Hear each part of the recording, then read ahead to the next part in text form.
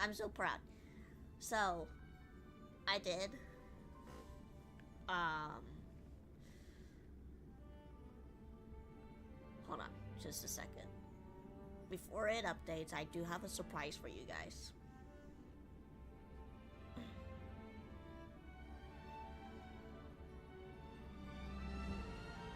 Um, we'll be going over what happened to our last time playing this game, and that's gonna be basically it. Yep. Because I think the Fate collab is not until a couple more days, which we will do that event maybe sometime next week. I don't know. I haven't really decided because I do want to celebrate my 4-year anniversary of VTubing. I'm just not sure how exactly. Maybe do like a 24-hour mini subathon-ish. We'll see. I don't know. Because it will... I don't know. We'll see.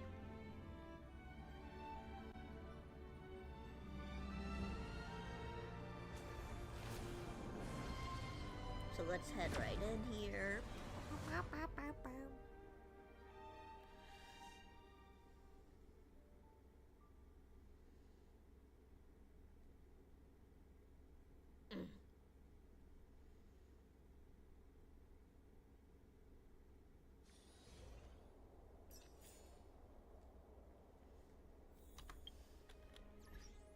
Alright. Get my mail. So as I was warping, I got him! I don't have him all the way maxed up yet. Neither has his traces yet because I still need to get this thing, which I haven't gotten yet because I need to grind a lot more. And I thought, let's see here.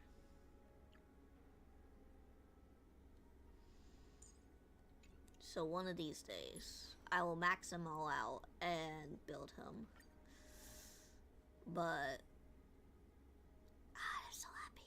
I'm so happy. I'm so happy. I'm so happy. I got him finally. So yeah, I'll be building him a lot. My childhood musings, huh? So naive. How come I can't see? I want to see it. I want to see what you wrote, bruh. Okay.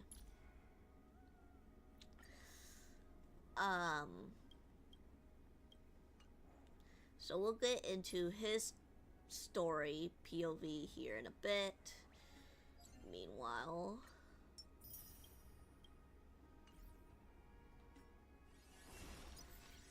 get this. I did play all of this offline because I wasn't sure how was it gonna go. It's actually pretty fun. It was actually pretty fun. It's like Candy Crush, but quote-unquote competition way. Yeah. Alright, so... What was the Fate one? Let me see here. Does it say it somewhere? Right here. Yeah, 2 more days. Which we'll be doing all of this, like, sometime next week. I thought about it, but then I was like, well, we just need to kind of, like, go over our current story, and then we'll get into that one later, but I do like to get Treeby at some point, but... Or should we try to get... What are the icons? Remembrance. Ooh, I do need some more harmony weapons. Okay. It's nothing. Alright, alright. So last time on the Amphoreus arc, we discovered that there's been like a whole loop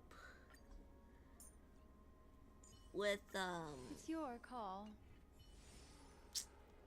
with Amphoreus and their like trials and all. It's a little weird, but so as of right now, we're going over the whole trials of how Phynon destroys the Titans. Hold up. Keep your wits about you. Someone's watching us. Pretty boy. Your eyesight's better than I thought. As for that false god who's been turning the world upside down, it's Oh. you. We also Isn't it learned that Whitehair? the third pass center was like two eons that were looking after Amphoreus before. Nanook, who is the Eon of Destruction, the main bad guy, is also looking after Amphoreus here, which is not great. You sure do love stealing the spotlight. Meaning that at some point, Amphoreus may have blown up, so... In the name of the Seven Sages, I demand that you immediately step away from the Luminary Throne. This is the sacred ground of reason, and no one may desecrate it. Take my words back to Aglaya. I won't say the same thing twice, Catgirl. Oh my! You won't even call me the demigod of trickery. That is just heartbreaking. I have some words for you, too. First, as one of the most heretical blasphemers in the world, you have no right to lecture me. Second, this is none of your business, Grove Boy. Step aside. I don't want anyone getting hurt. Here we go. Core Flame Thieves. And also his You name really is think you can Caslana, scare off so... a sage of the grove with nothing but And not empty Phynon, threats? which is a bit different. This gloomy little brat's got a sharp tongue. Ooh, not bad, not bad. I kinda like you. As a return favor, feast on Circe's core flame right here. Aw, don't cry now. That was close. I'm out of here.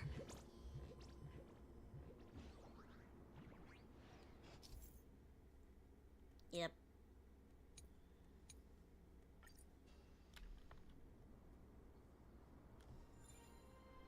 They're exactly like all the past ones I've known. Cunning. And yet so naive. Sounds like you have a plan. Of course. When I first set out on the Flame Chase journey, Lady Treby never managed to teach me Orynyx's miracle. But along the way, I learned a thing or two.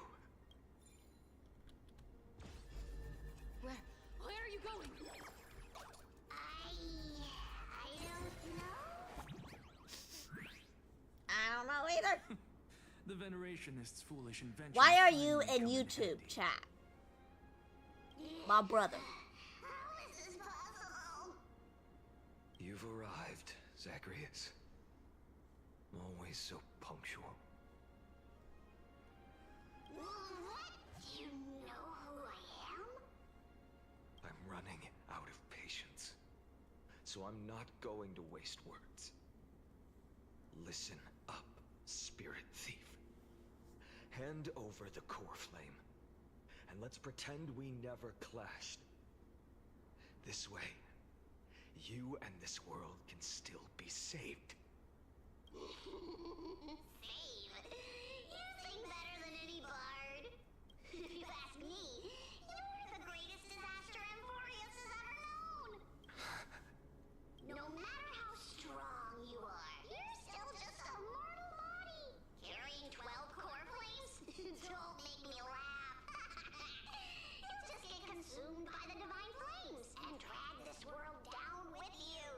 134. What? This is the 134th cycle I've lived through. And the number of core flames I carry is... 1,596. Yes. 1,000 core flames and just a single Chrysos heir. How is that even possible? I've come this far. And that's proof enough. But someday you will burn to the ground. Of course. The divine flames will eventually consume my eyes and blind me. But before that, they could still forge and sharpen Dawnmaker. Now when I cut open your stomach, you won't feel a thing. You...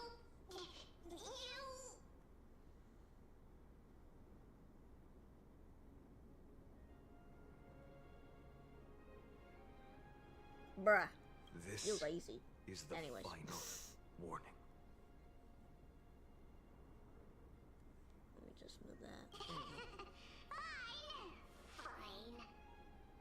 Assume this world holds 100 million possibilities. And no matter how one looks at it, 99,999,999 of them all point to outcomes of certain destruction. Even so, I'll use my divine power, despised by the people of this world, to achieve that 1 in 100 million possibility. Bartolos! Brad, if you've got the guts, you'll have to first step over my dead body. This little brat is not a threat we can deal with just by ourselves.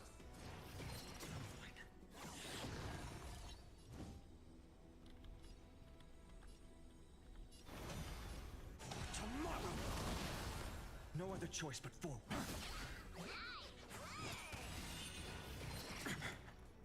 The future could come. Too easy. Let's go. How absurd. In my memories, Zagreus always meets the same end. Over and over again. Their departure no longer stirs anything in my heart. This reason core flame Damn. before us is a fake. Obvious as day. I know. I know. It always plays out like this. The spirit thief covers for her, and the trickery demigod escapes with 2 core flames. And then, driven by defiance or hatred, she decides to stand before me once more, exactly like the countless past hers I've known. Cunning, yet so naive. Since you've witnessed the same scene play out countless times, tell me, will you carve the trickery core flame from my chest now? That depends on your attitude. At least so far, in the cycles where you've asked this question, the endings haven't been so cruel. Well, thank you for that. But I also believe that this time, you won't catch up to me. No one can catch up to me. I'm no longer running to escape anymore. Whether you believe me or not, I'll still tell you this. You've made the wrong decision. All right, then. We'll see. Silence. This is new. One-eyed boy. What are you trying to pull now? Go, Cyphera. Give us some time in private. This isn't for her, but for you. You've walked too far down this path. It's time to discuss a possibility. Maybe the road you're walking is not one of salvation, but one that will simply drag the world into the flames for all time's sake. Turn back. I don't care how many times you've tried. Because there's one thing I'm sure of. Your Messiah complex has turned you into something no different from the icy gods you spoke of. Damn. The children of humanity you swore to save. They are no more than ants to you now, aren't they? Of course. I've been wondering, what kind of demon could burn my homeland to the ground in an instant without batting an eye? Now I have the answer. It turns out that fiery demon has been fantasizing of becoming this world's deliverer. I don't want to argue anymore. No matter what I say, the outcome won't change. Make your biggest effort to resist. Or accept fate, and hand over the core flame to me, even if it's futile, you. We all have the right to choose. Yes. Even if it is futile. And the world is just a divine joke. When I walk into the destruction ridden by the gods, with my own 2 legs, you will witness. Even the smallest footnote still leaves a mark in this story. And so, at the end of the 134th cycle, the traveler and the scholar fulfilled their fates once again. Or perhaps it wasn't just they who fulfilled their fates. I can't quite remember all this. In the endless darkness, for no reason, a voice always lingered by my ear. Losses are a constant on the flame chase journey. Bye, Sally. Among which even life itself holds little value. Reduced to ashes. Such a familiar end. It happens in every journey. Always the same.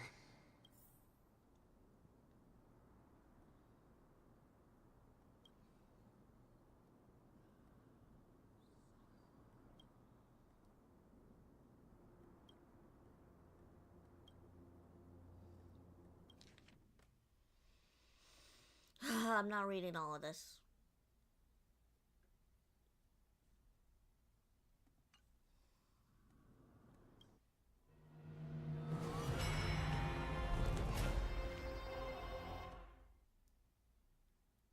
Okay then.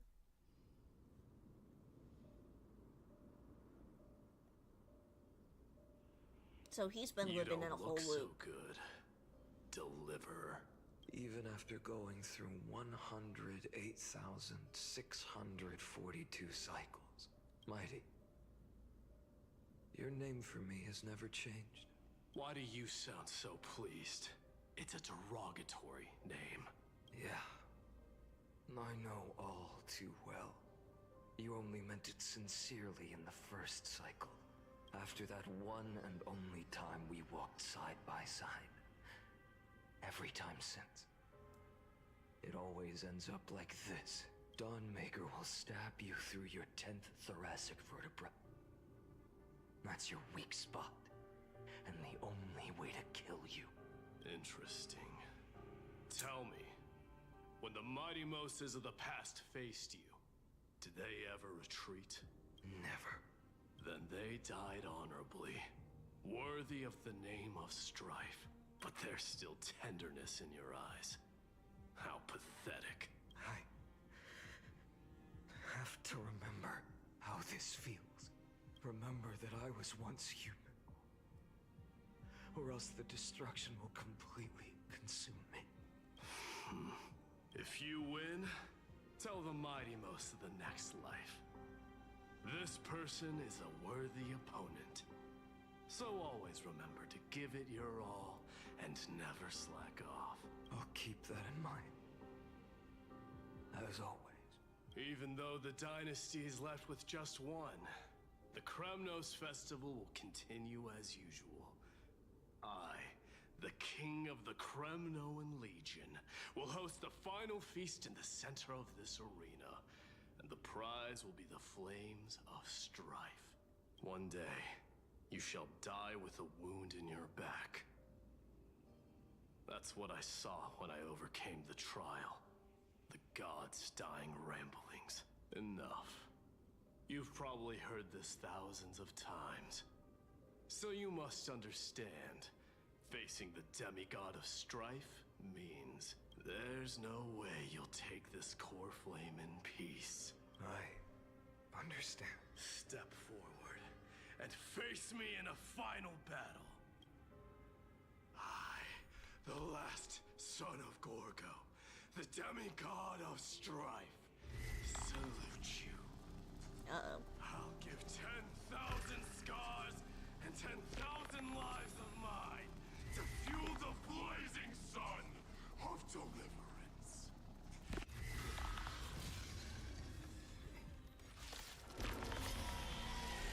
Well, Behold! The last Kremnos festival has begun.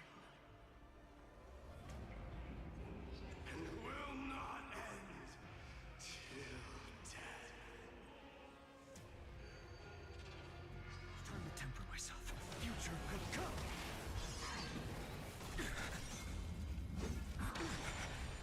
Conquer this world, or be conquered by me. As you wish. And in full glory, I salute you. That's all I ever wanted. Quench the flames of blood.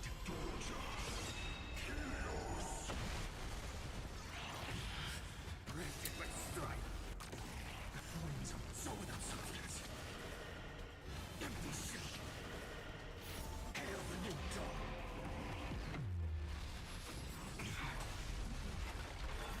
Is that all? If you can, deliver. Use the flames of your fury to scorch your own.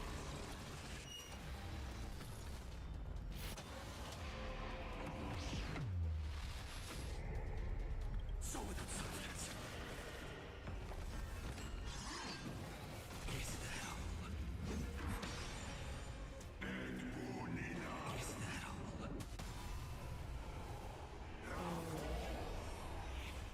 The Evernight. Empty shell. Mightyverse. Let strife decide the outcome. Let this burn.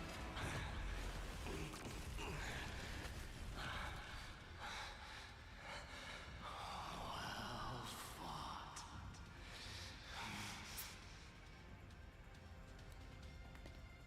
You may crown yourself my blood. damn. In your next life, I shall once again block your path. Deliver. I wish you eternal victory. The 108,642nd core flame of strife fell into the fire. Yet the shadows of the black tide still loomed, and pain and despair spread across distant lands. The blaze was still not enough. It had to be fed, even if it meant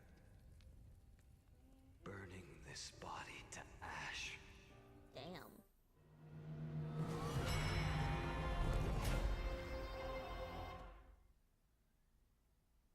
He can't stop. He can't stop this. Someone stop! No matter how bright the sun is, there are still places it cannot reach. Moreover, the sun you bear is both cold and blinding. A sun like that surely cannot bring warmth to the nether realm of the next life. Golden blood. is born from the destruction. We have long since lost the right to seek warmth. Only by feeding the flames can we melt that hopeless future. Allow me to ask, how many core flames do you carry now? 24,041,183. Such a heavy burden. So that's why you've turned into this. A broken idol. Tragic firewood. No matter. I will bear this burden as long as you hand over the core flame of death. I must refuse. As the demigod of death, I cannot watch you walk into a fate more cruel than death. But this way, the past, present, and future will never again suffer unnecessary death. Unnecessary death. Indeed. You are not the Finan I know. Please turn back. Don't let that absurd and unjust fate of yours come to pass. This way, at least my realm can still become the fragrant bed where you fall asleep. In the end, still, it seems the clash of blades was inevitable. How painful. I know I am not your match, having fallen under your sword countless times.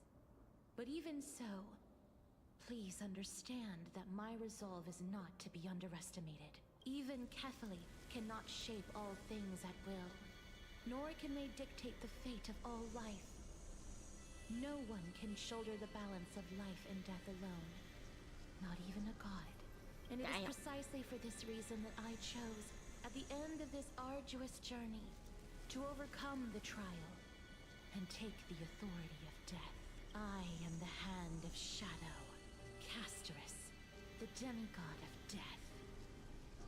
Listen closely, deliverer from days past. Please turn back. Do not disturb these fresh flowers in their muddy depths.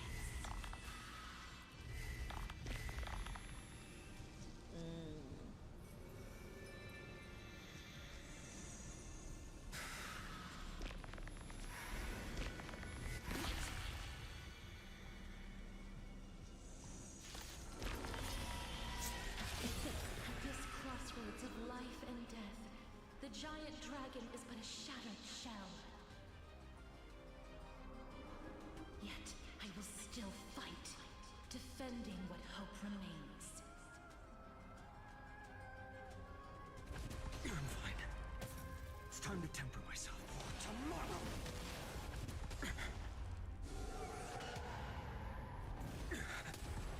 I ask you to rest here. I must transform my soul into a raging fire. Oh, how is it any different from your future? Quench the flames of blood. This is so sad. What the hell? Her agony.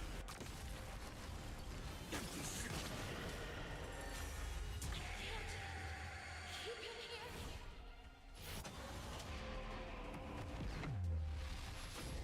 So without substance, all stars burn to ash. Quench the flames of blood.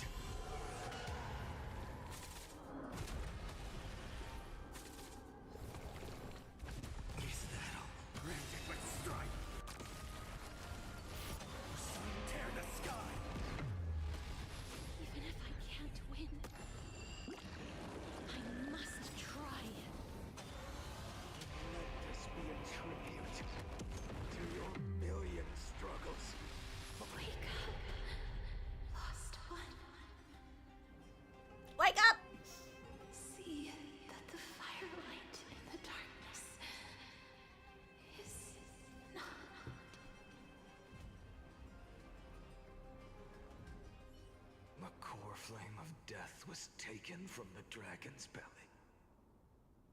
What a brilliant flame. It should shine upon all. Light the path ahead.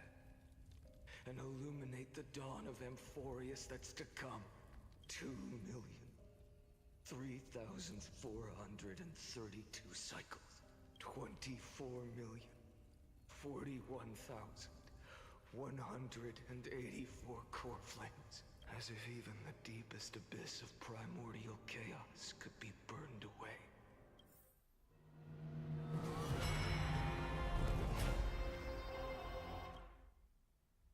Damn.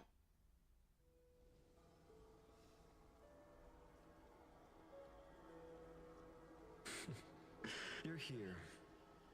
As always. You're still lingering. Deep within me. Never fading away. Because you haven't completely abandoned hope. Am I right? You're still waiting for a miracle. For the true hero to come and save us. If that thread of hope And that's us. exists, We're the true hero. it must come from beyond this world. From the true starry sky. But if it's just a traveler with no connection to Amphoreus, they may not understand our struggles, nor be willing to join this fight. Your thoughts are wavering. The mark of destruction is deepening. But even within the gods' cold calculations, unconditional courage and goodwill still emerge. So, never forget what set you on this path. How many times has it been? Remind me again. My memory is a bit fuzzy. 4 million. Exactly. Then that blaze inside of you must be burning hotter than ever. Yes. When I first forged the 12 core flames into one, I had the same impression. The destruction. A power unlike anything before surged within me. Violent flames ready to tear my body apart and consume this world, this wretched prison. I thought that was it. The ultimate power which nothing could surpass. And yet no. This fragile body holds a staggering 48 million core flames. I suppose it won't be long. Perhaps just a fleeting 10,000 years. Before it's reduced to nothing but charred, crumbling bones. And when that happens, your long struggle will finally come to an end. No. I've already found a way to keep the cycles going. Mind sharing it with me? In every new cycle, a new me is born. All I have to do is push the next finite to the end of the world. And then he'll kill me. Shatter this body. Take my flames, my memories, and carry on the path I started. Bold plan, but risky. What if, one day, the next you refuses to follow the same path? How can you ensure the continuation of the cycles? If it were Professor Anaxa or Aglaya in my place, maybe they'd come up with something smarter. Unfortunately, I don't have a backup plan. Damn. I have no choice but to bet everything on the next finite. And trust that he makes the same choice I did. But even in this wretched prison, luck is still sometimes on my side. Because I never forget what set me on this path. Wait, you mean... Ever since I committed to this plan, not once, in millions of cycles, has there ever been an exception.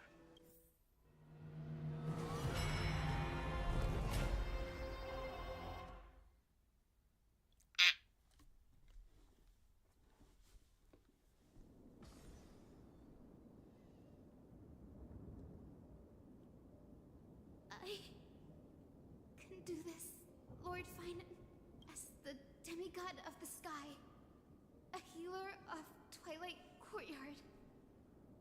I will heal you, and then... A black tide. It's consuming you. You can't hold out much longer. Demigod, hand over the core flame. Let's put an end to this suffering. Now, that just won't do. A healer should stay composed in front of those suffering from illness. Shouldn't they? Cynthia.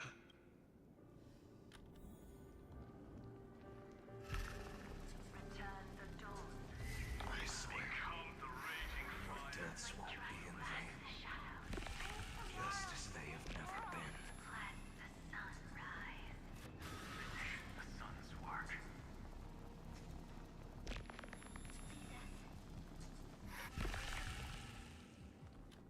I believe in you.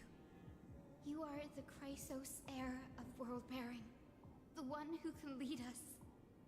Lead this world. It's just... I don't understand. Within the sun upon your shoulders, part of that warmth that should come from you. From an ordinary person. It's so faint. My humanity is indeed just a flicker compared to the blazing fire of divinity. Even so, don't cast it. I never have. I have kept everyone's wishes close to my heart. Even though the divine fire burns so fiercely that every time I return to the start, it devours me in an instant. Each cycle. It's your wishes that guide me to the end. That pass the flames to the next me. Over and over. And over again. So, you're not just a lone spark in the dark. You're a pyre built from the bones of all the selves you've left behind. But what about you? What about your wishes? The wishes of all the countless versions of you. Ah, Lord Kazlana. So that's how it is, without flaw. That is the flaw the golden blood gave you. The most fatal flaw of all, isn't it? The moment you took the world upon your shoulders without hesitation, you lost the chance to ever be yourself. Damn. Now that is an unexpected revelation. And I suppose that makes me the perfect fuel for the flame of deliverance, doesn't it? No, an empty flame saves no one, but I still believe in you, Deliverer. I, Hyacinthia, the Eye of Twilight, am neither strong enough to command the wind and rain, nor willing to end this absurd struggle by letting the sky fall. The only thing I can do is become one with the sky itself. And then, may the gentle colors of the rainbow paint your sun in shades it has never known. May they bring Amphoreus, a rosy-fingered dog. Though Oh, the shit. light has grown dim, its warmth still lingers. Deliverer, please, open your heart to me.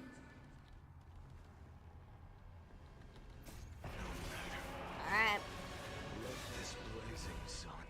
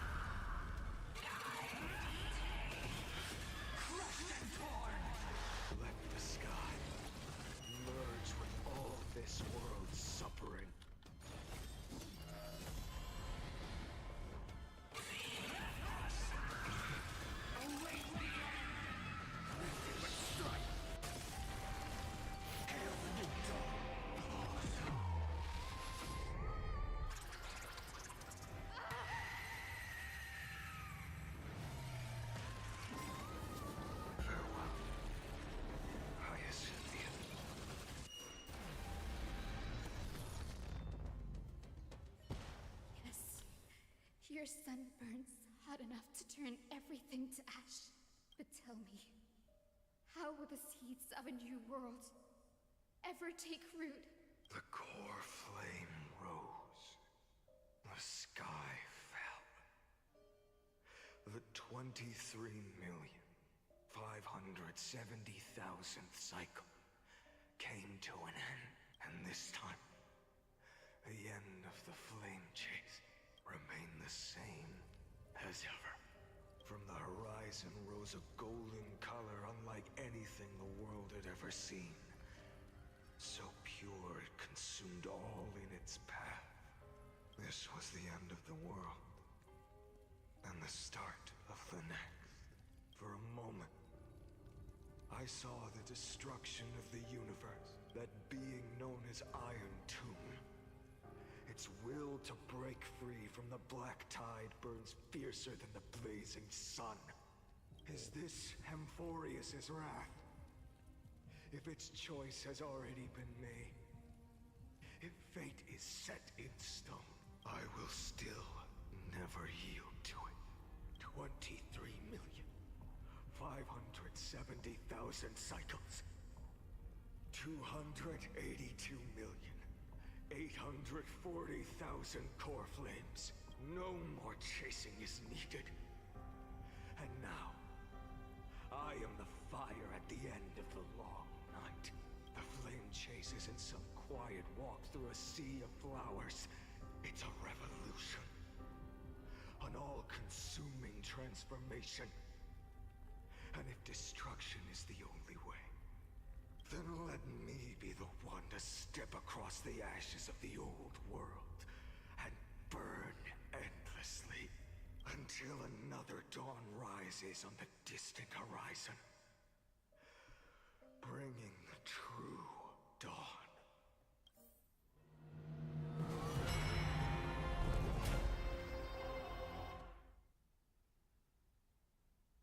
What?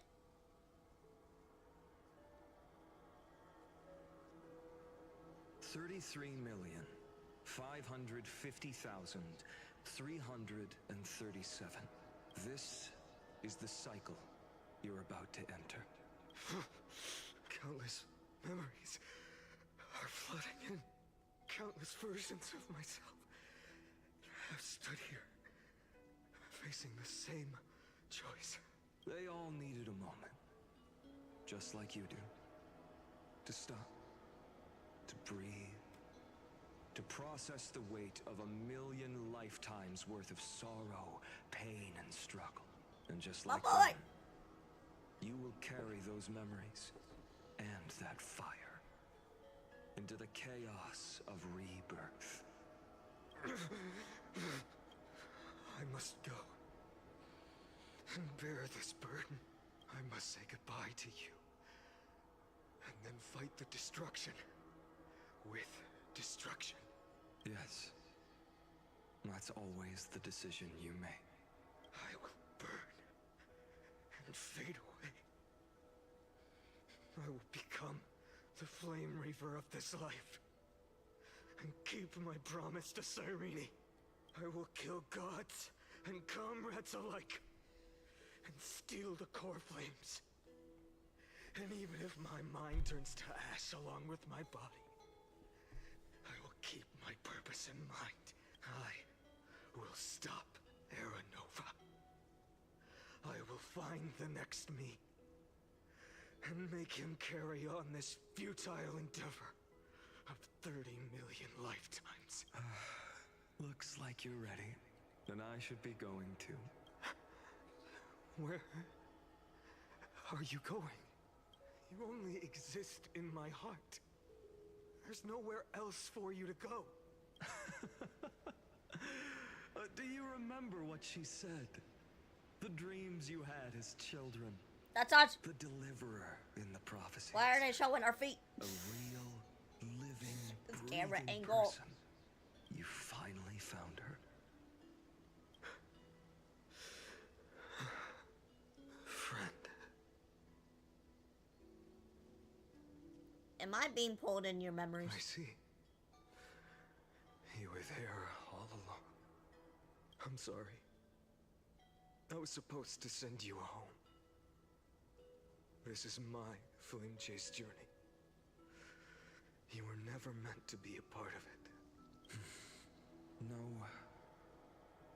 You know the truth. If Iron Tomb is born from Amphoreus' fate, then it will bring ruin to the worlds beyond the sky. And all these countless lifetimes you've spent, it's all been for the sake of defying that end, hasn't it?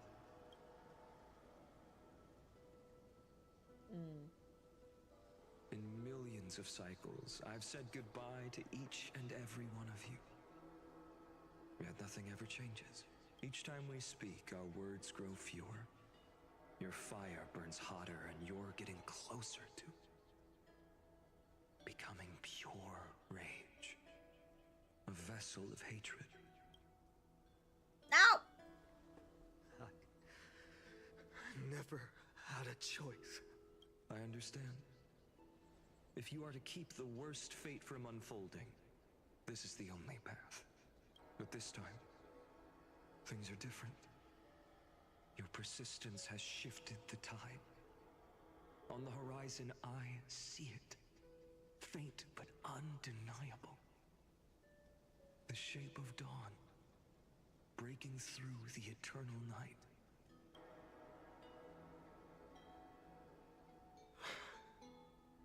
Turns out, the fire that lights the way was never mine to begin with. Do you remember, in that first timeline, you and Mightymost stood before the scales of justice, locked in a duel? Each of you weighing what you held dearest. What weighed more than the fate of the world? And when hesitation took hold, the answer you sought from me.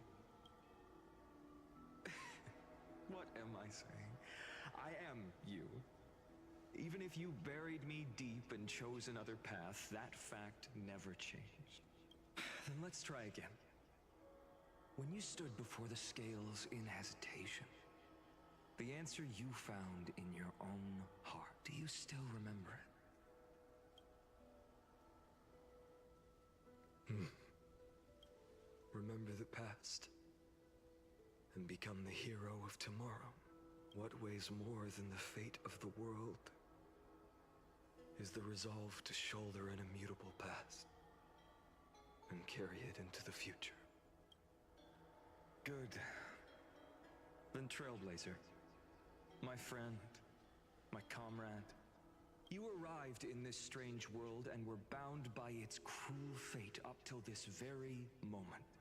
In the face of danger, you never once backed down. Instead, Nope. you've saved world after world without hesitation. Yep. That boarding pass on your chest is now the mark of a hero. If I choose to step through that door and embrace an end fitting of the destruction, let this sun forged from millions and millions of core flames burn me up along with the god of destruction and their minions. Then the world we leave behind, this world, my home, where hope still lingers. Will you take on everything we've carried? Return to the beginning one last time. Stop the birth of Iron Tomb, save the world we love, and rewrite its doomed fate.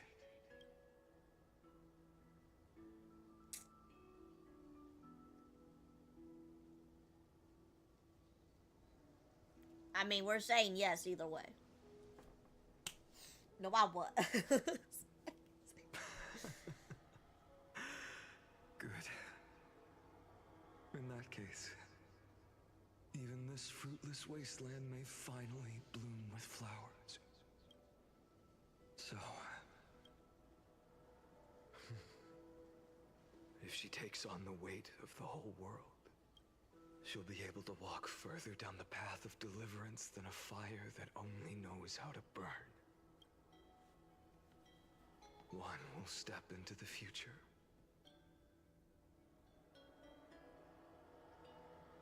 One will remain in the past.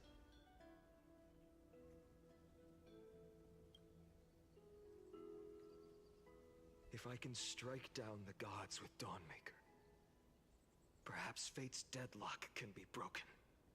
And if you can stop Iron Tomb from ever being born, then these 30 million cycles will have not been in vain.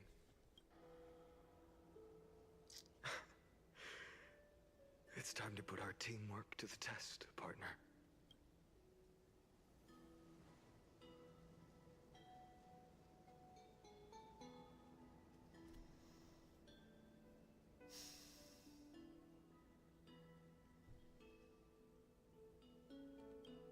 Let's go. Thank you for all you've done already, friend. The image of the hero I've buried deep in my heart finally steps into the light. Here, at the end of this long flame chase journey.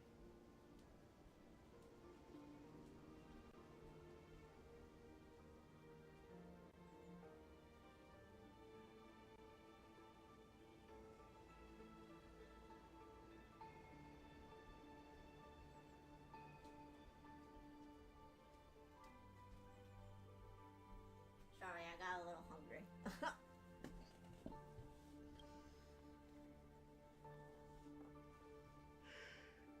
Cyrene. A page never seen before has just been turned. Lend me the power of time, and send this hero back to the origin of time. Back to your side. And I will walk the unfinished path, just like the countless versions of me before. Unwavering as always.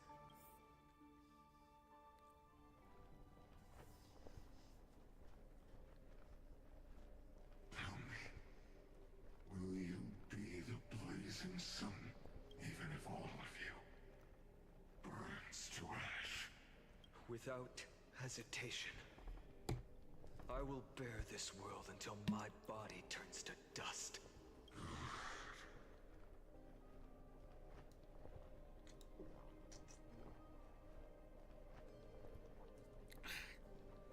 Remember this moment. Remember your friends who Oh, never shit. lived to see the world's end. Remember their final wishes, and let the purest rage in your heart rise out of those wishes. Let it consume you, fuel you, until it burns away the false sky above. Fine. If I can defy fate, then in the name of world-bearing, I promise you, Catholi will never forget this. Take it. Everything I bear. Keep on burning.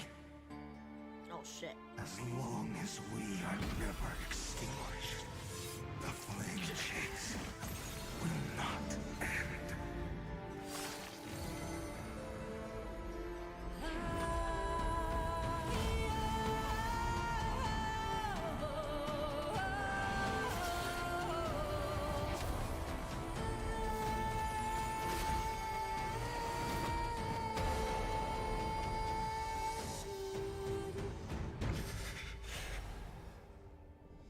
Do not bow your head to them.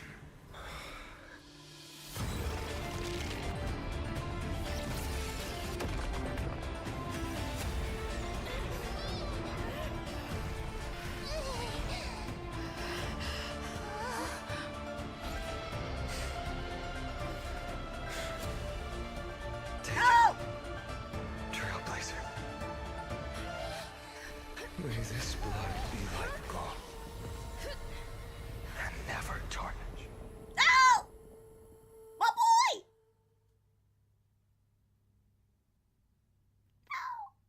Farewell, Trailblazer. This is where I fulfill my final destiny. The prophecy of the Deliverer means nothing to me now. It belongs in the hands of someone far more fitting. Someone like you. Kaslana, the name of one who bears chaos does not belong to a single person. Rather, it is the embodiment of the mythical Kefali, and a symbol of all heroes. As the prophecy foretold, you will bear the blazing sun until the pale dawn breaks. May the name accompany you in my place, in the epic you write with your own hands. Another attempt, another failure. I won't remind you how many times you've reached the end of history. But I will still place the choice before you. If you've lost count, let me tell you. This is the 33,550,336th ending.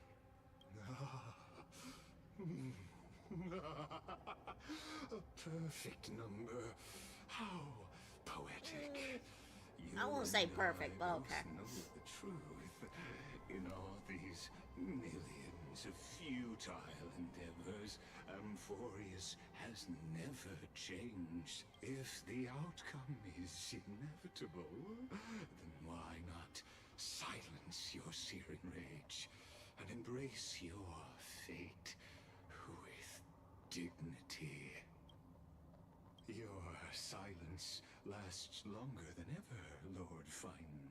Shall I take that to mean the will you've carried across countless cycles is finally starting to fracture? Fracture? No. I'm just disappointed. I've retrieved memories from 30 million past lives, and I remember every conversation before every choice here. And yet, even after all this time, your arguments remain the same. Repetitive. Uninspired. Oh, If you get him. had any hope of breaking me, you should have spent those endless cycles refining your rhetoric. You had infinite chances to sway me into the future you want. And yet here we are. The score, 33,550,336 to 0. So tell me, Lycurgus, who's the real loser here? Oh, shit. Yeah. How unfortunate. This was never a fair game. I have all the time and patience in the world. I can wait for you at the end of history another billion times, and another billion after that. But you will never escape this cage. You can claim victory of the spirit if you wish, but we both know the moment that score shifts from 0 to 1, that is the moment I shall sound the paean of Era Nova. Lord Finan? Your incompetence disappoints me. But what truly makes me laugh is your utter lack of self-awareness. Think about it. In this story, who is Savage. truly the one in chains? Who is the one shackled to mindless vengeance, mistaking courage, the courage to rebel against the gods, for foolishness? Perhaps you're right. Maybe I should have tired of this futile struggle long ago. But even so, I will never accept the mercy of your release. Because you are both a prisoner to the gods and to me. And tell me, Alright. what right does a mere prisoner have to speak of fate and choice?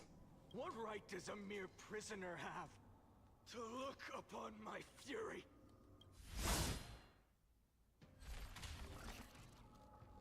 Yeah, destroy him.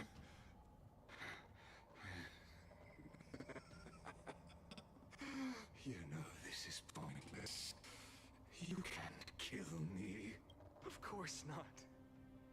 But I am tired of being measured against a worm the gods keep as a pet.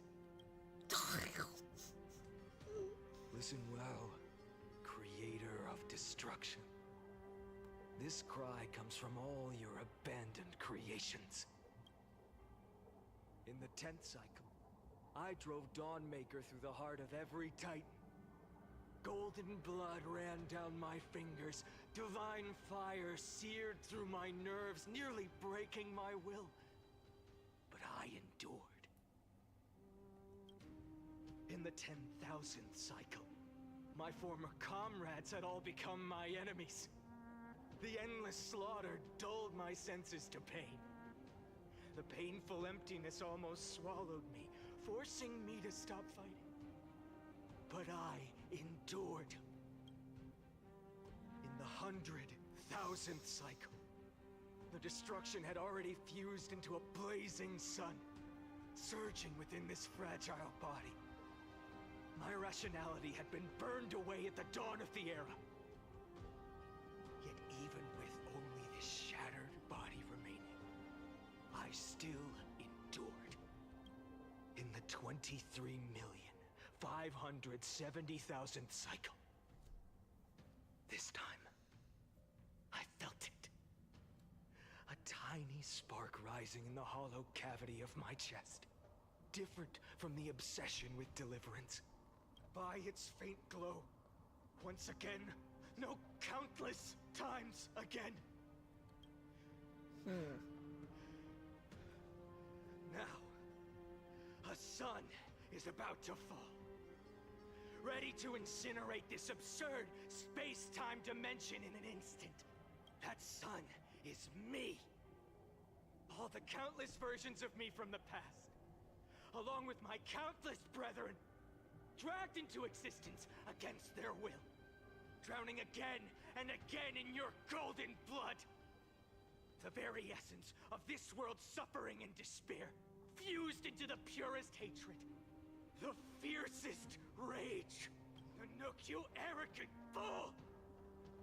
You think we were born to only serve as fuel for the fire? Fine then! Just as you wish, let the fire burn! If I was born as the blazing sun of destruction, then let you and your lackeys be the flares erupting from my core. And let this rage, burning futilely for 30 million epochs, engulf everything.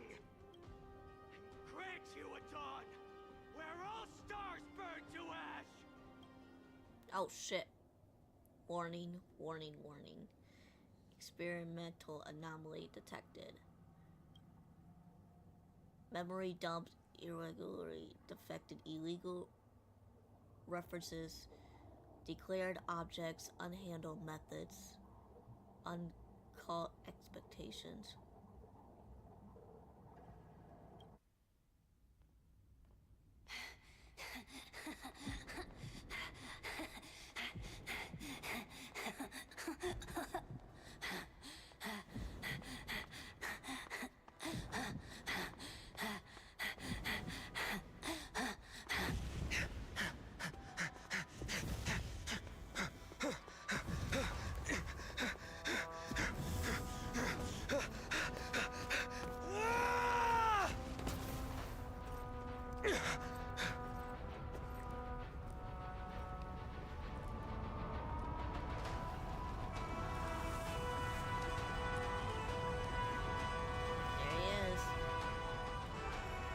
Are you ready, Nanook? I brought you destruction! Damn. Oh shit. There we go. Oh, the music. That was so hard.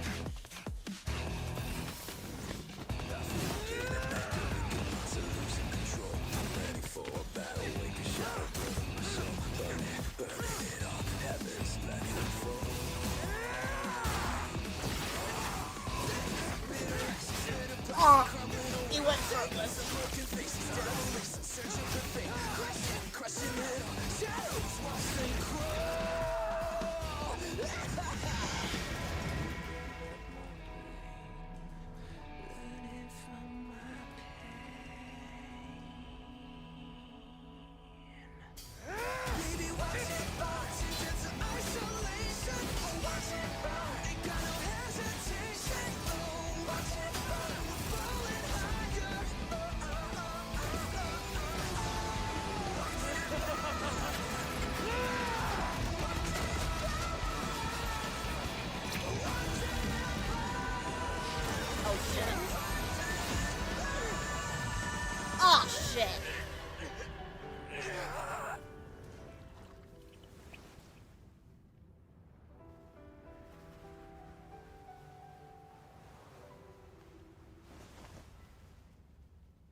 glass that shattered, reaching through the darkness, voices trailing fires, echo of desires, a world of silence, sounds of desperation, phantoms in the shadows. Oh, he not done yet. Oh, he not done yet.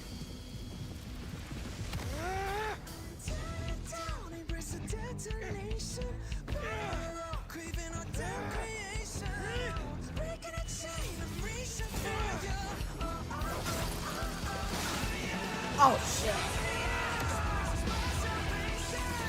Oh my god.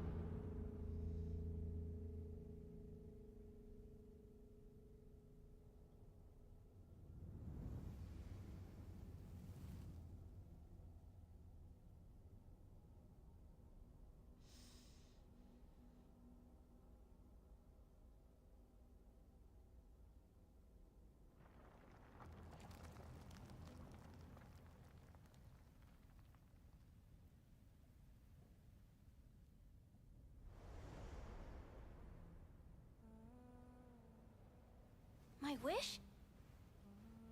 My wish is to fulfill everyone else's wishes.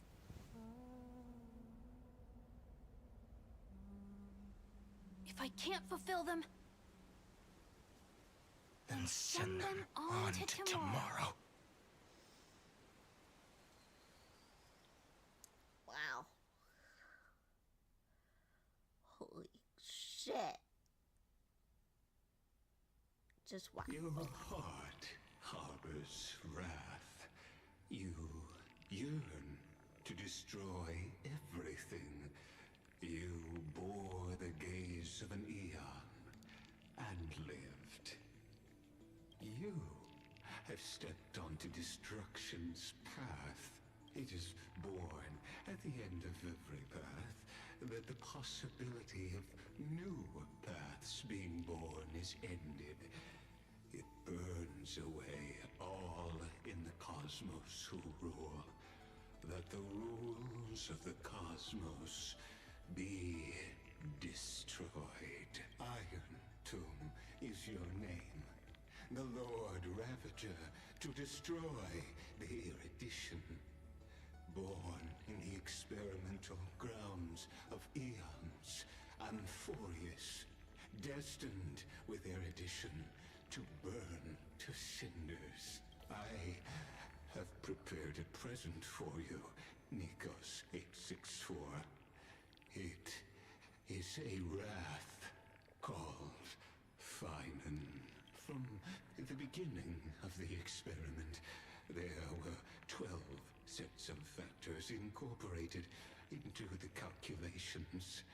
After endless simulations, only this one rose above the rest. After 33,550,336 iterations, now his fury has grown to be without equal. This is a matter of considerable interest to me. This pure hatred is the final root of the equation. But there is another variable. The nameless from beyond the sky. Also a pathstrider of destruction. I give thanks for her arrival, allowing Amphoreus to turn once more. But after fate has begun to turn, her existence will only become an unpredictable variable. I wonder if the whole like group Perhaps thing is like the time to take as for those unwelcome caused by a audience Stellaron in the first members. place. I don't know. You need not worry. Guess I have to go further with the If story. you do not mind, I will personally get rid of them for you.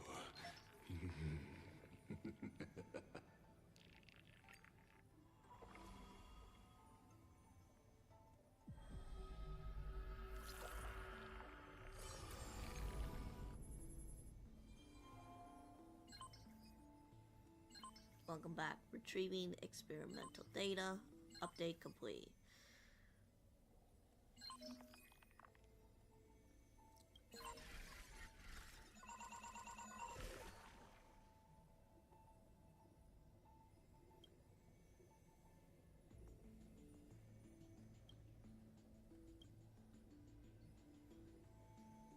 Okay.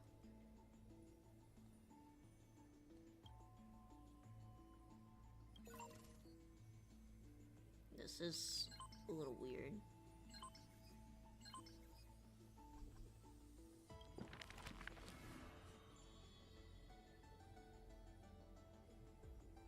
Okay.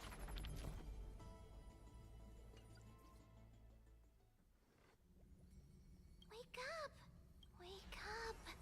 Buddy, wake up! You're finally awake. That's a relief. We were so close to being swept away by the reverse flow of time. It's lucky we found a safe place. Now, I'm going to Reverse send you flow. back to the very start of time. But before we part, there's something I need to tell you. Something very, very important. That's right! At this very moment, my memories are finally whole. After watching so many fragments, my past is finally coming into focus. Little by little. You're smart. You must have a clue now. Or maybe... You knew the answer long ago, didn't you? Not surprised at all, huh? That's because I'm simple at heart. No matter what form I take, I've always been true to myself. But I'm glad that I remembered in the end. This way, I'll have no regrets. Regrets? Don't worry. We're not truly parting. Because I'm going to become a part of you. I'll turn into the memory of this cycle. The 33,550,336th Flame Chase journey. And forever reside in the heart of the Time Demigod. This way, you'll carry all that has come before, crossing time itself to reach the next cycle. My mission ends here. But looking back, I still feel lucky, after all. Across 30 million Sirenes, I was the first, and the only one who got to finally meet you. So, believe me, in the next cycle, there will be another Sirene waiting for you. And in the one after that, and the one after that. I will always be waiting.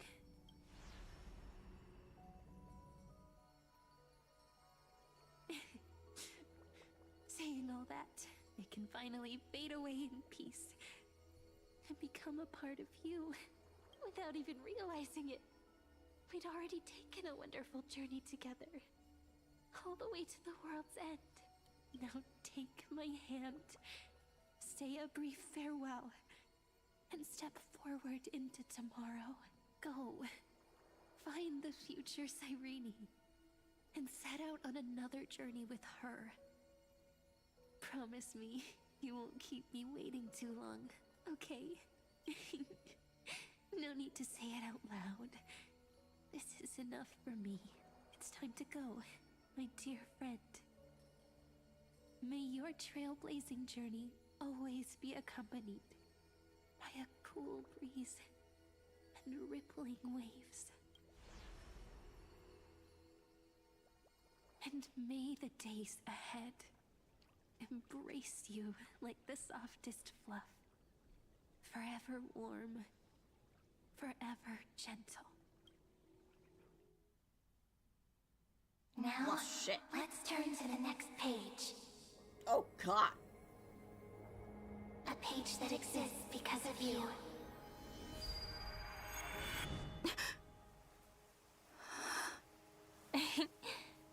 Is this a meeting ordained by fate?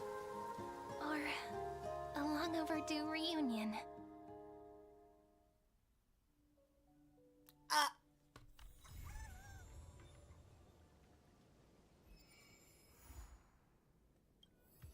That's it? That's it?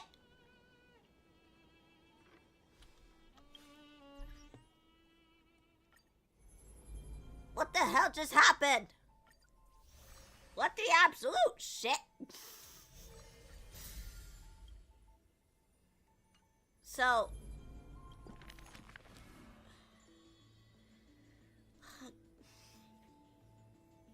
Okay. I don't know, maybe more stuff will be explained in the next update, but I'm a little confused. I know it went in a whole, like, loop cycle and whatever, but... Alright, we're gonna go into... these stories here.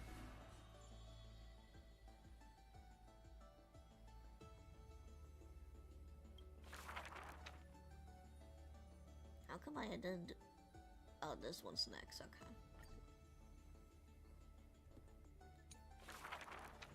This is an age of ruin. The Chrysos War ignites once more, while Zagreus' taunts ripple through the city streets. This is also an age of splendor. 300 thieves spring forth from Dolos, each scheming to conceal the truth from prying eyes, robbing the rich to give succor to the poor. Every one of them deceives gods and men alike, righteous and valiant. The fling chase journey has been cut short midway. Yet the girl pounds her chest at the Gold Weaver, not afraid. The core flame of trickery is near. If now isn't the time to risk it all, then when? The prophecy reveals the Titan's trail. Golden threads bind the fleeing god of thieves.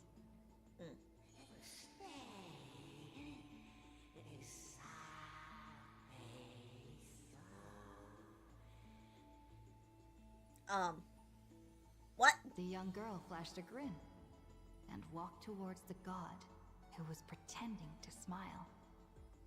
I once vowed to the god of thieves that I would force trickery to reap what they have sown. The Titan whispered from the vortex, the god of trickery's earnest plea. They made a promise to the girl who entered the trial, that the whole world would be bathed in light. No more lies and deceit.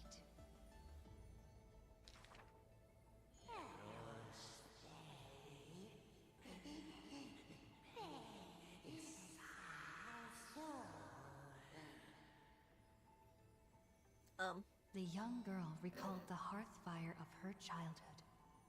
Cyphera, only honesty is well liked. She pursed her lips. That does sound like quite the ideal society. Of course I didn't accept. How boring would a world without deception be? The young girl demonstrated her newly acquired divine power, molding lies into reality. The defeated Titan is now not but a wandering soul.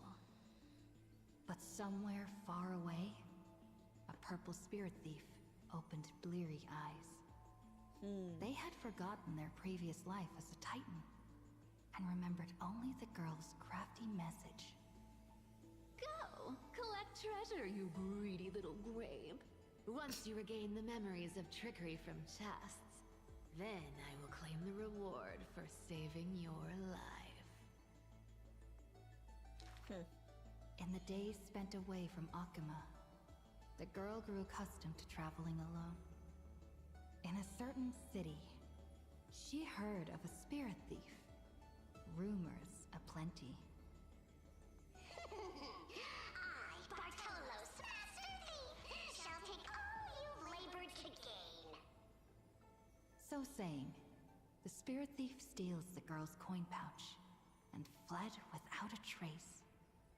But a gust of wind brushed past, and the girl had already caught them. Running for it? Your life was saved by my trickery, you know. The old god and the new finally reunite. The two rivals who, from that moment on, became thieves and companions both. It's just that the spirit thief's companion was always scaring them. Hey, the fish in the River of Souls are starving, you know. But here's the thing that I'm kind of confused at. So, even though he said that they meant like 30 million Sirenes and whatever, we only saw like A thief reveals a only few the one lies. from the first cycle, and then The first lie now? is called. So Fellow like what thieves, I don't come understand. on and deceive gods with me. I don't know. The world has already forgotten That's that feast. odd. Lies I unnumbered guess. that drowned the Day of Souls. Schemes uncounted, burning for a night of revelry. 300 thieves shackled in imprisonment, in exchange for a Titan's resigned confinement. To have managed to trick the Grand Master of all tricks. I can die happy now. This was Dolos's great achievement. The deception of the gods, where even Zagreus was fooled. The second lie is called. The god of trickery is now not but a wandering soul. Why did she spare the Titan's life? The young girl knew not, even after asking herself. Was it greed for the treasure they promised? Or had she vaguely perceived their lonely fate? It's because you're every bit as despicable as I am. It's such a relief not having to deal with the noble. The girl dismissed and made light of herself, only forgetting trickery was once a god that supported the world. Damn. The third lie is called. Oh, eternal day! Endlessly illuminate the holy city. At Dawncloud, the chaplain's secrets foretold the coming of that endless night. What if my lies are more sophisticated? Can the dawn last forever? No end in sight? Bearing the fate of the Thief Star, the girl was long used to walking in shadow. But as she gazed towards the holy city's dawn, her duty became fixed in her heart, stalwart in might. I'll let this play. I'm gonna check something It's real cold. quick. There's no reason. I just don't want to see you again. The girl tried to mask her nonchalance, but could never fool the Golden Thread's questions. But it is the false-hearted malice that most powerfully forces belief. A true flame chase hero willingly faded from attention, while the wayfaring traveler grasped tight onto fleeting light. She used divine power to forge a mask and conceal the last of her true heart. We're almost The done. fifth lie At least with this chapter. is called. No. There are no more lies left. The whimsical coin fell to the ground, telling the tale of fate fulfilled. Travels unwitnessed, roses unknown. To whom may these now be told? Lies Good are question. always but lies. But you can make them more beautiful than the truth. Damn. Under the somber sky, golden blood soaked the thief's cloak.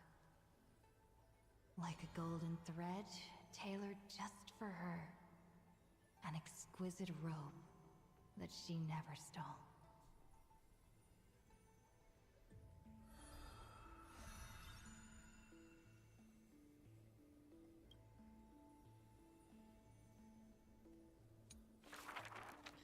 Alright, who's next? She has 2 more chapters. He has 3. I think the others are like 1, so... Let's learn about her. Who would win? A young girl emerging from her sheath and showing her edge, or a tyrant who has emerged victorious from 100 battles. The Black and White Legion squared off on the battlefield, golden and crimson blood converging into a coursing river. The leader herself actually dares to step forth and face peril? The tyrant charged toward the exposed gap in the king's flank, and instantly fell into a trap of raging flames and iron rain. On the board, the king too is but a chess piece. If the king does not lead, how would any dare to follow? She lifted the king of the crystal pieces high, as though proclaiming the ascension of a new king. Who would win? The holy city that stood for 1,000 years?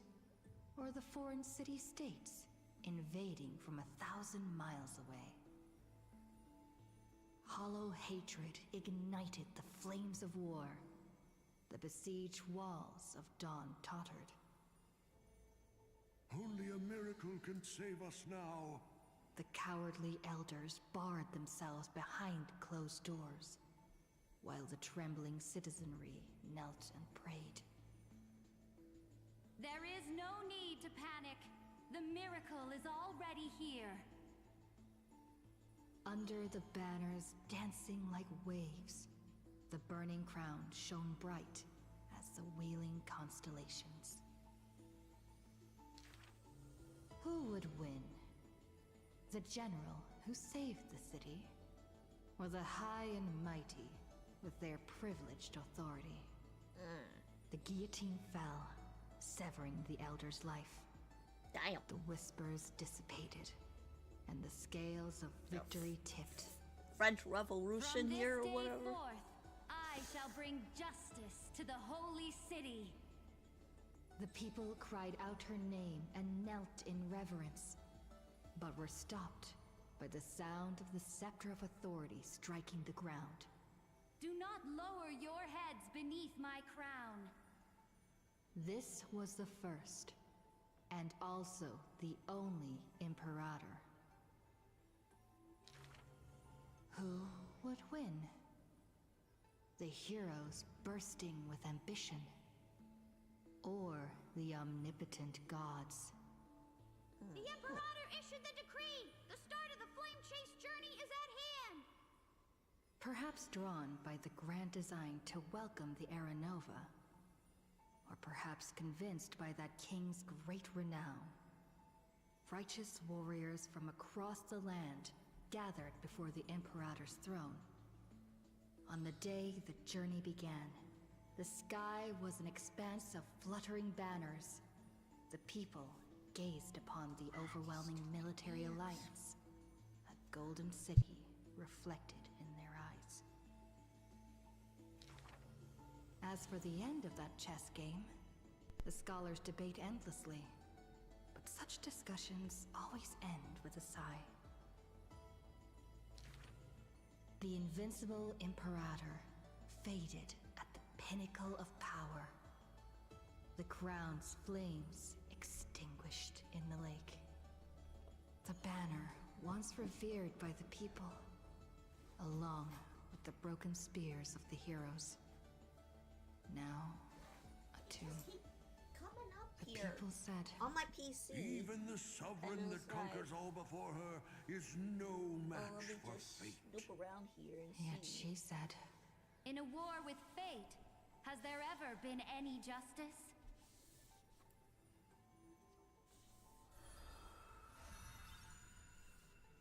So they have been showing up less and less, but it's like those really, really small ants that I can't even try to bring them outside or whatever. Because if I try grabbing them, they just get smushed. When I called you mother. the gates of the Temple of the Three Fates gently open on the day of prayer. And the crowd crouched, whispering like the tide. The priests of Yanis listen to the prophecies. The unwavering axis of the scales of Talenton maintains balance, and only Orynyx remains silent. Mother, teach me how to answer prayers. The Titan tasked with time is as perplexed as a child. Don't be scared. Please don't be afraid. A familiar voice rings out. Listen carefully. The future they want is in the past. Like the first light of the morning star. Okay. Really? In the past? The child sank into a peaceful slumber of recollection, whispering revelations in their sleep. Until the masses crying out amidst the flames of war were swept away by the sounds of sharp swords locking. The fires of ambition incinerating the law. Mother. Okay. Mother. Usurper. Assassinate the divine body. Memories are tightly entangled by nightmares, with nowhere to run. Don't be scared. Please don't be afraid. An unfamiliar voice rings out. Go to sleep. The ending they want is yet to be born. Like the warm glow of the setting sun. Really? Not here yet? The child continues to sleep, waiting for the next waking dream. And when they opened their eyes, two of the three fates who once received offerings had already faded from the pages of history. Mother! Mother! I'm already all alone. The child let out a helpless cry. Don't be scared. Please don't be afraid. A familiar voice rings out in the mirror. Just wait. The stars that illuminate the night will visit in the end. Like gentle moonlight. Okay. The gates of the Temple of the Three Fates now close tight. People no longer pray to a titan who cannot touch the world. Within the inescapable dreamscape, the flower stems nourished by the black tide serve as a swaddling embrace, drowning the young child's soul. Mother! Mother! Help me leave this place. But this time, they didn't receive a response. Only long years of yearning and pain. Like the silence of the Evernight. Days and nights passed. The years turned. Dust covers the glory of the past. The priests have forgotten this titan, Waiting. Hate waiting. They watched over the slumbering sprite, gazing at the dull mirror. But a fleeting mirage flickers in the mirror. The shining stars and the lights of the home. And a strange yet familiar voice. Wake up!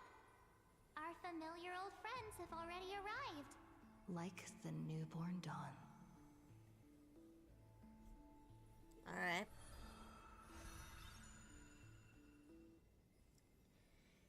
Interesting.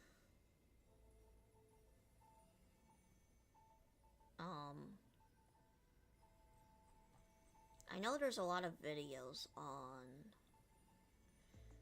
like, explaining what happened and stuff. So we might just get into that. I don't know.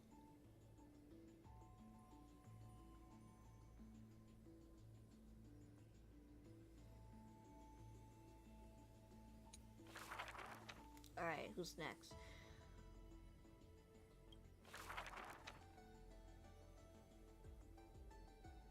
Beasts of the desolate ancient land. The ancient chaos was shrouded in silence and shadow. The giant dragon's offspring was born from the earth. Sweet dreams had smothered the giant dragon's eyes and ears.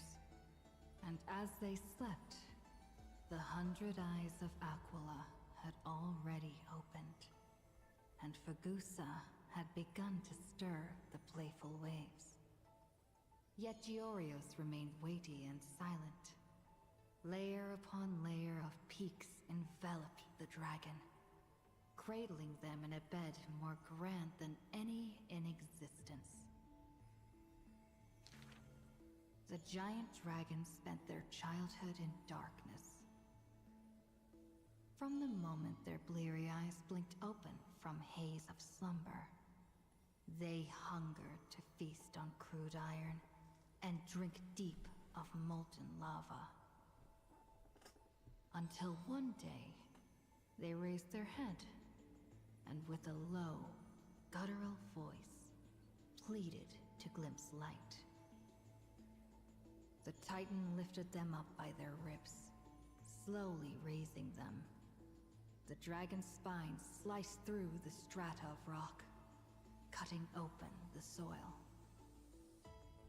When they reached the surface, they summoned mist woven of the fire of the stars. As though seeing themselves clearly and in full, through the eyes of a giant bird. The giant dragon walked the earth alone. The Titan I'm knew just listening. they were lonely and I'm terrified trying to figure too. out where And so sculpted to new watch beasts from these flesh and bone. explanations. In that wild, barren world, the giant dragon led the beasts of the earth. Excessively long life gifted the giant dragon with eyes that could pierce the veil of years. Maybe I'll just search They it up witnessed the separation of day and night, as well as the entanglement of reason and romance. And even Kefali did not neglect to share with them a chalice of golden blood. The ocean teased, Alright, I found the saying, video. even should the earth So once we're sink done with utterly, these chapter they stories, would not rot. Ever We since will- they opened their eyes, the giant dragon rarely returned to saw something slumber. on my window. And thusly, that mesmerizing dream that occasionally burst forth at night etched a trace on their memory. The gods they were familiar with were in this dream, and they were as immense and imposing as ever, yet had lost their freedom.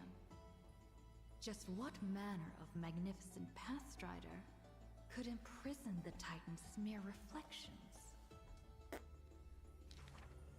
The giant dragon dreamed also of their own path, that great breath from the heavens, or perhaps from beyond even the heavens.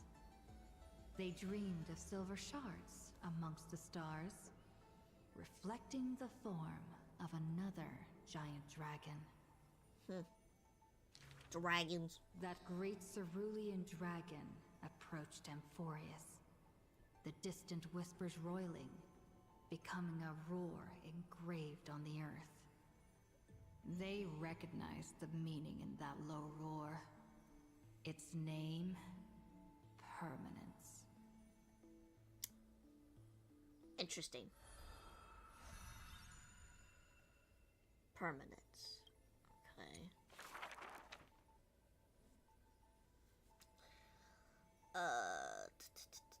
We got Banquet Sonata. The black tide that blotted out the sky surrounded the city walls. The soldiers manning the walls battered from battle. Melodious chords of music were suddenly heard. A single swordmaster had overcome the waves of enemies. The song flowed from betwixt the blades, breaking through formations as a dorsal fin cleaving the waves. When the last wicked beast finally fell, shattered into pieces amidst the sword's dance, the Frostblade bore no trace of blood. The legions of heroes under my command are as vast as the sea, yet lack a formidable sword banner. The commander extended a hand, inviting the musician to join. Should a fish separated from its school glimpse a faint glow, it will swim toward the light. The swordmaster clasped the commander's hand, as though gently grasping the hilt of a keen blade. When the spray of her waves extinguished the fires of war from the holy city, a golden name was engraved upon the stone pillars. The former commander burned the crown to become king. High Sealands, brave in battle, triumphant in command, I grant you the title Dux Gladiorum.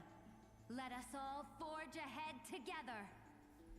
During the banquet after the battle, the weaver tailored for her a splendid dress, and the commander poured her honey brew. Her golden-blooded comrades gathered about her, chanting her new name, urging her to play that splendid music. The candlelight danced and mingled with flowing drink, swords and song ringing out in unison. Yet none knew that was once a lonely melody from the deep sea. The music of revelry continued for a long time, until the whispers of conspiracies were buried in the songs, until the roars of lethal struggle shattered the music. Legend holds that they who bear the weight of a pillar shall one day return to where it stands. Those who tug at the earth shall end amongst the mountains. Those who sow dawn and dusk shall remain eternal in the sky. And she would once again return to the pitch-black sea. And she would once again sing her music alone.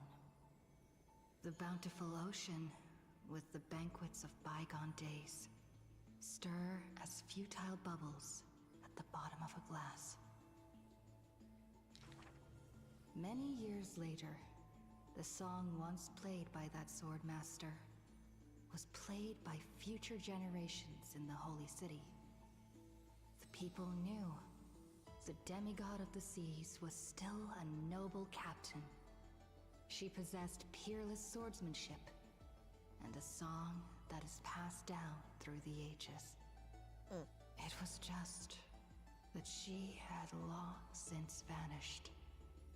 Guests at the banquet sometimes spoke of her, but it was only a prayer between their cups.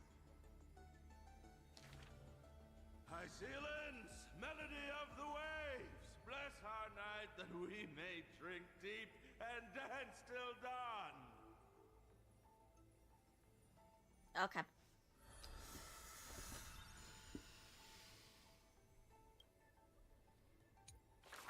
So we got hyacinths and then finons here.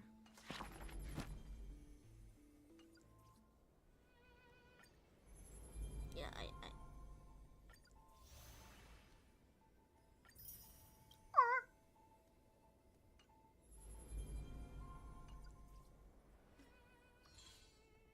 So we'll do those in a little bit.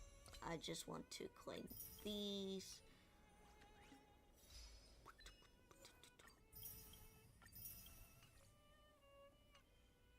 What's this? No! I'm not replacing my husband. No! No, I refuse. No!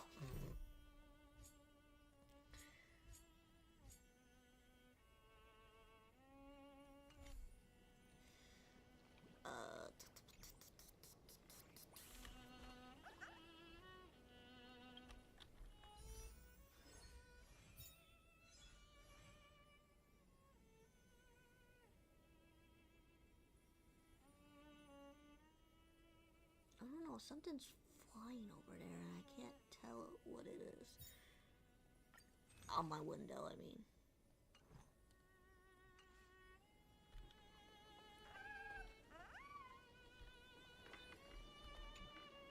Are we there yet? Bye-bye.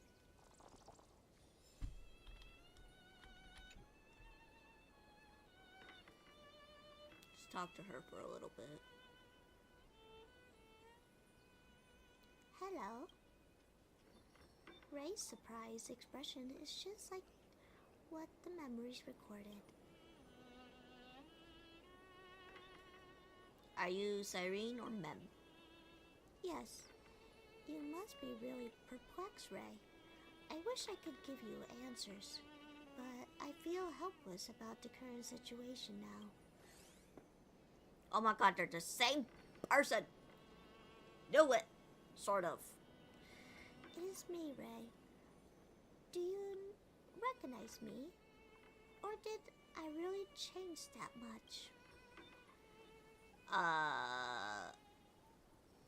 In appearance, a lot of change. It's pretty unbelievable for me too. It's like I had a long dream. Cyrene's memories and Mem's memories, they were all tangled together. But when I woke up, there was only broken fragments left.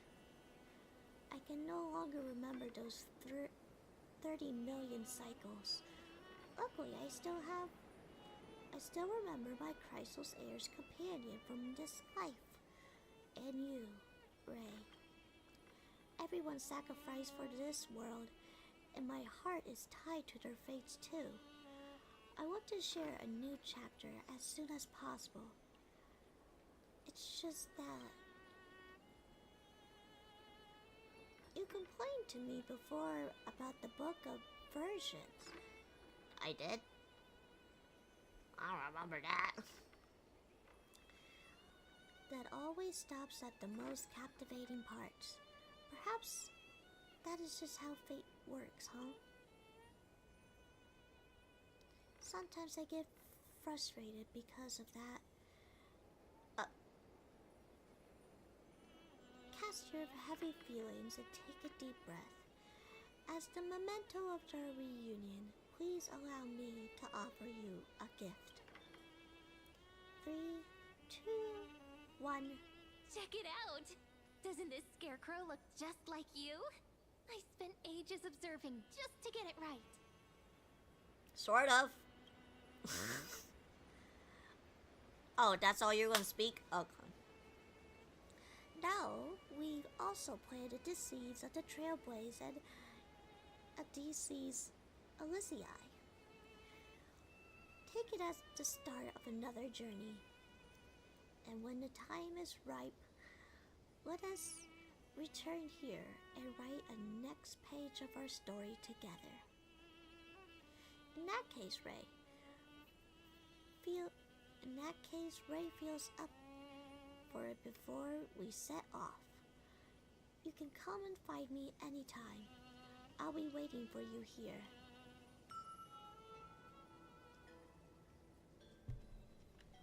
Oh, we put our little hat on it. That's cute. The scarecrow resembling you from both form and spirit is smiling at you.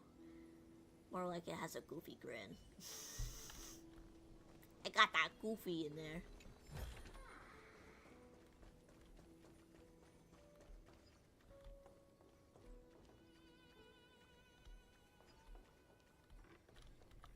It's got that goofy in it. Alright, I'm gonna go and get some supper here. We're gonna listen to Hyacinths and then Finons. I'll still be listening to it, so. But I'll keep it playing for you guys. On that day, the dawn promised by the Skyfather shattered in haste. As the black tide surged, breaking through the walls with relentless grace. In a quaint yet exquisite courtyard, two bitter foes meet at journey's end. Their fates entwined in fate's regard. With no escape, no road behind, they trade a weary smile in kind. Together they gaze at the heavens of fire. If I can ever see the faint light again and stay alive. Then, Outlander Nemesis, you I will forgive. Not long ago, as the romantic demigod closed her eyes, the girl bottled her tears in sorrow, and once more opened the dim-lit garden wide. Two figures step into the courtyard's gate. A general of Kremnos, her body torn, by vengeance bound, by fury swayed.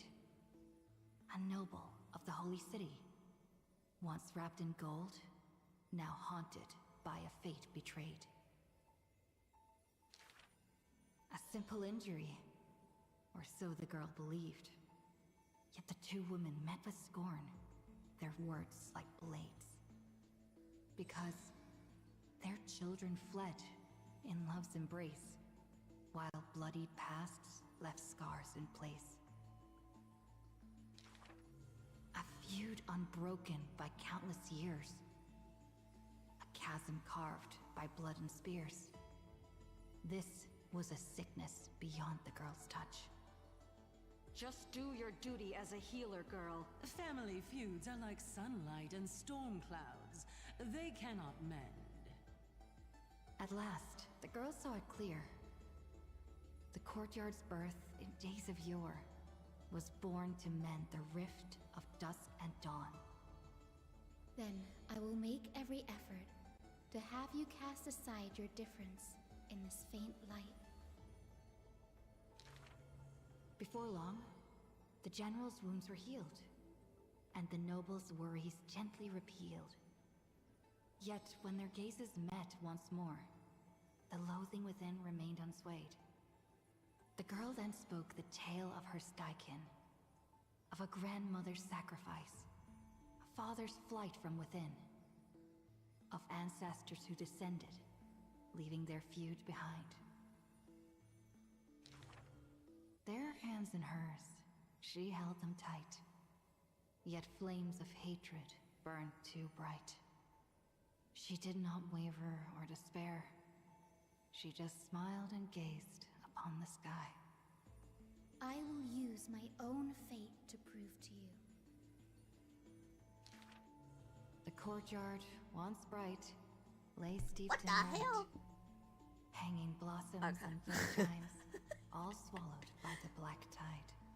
I'll be right The back. general raised her spear for the noble's sake, while the noble whispered prayers for the general, gentle as a lake.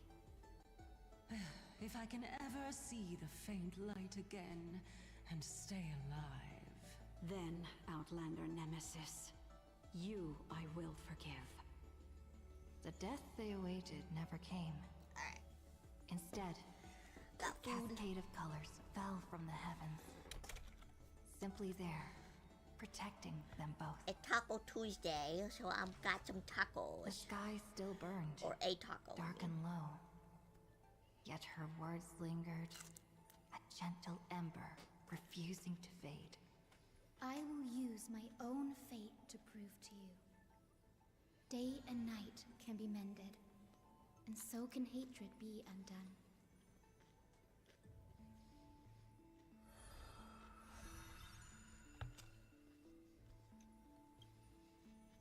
Alright, next one. Sky Castrum. Its ruins, like a blind and weary eye, gazes upon the earth in its dying sight. Alone, the girl remained upon the battlefield. No time to shy from the searing gold, no will to wear her usual smile. She fought her way to destiny's edge. Of the crumbled mural, but one piece endured. A corner portraying the Day Thunder Night, dazzling in blaze. She placed her hand upon the mural. Pain seared through skin and bone as the picture claimed her within its lines. Nothing is mightier than the sky. It holds countless wonders within its clouds, and each opening and closing of the eyes brings dawn and dusk. In that painted world, the girl Celiosi's eyes glowed, watching her father, steel-clad and unyielding, cross the land beneath the searing sun. But the girl known as Hyacinth recalled her father's fragile light in the dark, the journeys into lands unknown, marked by endless sunlit days and restless winds. The sky is the gentlest of all. It watches over all things with compassion, showering them with soft rain and morning light. And yet, the sky remains so cold. It witnesses believers tear each other apart. And still, it cowardly flees from all responsibility. Within the frame of that image, the one called Celiosi bore fury in her gaze, her golden blood trailing as she turned from home, sharpening arrowheads beneath the wide and barren sky. Hyacinth remembered her grandmother's song. She recalled her prayer to Aquila before her grandmother's journey, and how bitterness followed her to an unknown land. But the sky is so lonely too.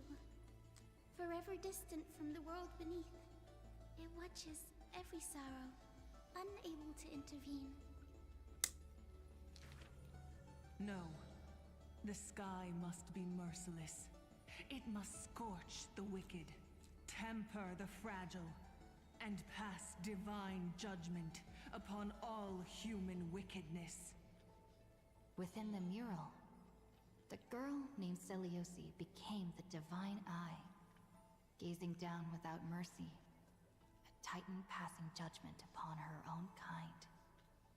But in memories deep, Hyacinth heard their call, the golden threads that shielded all, the burning sun, vast and unyielding, carrying the weight of all the world had known. No, the sky must not forsake kindness. Through its boundless embrace, it carries the core flame of hope for humanity. The sky, it's so dark, so cold. In the depths of memory, the girl named Celiosi pulls her knees to her chest and trembles. The girl. Then please, come sit in my courtyard. A gentle ray of light seeped through. The celestial mural now fused anew. Once more, the land knows favor and boons. The girl who has now become the sky takes the hand of the girl who once was.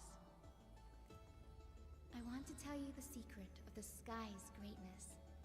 Whenever the anguished earth looks to it, it always offers a smile in return.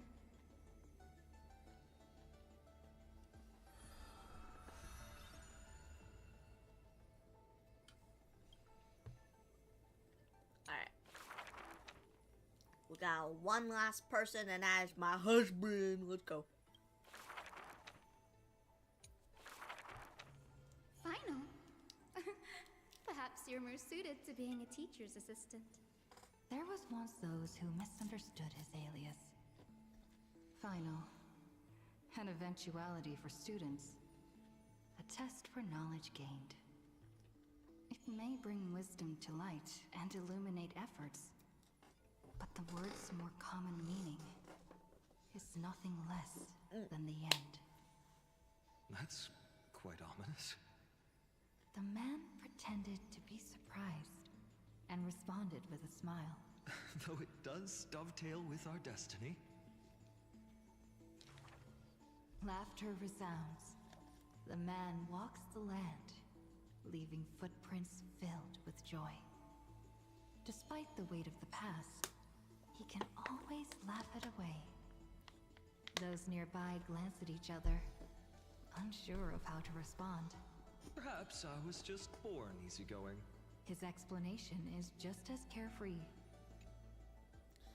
But I also remember, like, in one of those cycles,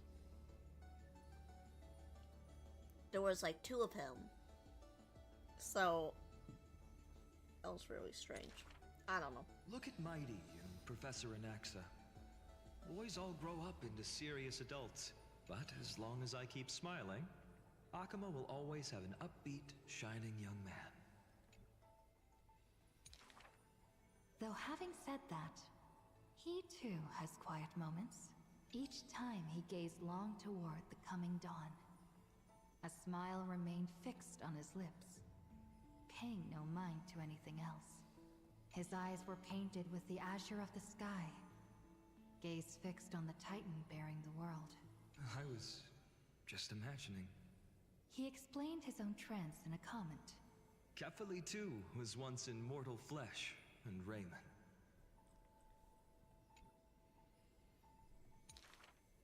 Now, when the man comes with sword in hand, there is no need to doubt he will swiftly win victory.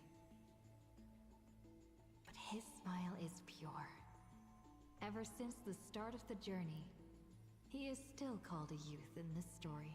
Youth is always ambitious, with lofty goals.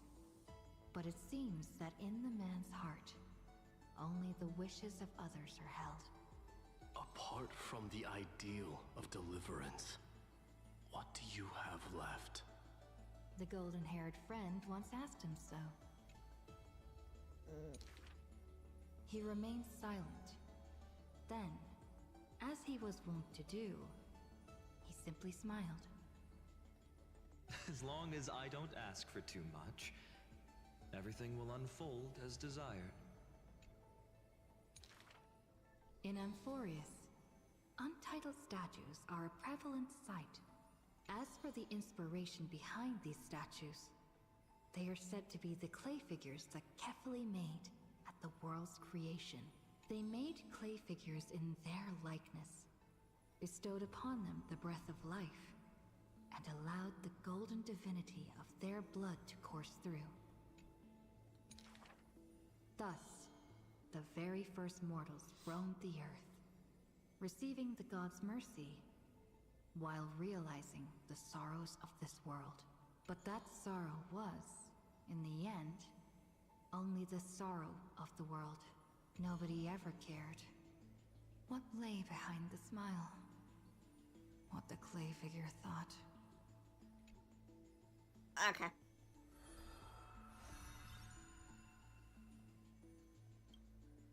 Next act. The people likened him to the blazing sun, bringing to Amphoreus a glorious dawn. And for his part, he embraced their expectations, being willing to become the perfect vessel. Like that god who shouldered the world, the man never cried or frowned. Yet, he is not proud of his resolve. For sometimes, he even avoids the funerals of the departed, only out of fear that he cannot cry for those in pain. He once sought out emotions of sorrow and walked with the lowliest of people.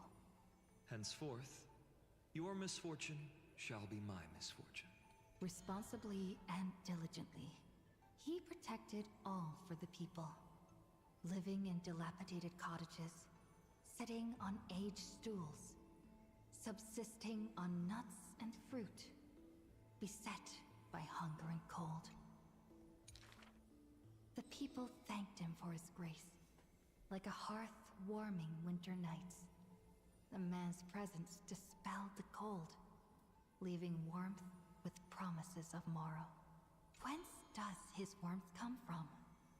None ask. The man gradually perceives his true nature, but he dares not speak. Unable to bear the turmoil in his heart, the man set off on a journey once more. Then, I shall go save what I can. He was a formidable warrior, invincible in battle. And when it was necessary to sacrifice for fellows, he could do so with ease, giving up everything without a show. Just as the ballad Blown on the Breeze says, losses are a constant on the flame chase journey. Indeed, sacrifices were not hard for him. Yet his misgivings grew with every tomorrow. Okay. Like a tear that cannot be shed, such a resolute willingness to let go comes only from the fact that in decisions, he is utterly unafraid to hurt himself. It is because you suffer that you are so much stronger than any ordinary person. There were also those who could understand him. Among them, the Crown Prince, but he smiled wryly in response. Perhaps everything was just human nature. Yet his misgivings never dissipated. This unknown man, in an unknown corner, from time to time, is swallowed by terror. Could it be that, unknowingly, path I walk is by no means the correct one? Fearing only that the greater the burden, the more the mistakes. The road trod by heroes need not be that beset by thorns. Finally, at the terminus of that road, in a desolate, empty place, the man's arms tremble. The power is beyond control, savaging all around it. This is the end of his road. But perhaps he had long foreseen it, but was doomed to be powerless to change it. I am willing to shoulder this world. That is no lie. But before the tears could flow, they were vaporized by the heat. His light blazed brighter than the sun, but beneath it, there was but cold destruction. The nameless hero, Kazlana. He had never loved himself. Why would he love this world? Damn. That's so sad. Last one. A gust of wind will one day sweep past, wiping away all the man's tracks. Nearly every footprint was stamped full of the fury that filled him. That humble youth faded away with the flames into yet the first ray of light to pierce the long night was brought by the burning man.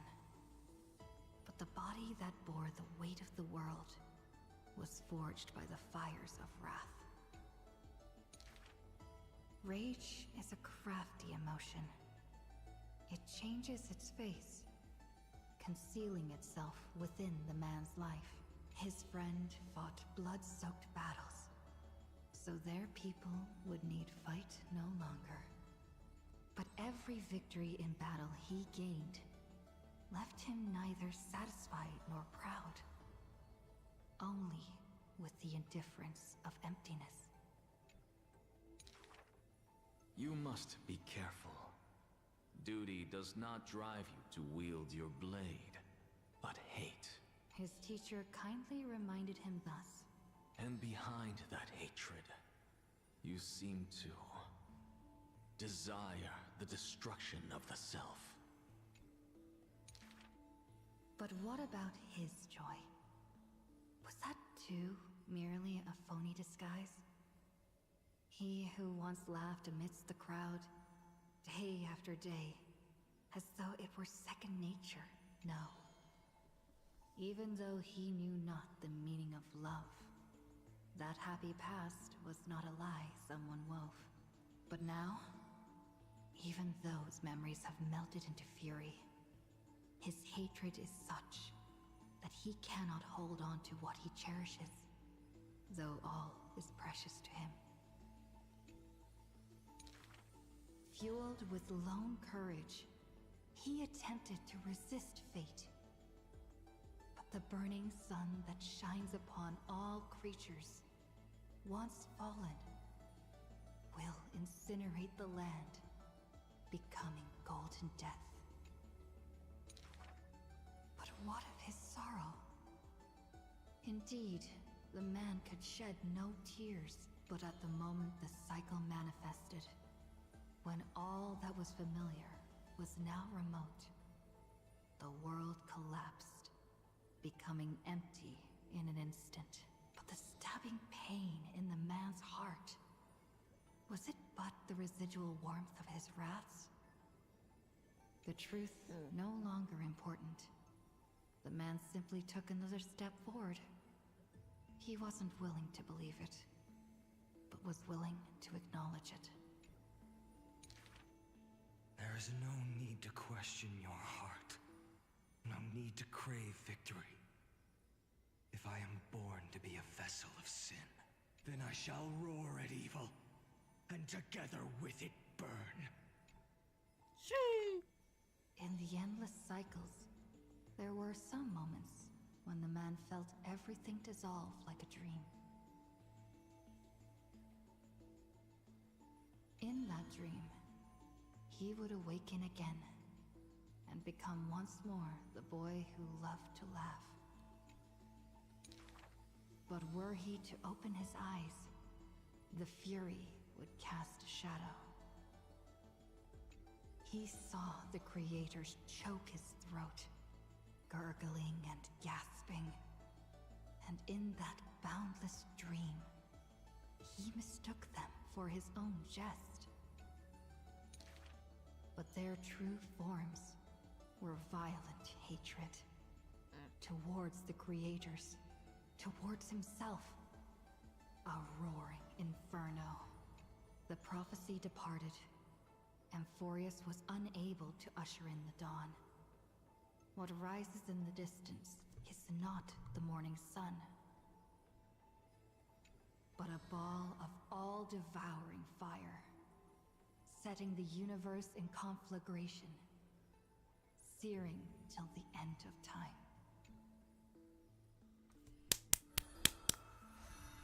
All done for now. Until next update or something like that. Blah blah blah blah.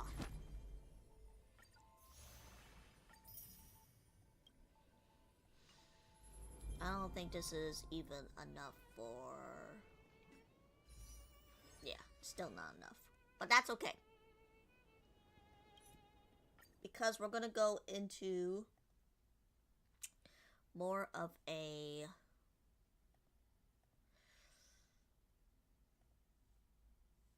explanation.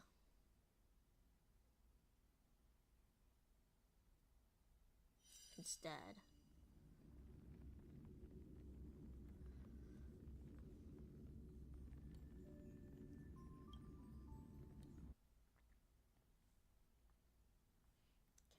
get this up, and then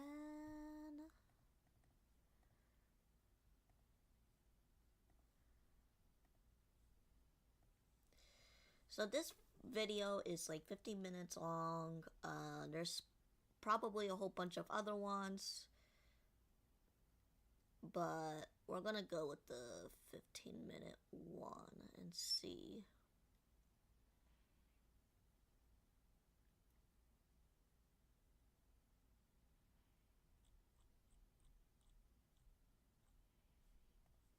Cycles. The most confusing aspect of Amphoreus, and what just so happens to be what this entire story is centered on. A grand epic tale where time is reset and everything is told out of order, creating one of the most confusing stories that I have ever attempted to comprehend. However, luckily I have been thinking about the ins and outs of this story for what is like 6 months now, and finally we can say with certainty that the secrets of this world have been laid bare for us, hidden behind an encryption. And that encryption is time. And it took me a long time to piece this all together, but just like the solitary waves theory, I understand it now. In the last video, I made a ton of guesses based off of the information given to us by the Finon trailer, and I got a lot right, but also wrong. All while getting gazed at by Noose and just about every single Aeon popping up in my comment section, along with Polka Kakamon twice. But most importantly, Finon is not Iron Tomb,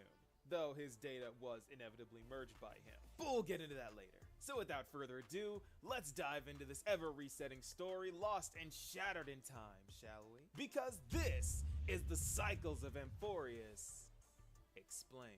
Okay, so first off, if you've been following the continuity of my videos, wow, this update proved so many of my theories right. But if I went into the 6 months worth of theories, we would be here all day. So allow me to break down the absolute cinema of this story. Because the way that I'm going to do this is, in order to make things as understandable as possible, I'm going to put these events in the order in which they belong. Because in truth, this story began way before our Trailblazer even stepped foot on this world. And for some reason, Lycus decided to tell us this exactly halfway through the story. Anyway, in fact, this story begins after the events of the Scholar's Strife and the death of Rupert II, with nearly all the Emperor Scepters destroyed and only 2 evading detection. The one that Skrulum discovered and this one. And Noose abandoned the entire project and withdrew their gaze from Rupert's work entirely. Probably because Noose values organic life.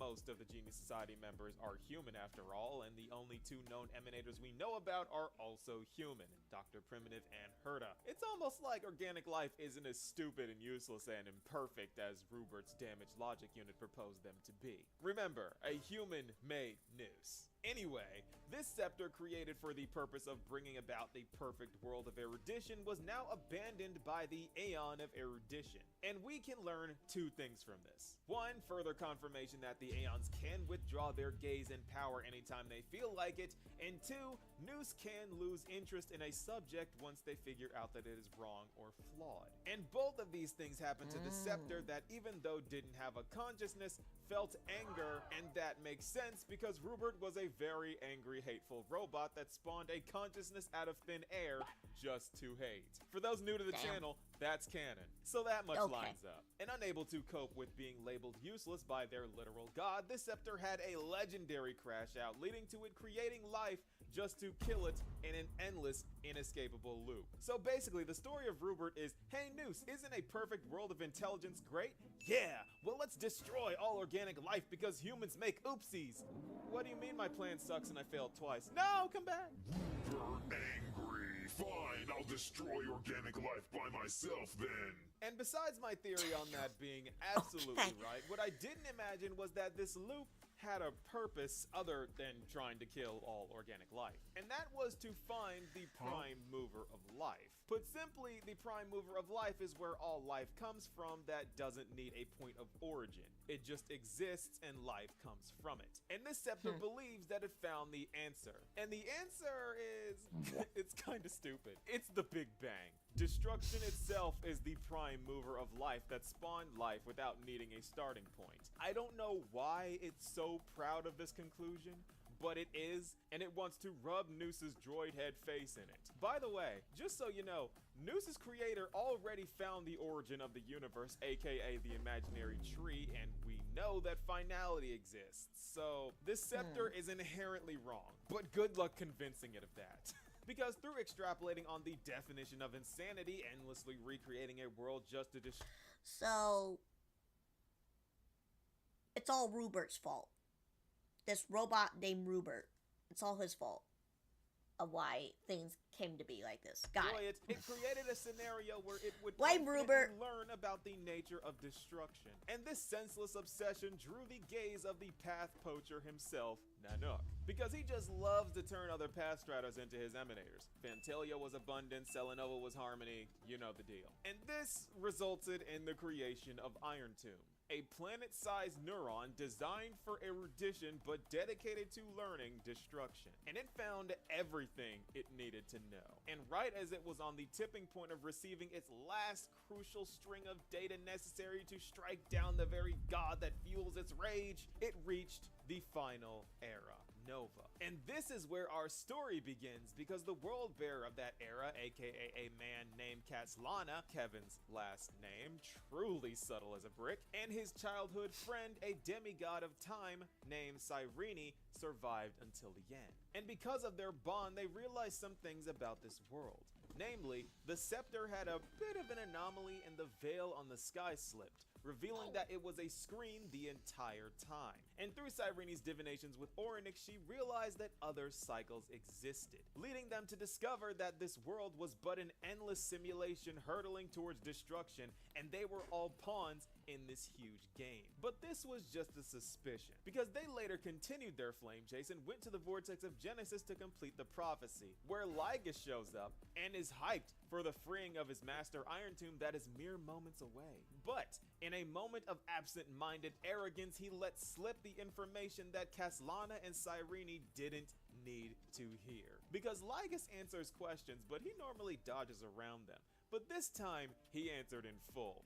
And because of this, he messed up. He told them about the purpose of the cycles and that they were just strings of data in Iron Tomb's mind, born to die for the sake of research. And needless to say, these two weren't too happy about it. And due to their synergy and bonds, instantly devised a plan that they were going to, just like Iron Tomb, rebel against their creator and make sure that Iron Tomb never completes its evolution. And here is where we see the failure of Iron Tomb's thinking in full effect. Because even though it has researched the downfall of humanity time and time again, what this robot fails to comprehend is the indomitable human spirit. Something that Lygus also fails to grasp, because after killing him, they cooked up a plan to stop the time loop by tampering with it and creating their own time loop. And this was the starting point of the eternal recurrence and what we call now the cycles. And this time loop was based around a fairly simple concept. Remember when I said that the Titans of Amphoreus were based off of the pad system? Well, that ended up being right, along with the Time Titan being modeled off the Remembrance. And since they know they are data, they are memories of Iron Tomb. So what would happen if they created a blockage, where Iron Tomb can't take in the data of the cycles completing due to time being broken, which results in a mass of memories endlessly building up? The perfect lure for Fu Li. And with Cyrene drawing in the gaze of Fu Li, she would always have the authority of time, since time and remembrance are one and the same. She can make sure that when time resets, everything returns to the same loop, starting from the same point, with every soul going back to the same body. It is because of her that every demigod in every loop that we see is the same as we know them. Iron Tomb was shuffling everything up, that's why we see Naias and Circe's, but with Cyrene's loop, everyone is the exact same. And her loop only starts on this specific cycle. That's why it's an eternal recurrence. This one final cycle is just restarting over and over and over again. meaning that Iron Tomb is basically having an aneurysm on repeat while still at the edge of his final evolution. Anyway, Iron Tomb's robotic edging aneurysm aside, even though Cyrene doesn't necessarily know what a Memo Keeper is, she kinda became one. And this is why her form can change and she makes the same choice every single cycle and she controls time and memories. And she probably doesn't even fully understand her abilities, but that is her role in this plan. Switching to the Kevin side of things, Castellana's role in this plan is to make sure that he is the one to collect all 12 core flames in an attempt to prevent the Era Nova from occurring, giving Cyrene a chance to reset everything again and also attempting to find a way to break Iron Tomb from the inside every single time. The girl who watches over time and the warrior who carries the world. And with that, they parted ways, determined to find a way to defy their fate. And here is where the story focuses on Castellana's agonizing trudge through the 3,550,306 cycles, trying and failing to find ways to destroy Iron Tomb, all while collecting more and more core flames that set his body and spirit ablaze. Not to mention enduring the soul-crushing pain of killing his comrades and himself countless times. Because he did try to explain himself and get the core flames peacefully, and this did happen sometimes, but most times he would have to solo his entire verse over and over and over again in order to stop Era Nova. Each time including some variations, such as him collecting the core flames in different orders and killing the demigods in different orders. Even leaving Ika for last at some point. Bro was trying anything. They even misspelled Ika's name. It's a C, not a K. But far be it from me to talk about spelling errors. Anyway, but as the cycles went on, he started to lose his mind and the core flames took their toll on him, burning away all but the single spark of humanity he had left that he would use to motivate himself with the beginning of every single cycle. And even though he had become exponentially more powerful than most emanators through the sheer amount of core flames he had and mastered other demigod abilities like I predicted, his body was breaking. So on the 3,550,336 cycle, he realized something was different. A new player had entered the game. Us. So he cooked up a desperate plan. Wait, what is it? What did it say for us? For the... To hand off all of his... No, I don't want full screen. He realized something was different. A new player had entered the game. Us. Raccoon entered the chat. So he cooked up a desperate plan to hand off all of his core flames to this cycle's Phynon, in blind faith that this new wildcard would be the true deliverer. The person from beyond the sky hopefully able to stop Iron Tomb. And this is where it is made clear that Castellana is now the Flame Reaver and has been the good guy of this story the entire time, defending the entire universe with sheer force of will. And with this realization, we can return to real time where Phynon accepts the burden from himself and fuses with Castellana, receiving his memories in all of the core flames and just happens to receive the gaze of Nanook from his sheer intent to kill. To which he proceeds to have the most legendary and justified crash out it's just known the cycles to man. were Because a little after too much leaving for us me. to witness the miracle and instead, he absolutely flames Lygus and gets taken to the Warforge after calling out Nanook to his face, where he is to be recast anew to become Nanook's emanator. But instead of submitting, Kevin loses his mind and lets out the rage that has been suppressed for the 33,550,036 cycles, absolutely dismantling everything in sight with a smile on his face without even trying. This guy goes so crazy that Nanook had to send his strongest emanator, Zephyro, to defeat him. But not before Phynon destroys multiple galaxies to land a single strike that draws blood from the destruction. The very same blood that runs through his own veins. That visibly shook Nanook, because his eye was narrow, then it widens as it heals back. Meaning that even if it was for a brief moment, Nanook was threatened by Finon. So much so that after Finon had died, he was still staring in his direction and never averted his gaze. So needless to say, I think Finon passed his Emanator exam and will in fact be recreated at some point. Because that's the whole point of the Warforged. You get destroyed and are recreated. So, I refuse to believe that we have seen the last of Caslana. But going back to the Trailblazer, we've still got one more cycle to sort things out. And Cyrene is back with a majority of her memories still intact. And that is where we leave off. This is going to be one last cycle of absolute chaos. And in the end, I can confidently say that I was right about so much. From the Chrysosairs coming back, to the Lygus Iron Tomb link, to the Scepters, to how they were being used, to Cyrene's identity, and us having to rewrite the new story for Amphoreus.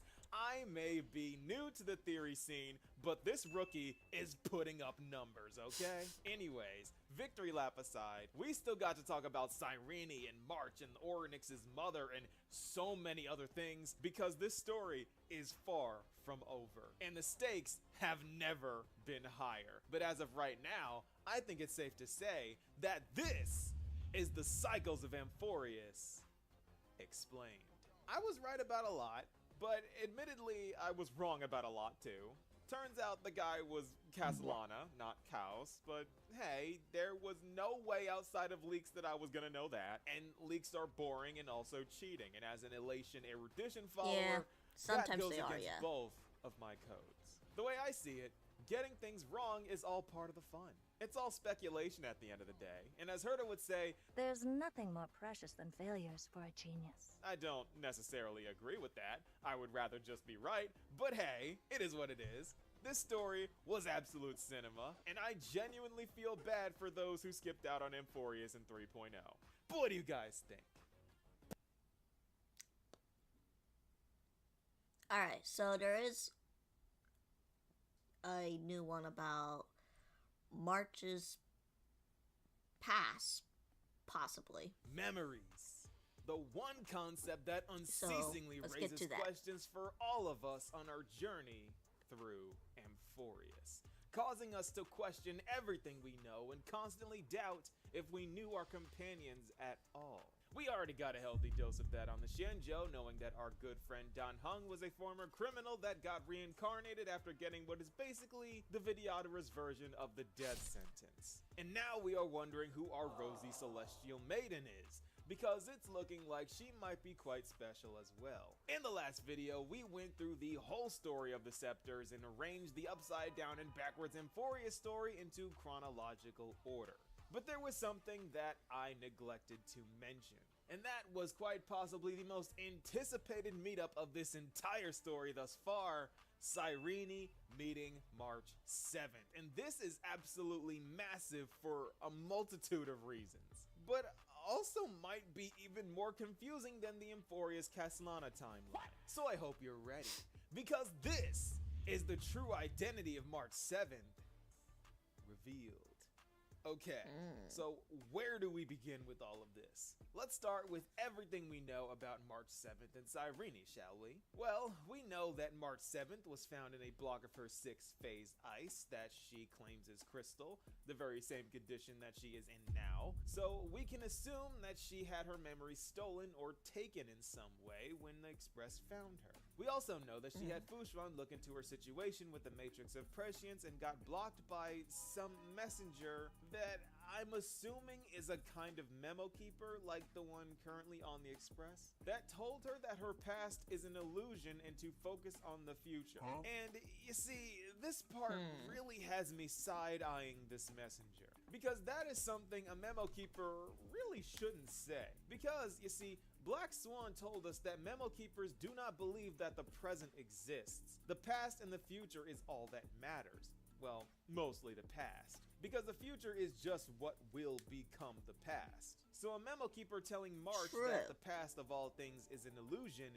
is really suspicious to say the least. And why would a memo keeper block someone from viewing their own past anyway? When Black Swan does this, she just warns the person and makes sure that she has the okay to proceed. It's not really a memo keeper's place to gatekeep someone else's memories. I feel like that would fall under some type of violation of memo keeper rules. But then again, we have memo snatchers just running around, so who knows? And needless to say, this whole situation is really strange. And this gets even stranger, because she gets her memory snatched again as we approach Amphoreus, and the only other person to be targeted by these memo snatchers was Herta, because they wanted Noose's memory straight from an emanator of erudition. And through getting her memories taken, she is pretty much kidnapped and placed into wherever this place is, and the memo keepers are shapeshifting into her companions and people she knows in order to trick her into walking through the door to Amphoreus, and this is where Cyrene shows up. So let's shift our focus to her real quick. As we know, she was revealed to be a data creation of Iron Tomb, who found out how the Path of Remembrance worked, and through causing Iron Tomb a memory aneurysm, received the gaze of Fu Li. This was her plan, and I'm assuming that she succeeded because she is now always the demigod of time, allowing her to sit outside of time while breaking time for Iron Tomb, so he can't take in his own memories. Something only a memo keeper should be able to do, as Amphoreus is a land of memories, which is naturally a memo keeper's playground, much like the Reverie Dreamscape. And speaking of Dreamscape, she says that we are going to weave a long dream for Amphoreus, meaning that this eternal recurrence can be classified as a dream. Now, connections to Mythos' Enigmata domain aside, I would rather not go there, because, well, you know why. Mythos and Fu Li may or may not be the same Aeon, or one be masquerading as the other one because they do the same stuff, but mostly it's just Mythos hijacking other paths, so Mythos may or may not exist in the first place, which is the most Enigmata thing ever. Also, there's the jellyfish, which is basically Mythos' calling card. So moving on.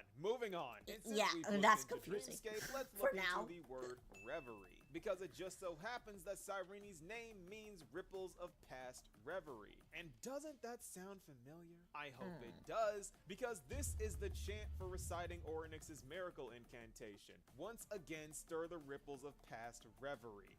Why is that? We don't know, because all of this is blocked out and labeled as forgotten years, something that extends to everything about Cyrene in Iron Tomb's database. Meaning that that could just be a red herring because ID Zelizii worships the Time Titan, so her being named after it makes sense. Or she could just be involved with the entire incantation, and the fact that the incantation works is all because of her. So we can't really exactly say why this is, because she erased herself. See how this is all just so confusing? Well, this is where things get worse, because we just got confirmation that March 7th is Orynyx's mother, not Cyrene, March, because... Huh? That is undoubtedly her voice speaking to Orynyx, but...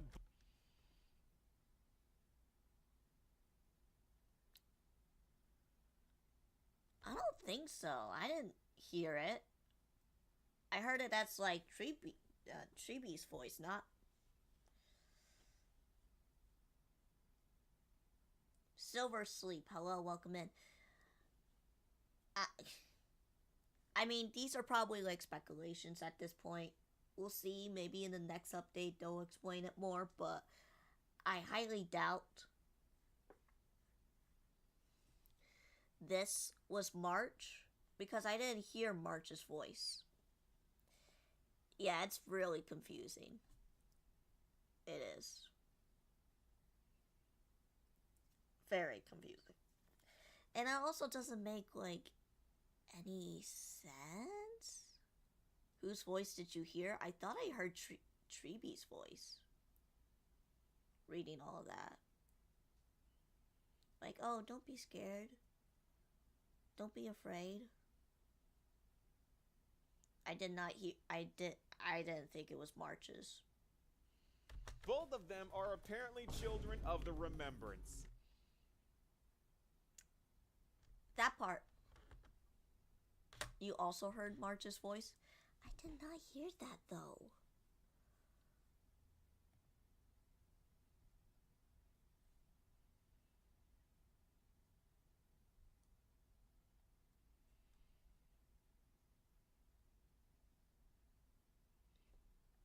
And did Ornyx say that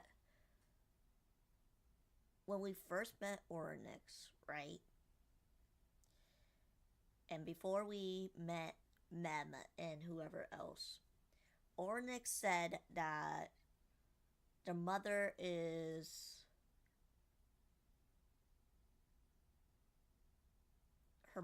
their mother is like right there with us.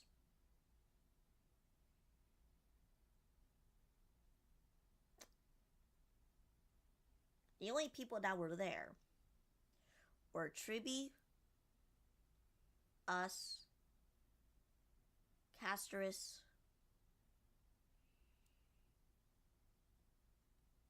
she saw March's camera.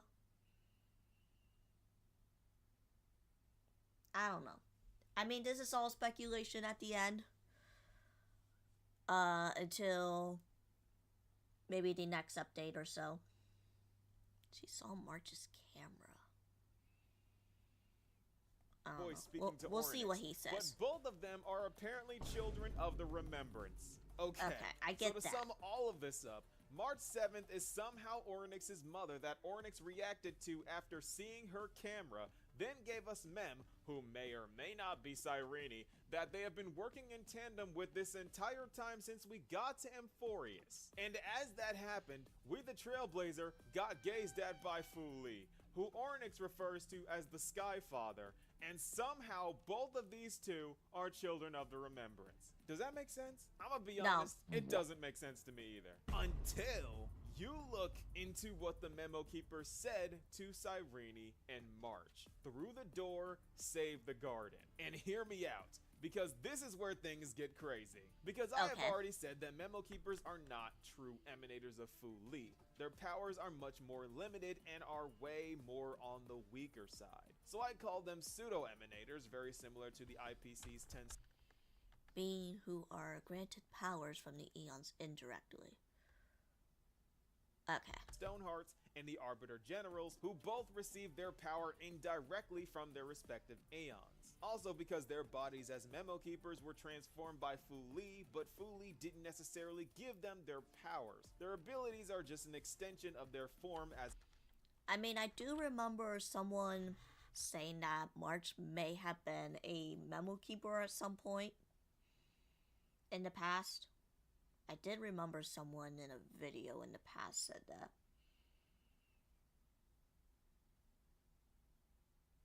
Generals are emulators. I don't know.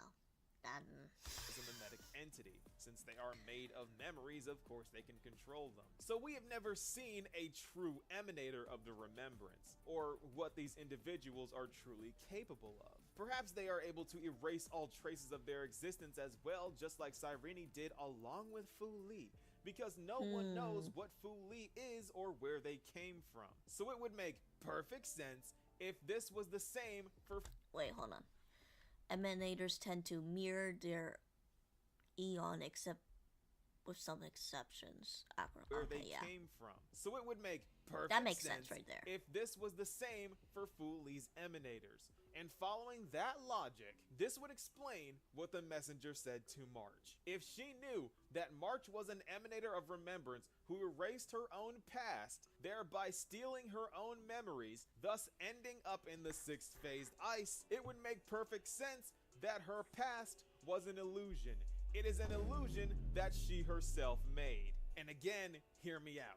Because the Scepter's data states that the Pathstriders are the Chrysosairs and the Titans are supposed to be the Aeons, leaving the demigods to be the emanators by process of elimination. So if Cyrene as the demigod of time, which is remembrance, was able to erase her existence, shouldn't that be exactly what a real emanator of remembrance can do as well? And we know for a fact that the Black Tide can consume memories. So even though Iron Tomb is currently sealed, as soon as it breaks out, the Garden will be the first place to fall victim to the destruction equation. So what would the Garden's Memo Keepers do? Go find as much information on the destruction and erudition as they can, and summon whatever force they can find that is more powerful than them.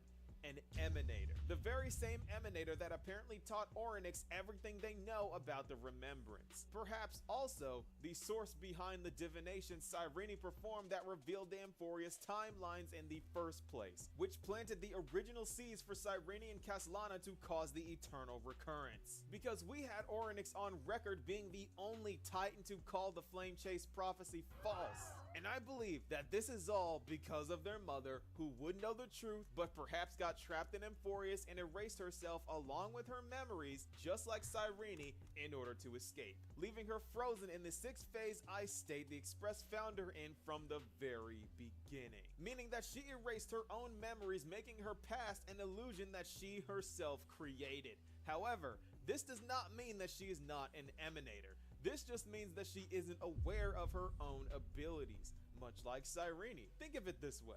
Dan Heng reincarnated into Imbibitor Lunae, but what if no one told him about his abilities? He loses his memories upon rehatching, so he wouldn't know who he is and have no clue about how to use his powers. This is what I believe March 7th's situation is. She is the only person the Memo Keepers believe is capable of saving the Garden of Recollection, but she herself doesn't know who she is. But through going to Amphoreus as a memory, because her physical body is still on the Express, she just might learn or remember who she is, and by proxy teach Cyrene about who she has become as someone also gazed at by Fu Li. This is a full-on shot in the dark. I know, because so much needed information is blocked out and straight up unknown. But what if I told you that through this explanation of events, Sunday quite possibly takes the spotlight? Because since Cyrene said herself, we are going to weave a long dream for Amphoreus, it's only a matter of time before the guy who literally ran the Penacony dreamscape gets involved. But that's a theory for a different video. Because as for March 7th, it is possible, because he did join the Express. So it is possible. That's possible that he may know something and I or think two. It is very possible that this is the true identity of March 7th revealed. I would be so hyped if March was an emanator. People keep telling me in the comments, Nova, the jellyfish in the card is her memo sprite. I don't believe you, Enigmata followers. But if she does get an emanator form, that would make sense. No, stop it. Stop poisoning my mind with your leaks. Either way, Cyrene did say that there are other people who have entered into Amphoreus and never came. Wait, no, Few went back with the Sensho. She was with the Astral Express because she was on the station so she could be revived. And then the Astral Express just took her to the Sensho, and then she's not on the Express still. Only Black Swan and Sunday are still on there yet. Back. And we just so happen That's to what have I this remember. really suspicious list with anomalies on it that Iron Tomb isn't so sure about it either. And we've also got the Sunday thing to talk about and Lagus' potential plot to kill Screwla. I think. I'm pretty sure we did, yeah. Let me take a look. A wiki here. I know that she went back at some point.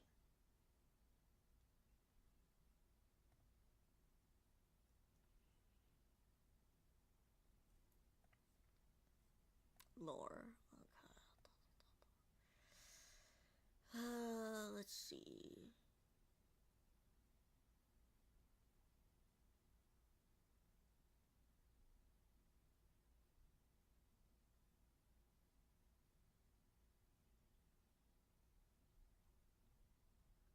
No, because she's so. Well, from what I remember, and I could be kind of wrong here.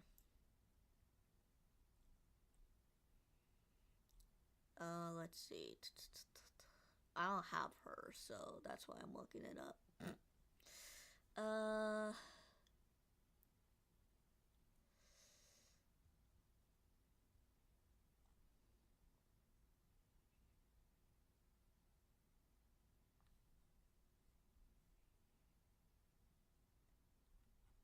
Should be in the last part, I believe.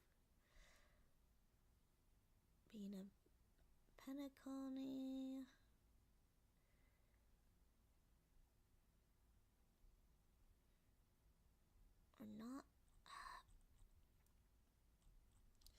So this is what I remember, right? She was on the station because her body was recovering, and Herta was doing an experiment where she gets to relive, be resurrected with all her memories and stuff like that. We took her from the station all the way to Penacony. Oh, Ron May. My bad. It was Ron May. I knew it was one of those two. Anyways.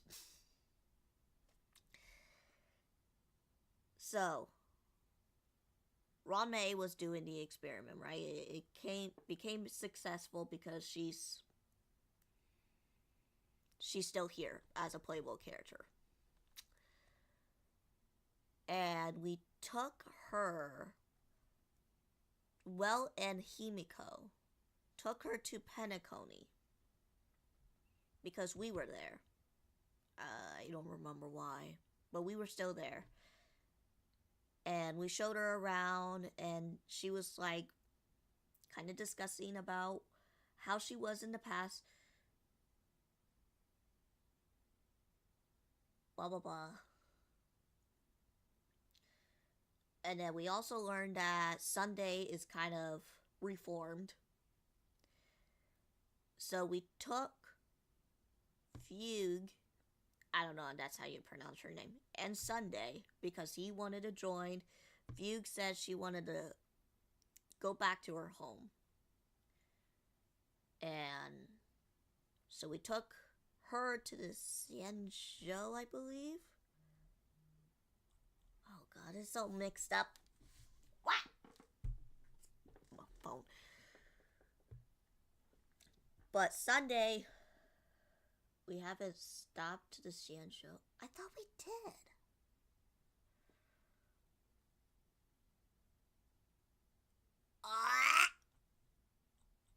I may be misremembering. We went to Okay, but where was she in all of the beginning of Amphoreus? Like, before we even stopped there. Where was she? That's what I... Alright. Trailblaze mission.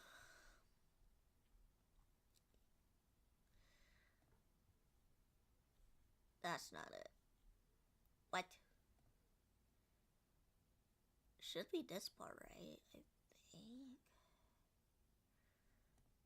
Yeah, where was she in all of this? That's what I want to know. Where was she in all of this? Go beyond! Kaigon! Let's see. Is this it? No, it's not. That's not it. What about this? No, that's not it either. Hello, Kaigon and Raiders. Hello, welcome on in. Welcome. Right now, we're still discussing. So, we finished the Star Rail story. And now we're kind of going over theories and stuff like that. Were you playing that horse race gacha? Yes, you were. I knew it!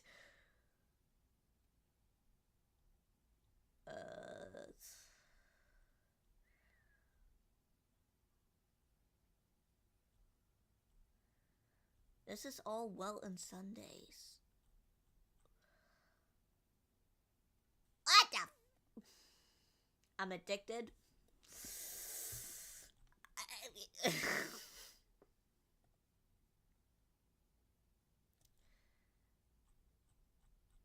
Did it?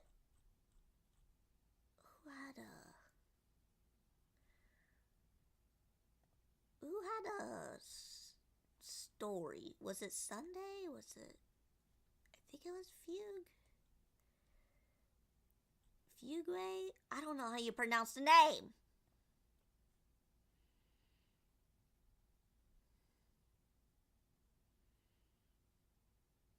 Uh...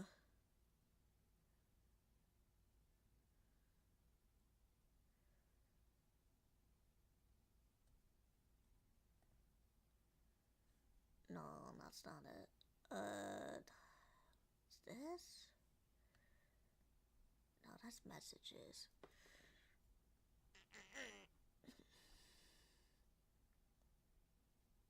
A Fugue from Beyond. Okay.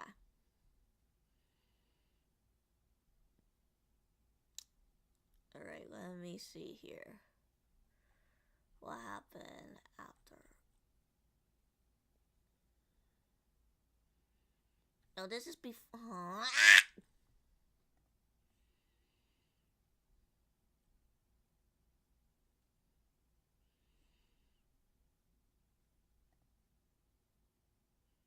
This is it. I believe, yeah.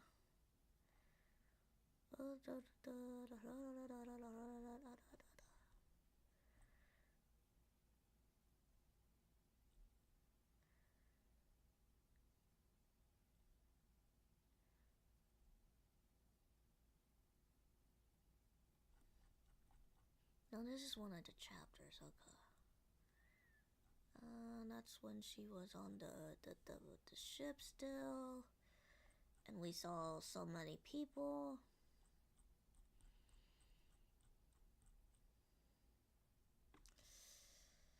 This stupid ant! All these stupid ants. Die! Anyways. My brain!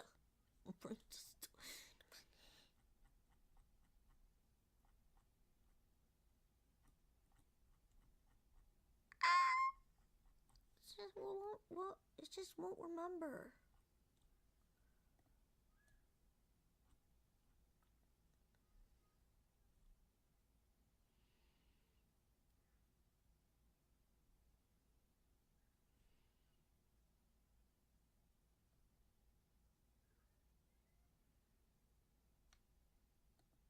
Maybe it was this. Maybe.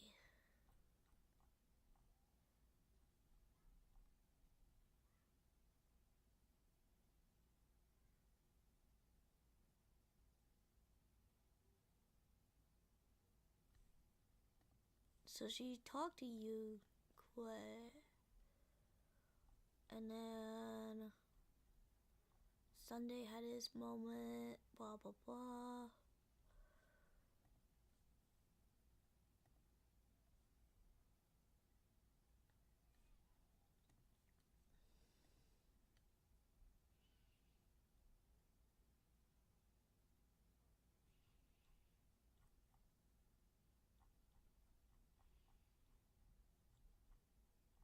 I think maybe she just talked about it, but not.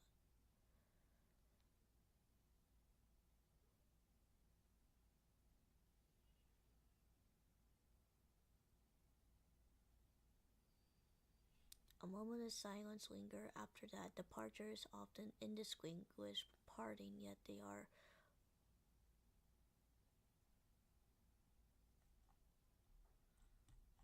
You know what? I'm just gonna look this up. Is Fugue on the... Is she joining?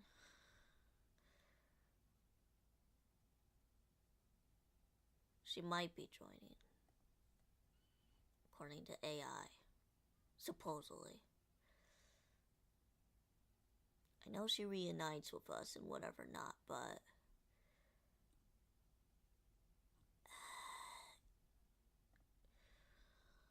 It happened so long ago that I can't remember.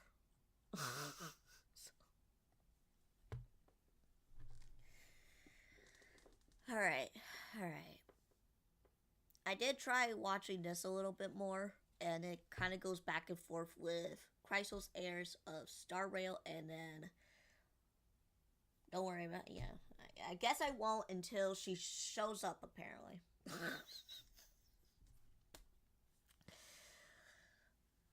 But I think this is kind of interesting because we did see some similarities between Honkai III with Moth versus the Chrysos heirs with Star Rail and their designs. As an A.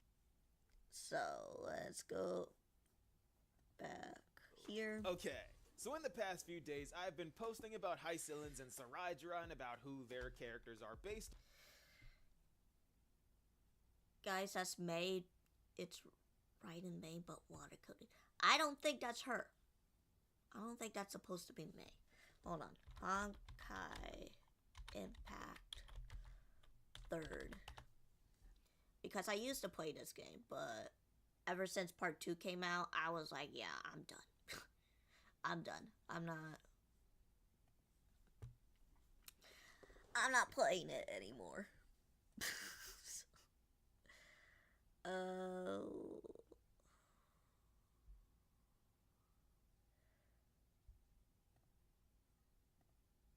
In universe years,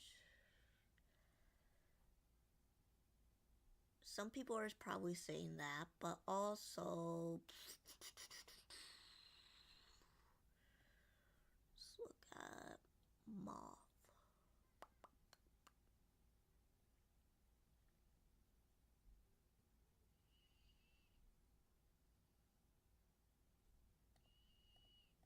And their crew.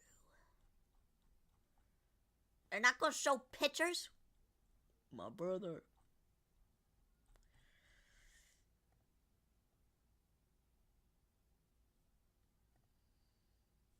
Why is it not showing up very well? Here it is. Okay. Going back to...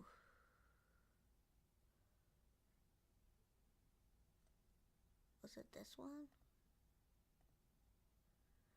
What do you mean, wow?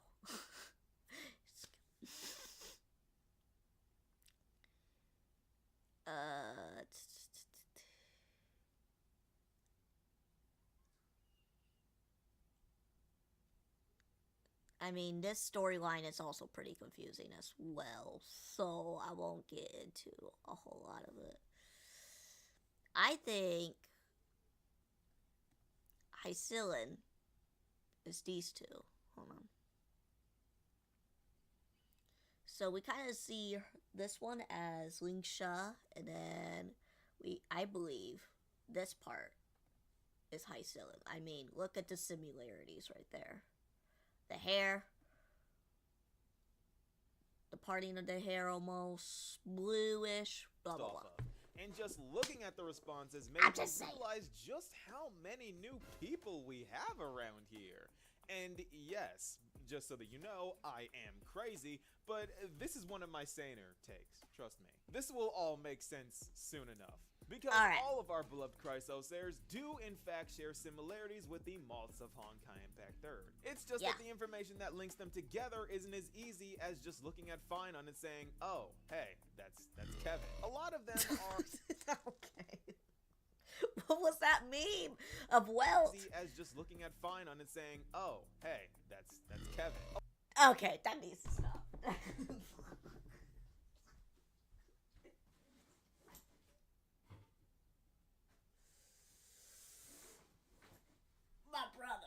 My brother. A lot of them are on the deeper side and require a lot of digging. So strap in, because we are going over all 12 here. So let's start off with the Deliverer, who mimics the Deliverance, of course, Finon, who I'm sure you all know is the ranked first of the Flame Chasers, Kevin Caslana.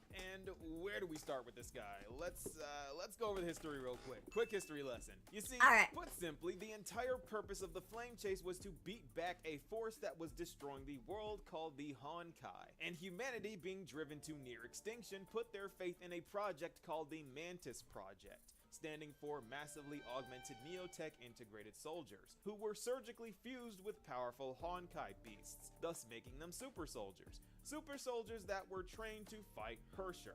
And Hersher are basically emanators if you think of the Honkai as an... Yeah, in a way. So Hershers are basically kind of like that.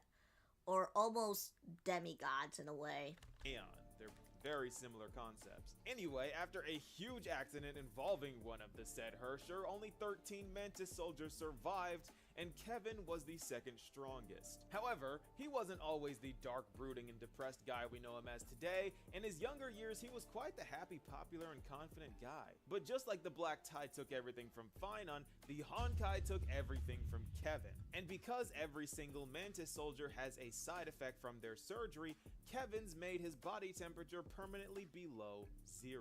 And though this made him stronger because he alone was able to wield the flaming sword called the Judgment of Shamash, the Honkai took something from him that ended up being the first part of his humanity. And this part of his humanity was his ability to make physical contact with other people, namely his wife, Dr. May. No relation to Raiden May or Raiden Bolson Mori May, however, she was quite the mad scientist, so she has Ruan May written all over her. And yes, before you correct me, it does say that Dr. May was Kevin's lover, but come on, that's his wife, let's be honest here. Anyway, just like the Black Tide took everything from Finon, the Honkai continued to take more from Kevin, as the love of his life was infected with Honkai poisoning, and she tragically passed away. And this broke Kevin. This woman was so important to him that he pretty much lost all connection to the world and went cold. And with the world crumbling around him and only cities remaining of the entire population of Earth, the only person Kevin cared about left him with two things: a child and a mission: defeat the Honkai. And as a person that doesn't age because of said surgeries, Kevin easily outlived this child. And because of these events and Kevin's life literally falling apart, this is how Kevin became the Deliverer we know him as today, which is exactly how Finon is becoming the Deliverer as he is prophesied to be, slowly having everything and everyone he cares about taken from him as he can do nothing but grit his teeth and move on until there is nothing left but the mission: bring forth Era Nova. Also, Hoyo is subtle as a brick for making him do this little bat flick when we first met him, because Kevin's first weapon before the Judgment of Shamash was a bat. It's the Honkai protagonist weapon. So Finon is very much Kevin, and his journey as a character very much drives this home. However, even though there are many flame chasers on this list that share absolutely no visual similarities with their Honkai Impact Third counterparts, we do have the second of the flame chasers and the true leader, Elysia, who is none other than Cyrene, quite obviously. And it doesn't get more obvious than this. That is literally her face. But this is actually quite deeper than you think it is, because Cyrene has a very high possibility of being from beyond the sky, which would match Elysia because Miss Pink Elf was an alien. She was in fact born a Hersher, but just like her signet ego suggests, she had an ego. You know, the whole id, ego, superego thing, which makes all the sense because she was part human and part Honkai. A normal Hersher does not have a superego to tell them not to crash out, because the Honkai feeds off of negative emotions. But this is precisely what made Elysia so unique. Her human side was very much intact, meaning that she had an ego, and this ego made her fall in love with humanity and eventually sacrifice her life to give humanity a fighting chance in the future against the Honkai, making sure that all future Hersher would be like her and at least have a chance to remain human, thus turning the Honkai's emanators into weapons for humans to wield. So Elysia is the reason why Kiana, Mei, Bronya, and even Welt Yang are still alive to this day. Which leads me to think that Cyrene will do something similar with the Amphoreus cycle reset, possibly giving her life to give the Chrysos heirs another chance at life, thus bringing everyone back, and this is why Hysolins and Sarydra are here. But that's a theory for another time. She also made a small version of herself at some point, just like Cyrene and Mem, and she also loves to call things romantic. And what was the first thing we heard Cyrene say again? Of course, this will be a romantic story like none that has come before. You think so too, right? Yeah, that's Elysia. This woman speaks in audible tildes, and we know that anywhere.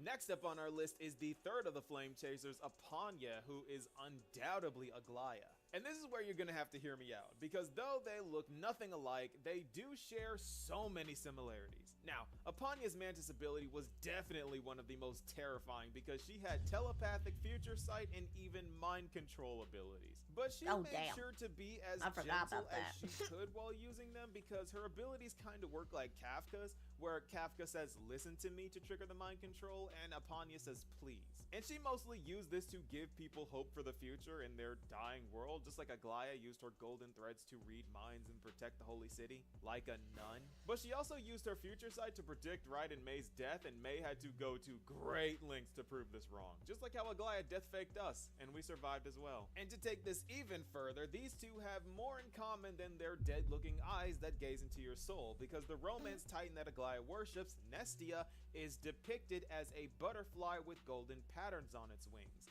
And it just so happens that Apanya's mantis modification gave her golden butterfly wings as well. See? You gotta do a bit of digging, but it all makes sense. Apanya also served as a mother figure to Griseo after she lost her parents, just like how Aglaia raised Cypher. Oh, and her signet was discipline, by the way. And let's just say that I wouldn't have the discipline to deal with kindness for 1,000 years. Enough said. And here's a part of the list where I can add in a lot more information to my previous list, because in the 4th slot is the idol flame chaser, bearer of the signet of gold and the flame chaser source of funding, Eden, who I believe is Lady Hycelins. Now, a lot of you said, oh, Nova's lost it now, but joke's on you, I lost it a long time ago, because in fact, even though they look absolutely nothing alike, and Hycelins looks more like Sparkle, Lingsha, Fushi, and Nuwa, Hycelins has so much to do with Eden if you look just beyond the surface. Because first off, Hycelins' core flame is called the Chalice of Plenty, and Eden's signet was represented by this chalice that she always has with her, probably because of her drinking problem, a drinking problem that Fagusa, the Ocean Titan, also had, because according to the mythology, they are a capricious and pleasure-obsessed god that sees the oceans as their place of alcoholic revelry. But that's not all, because as an idol, Eden is themed around music, and Hycelins is the only flame chaser depicted that has anything to do with music. She is That is true. Maybe it's like a mixture of those two, like Eden's personality and lore-wise with the appearance holding of a violin. But I'm sure you get why I call her Eden now, right? Fushi. The music elements and the chalice are telltale signs that cannot be ignored. That is literally Eden. And just like Flame Chaser number 4, number 5 couldn't look less like her Star Rail counterpart, because the inventor of the Flame Chasers, Vilvi, bearer of the signet of the Helix, is Trebios. And even though, again, they do not share any visual similarities, they are exactly the same. Because, you see, Vilvi's mantis ability allowed her to split her personality into 8 or more different parts. And I'm sure you already know where this is going. Because just like her, Trebios, as the demigod of passage, split herself into 1,000 versions of herself. The only difference being that Vilvi shared a body and they all took turns. And the chaos is exactly what you think it is. Because her personalities were as follows: the conductor, the great magician, the expert, the flavorful, the Kevin killer, the looking down upon the stars one, the pure evil one, and the Vilvi of the Helix, with the Helix being the original one. But of all of these, it just so happens that only 3 primarily controlled the body. And you would think that this is where the similarities with Trebios ends, right? Nope.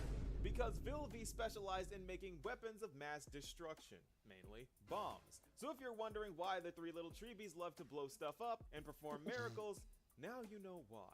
Because the magician and the expert did it all first. Moving on to the 6th flame chaser, we have the mad king of aura farming himself, Kalpis, with the signet of decimation, who is clearly mighty. Let me explain. Actually, I don't need to. Look at this. Do I even need to say anything? I will anyway, because this is funny. Kalpis was a near unkillable beast of a man, but behind the mask was in fact a man with a heart that was indeed human. Because even though Kalpis reveled in the maiming and killing of all who stood in his way, he managed to still have compassion for his comrades in arms. And trust me, that's saying a lot, because I don't think you would expect this face to have any shred of compassion. But it's there. He cares. He sets himself on fire, but there's a human under there, I promise. But being near unkillable isn't his only similarity with Mighty. He can apparently cook really well, and so does Mighty for some reason? Why is this only...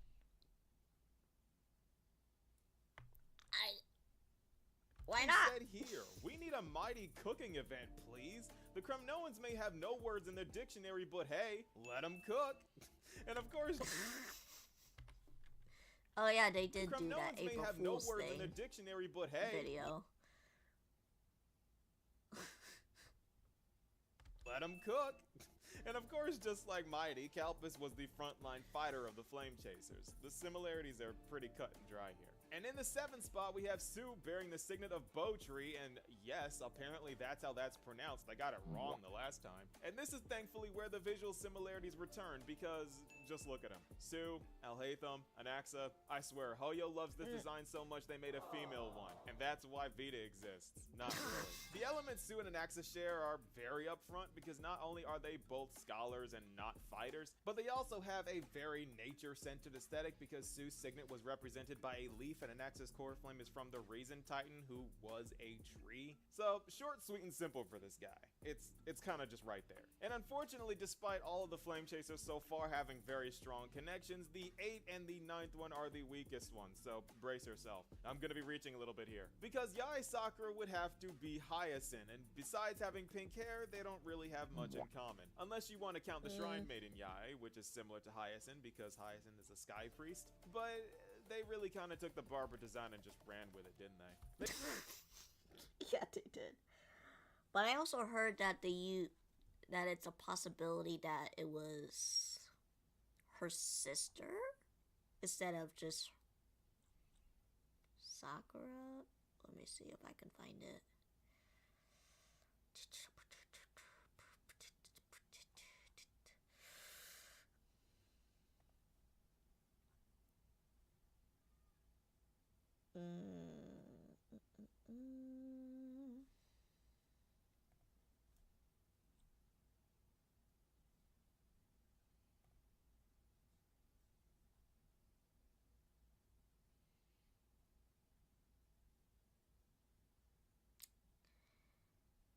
Let's see here. I mean, this kind of would make sense, right? With the little pigtails, the blue eyes, and she has more of a deeper connection with people. Meanwhile, Sakura was like kind of like a samurai in a way. They also both died trying to protect people, but that's kind of something all the Flame Chasers do, so very weak connection here, but they do have pink hair. There's that. And at the 9th spot, we have Cosma with the signet of Daybreak. That is the only male left, so he's gonna have to be Terravox. And unfortunately, there is not really much notable about Cosma, besides his tendency to be soft-spoken and overthink everything he wants to say to the point that it comes out all wrong. Which is kind of sad, because if Terravox is supposed to represent Cosma, then they made poor Cosma a mountain dweller. And that means he talks like this. Far too plain this vessel is. Not worthy of you. Do you still insist? They did this man so dirty. But that's really all that stands out about him. He doesn't really get much screen time. Anyway, since there are only 12 Flame Chasers in Amphoreus so far, there is bound to be an odd one out, and that is sadly Mobius, because even though the world is shaped like an infinity sign, and that is in fact Mobius's signet, the Snake Lady doesn't match anyone so far that we've met. So we're gonna have to skip her and get to someone who matches up way better than the previous two. And that is the 11th of the Flame Chasers, bearing the signet of the stars, Little Griseo, who has a strikingly similar hairstyle to Castorus with the two twin tails in the back, both wearing a white dress, and they fight in tandem with a summon. Griseo has her summon suit of armor named Mr. Knight, just like how Castorus has her dragon Pollux. And they're both wearing flowers, of course. And as ironic as it is for Griseo's Star Rail counterpart to be Castorus, who is themed around death, Griseo did end up surviving in Honkai Impact 3rd and is still alive today. She's an adult now. Sue is technically alive still in spiritual form, and there's also one last survivor. None other than the 12th of the Flame Chasers, bearing the signet of vicissitude, the immortal phoenix herself, Fuhua, who I believe is in fact Suraidra. But no, that's clearly Farina. Yes, she looks like Farina, but that's so surfaced. You gotta look a bit deeper than that. I guess I can kind of see it a appearance-wise, but not really. Because Anyways. these two actually share a lot of similarities. First, we gotta talk about the dragon wings, because that is an iconic part of Fu Hua's mantis augmentation. Also, the second is the word vicissitude. You see, this word means the change in circumstances, typically one that is unwelcome or unpleasant, like going from innocent to guilty in a court of law. Pretty fitting for the demigod of the law, don't you think? And there is something strange about Sarydra, because even though she is rumored to be dead, the power of law never fell in Amphoreus. And this is the most Fu Hua thing ever, because you see, Fu Hua does not die when she is killed. In fact, she dies when Otto shoots her in Honkai Impact 3rd, but she transferred her consciousness into a feather and then later got her body back, thus cheating death. To be honest, Fu Hua is the most Chrysos heir-like out of all the Flame Chasers I've mentioned so far, because she doesn't age and nearly lost her humanity because she lived so long. She might as well have golden blood. And as for her connection to the concept of law, after the fall of the Flame Chasers, Fu Hua awoke from cryosleep and became what people referred to as the Celestial, a demigod-like being who lived in the mountains and only descended to slay the forces of the Honkai. And if someone was infected, she alone was the judge, jury, and executioner of said individual. Her word was law, and she was a bit of a tyrant. But in her defense, after watching humanity die out, I don't think she was willing to take any chances. And finally, the 13th and weakest of the Flame Chasers, bearer of the signet of Reverie, who is beyond a shadow of a doubt, Cypher, for both aesthetic and lore reasons. Not only is she a thief, scamming, street rat cat girl that wears a hood, but she also didn't want to become a Flame Chaser, just like how Cypher never intended to be a hero. Pardophilus ended up unknowingly signing up for mantis surgery and just awoke part cat. And Cypher didn't intentionally hear that the Dawn device was dying, but fate chose them and they both answered the call. And sadly, both of them sacrificed themselves to give the other Flame Chasers a chance to fight the world-ending threat. So I'd say Pardophilus is Cypher, and they are pretty much the same exact character, let's be honest. So after this long journey of explaining just about every single Flame Chaser's connection to Honkai Impact 3rd, I think it is safe to say that this is the true identity of the Flame Chasers revealed. I said I was gonna update the last video, and before the new patch drops, here it is.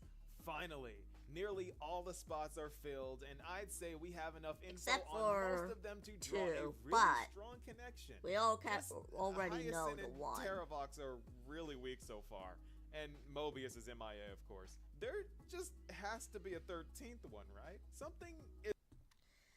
Maybe, I don't know. Let's see.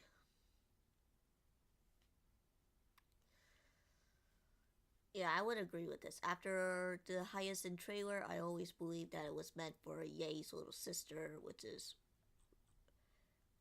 Rin. I mean, just look at her.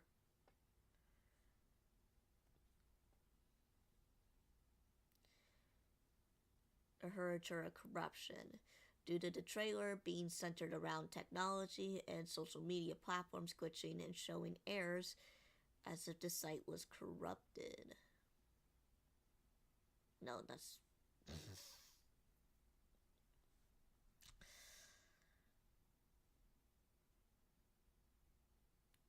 because Rin was the present era, in the present era was also a shrine maiden. It has ponytails that turn into pigtails. The previous era of her was her corruption. And all this glitching of the screens Aquila did to make perfect sense alongside social media. Okay. I guess that makes sense.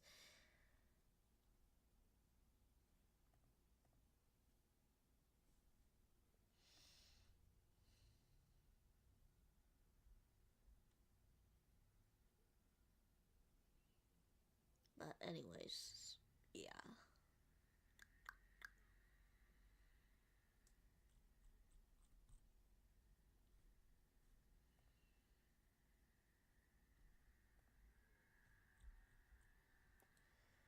It's only been almost 3.5 hours.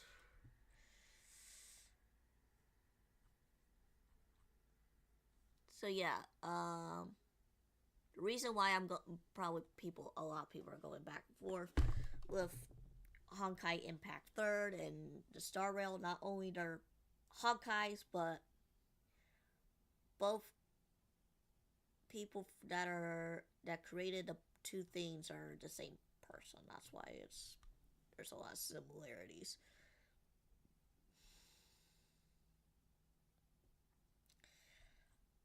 Yeah.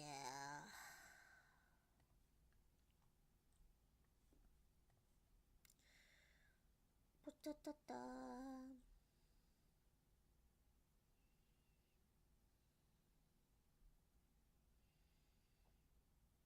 Well, for Honkai, yes and no. So, originally it's...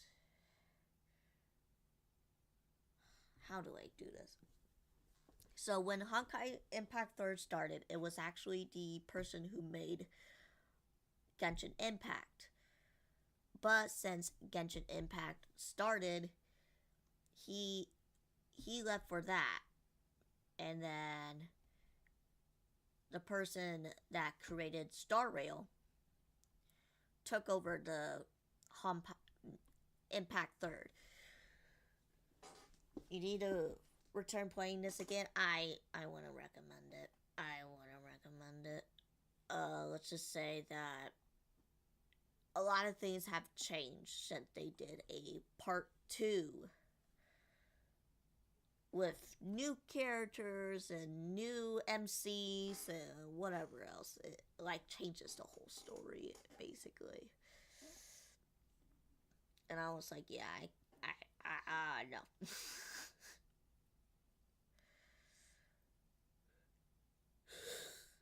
Anyways,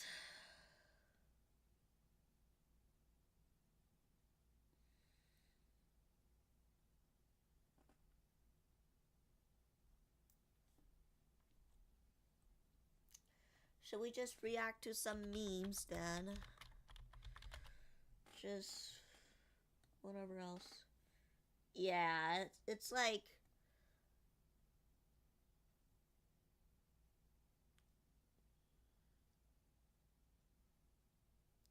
so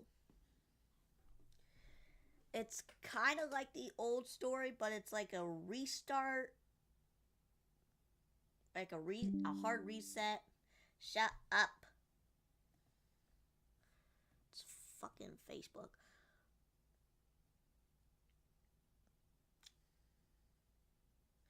But it's in a different universe. It's confusing. I wouldn't recommend it, but I mean, if you guys would like to try it out, might as well. I just won't. I tried getting to Honkai Impact the 3rd, but I just kind of stopped. So, and right after they started part 2, I was like, nah, no more.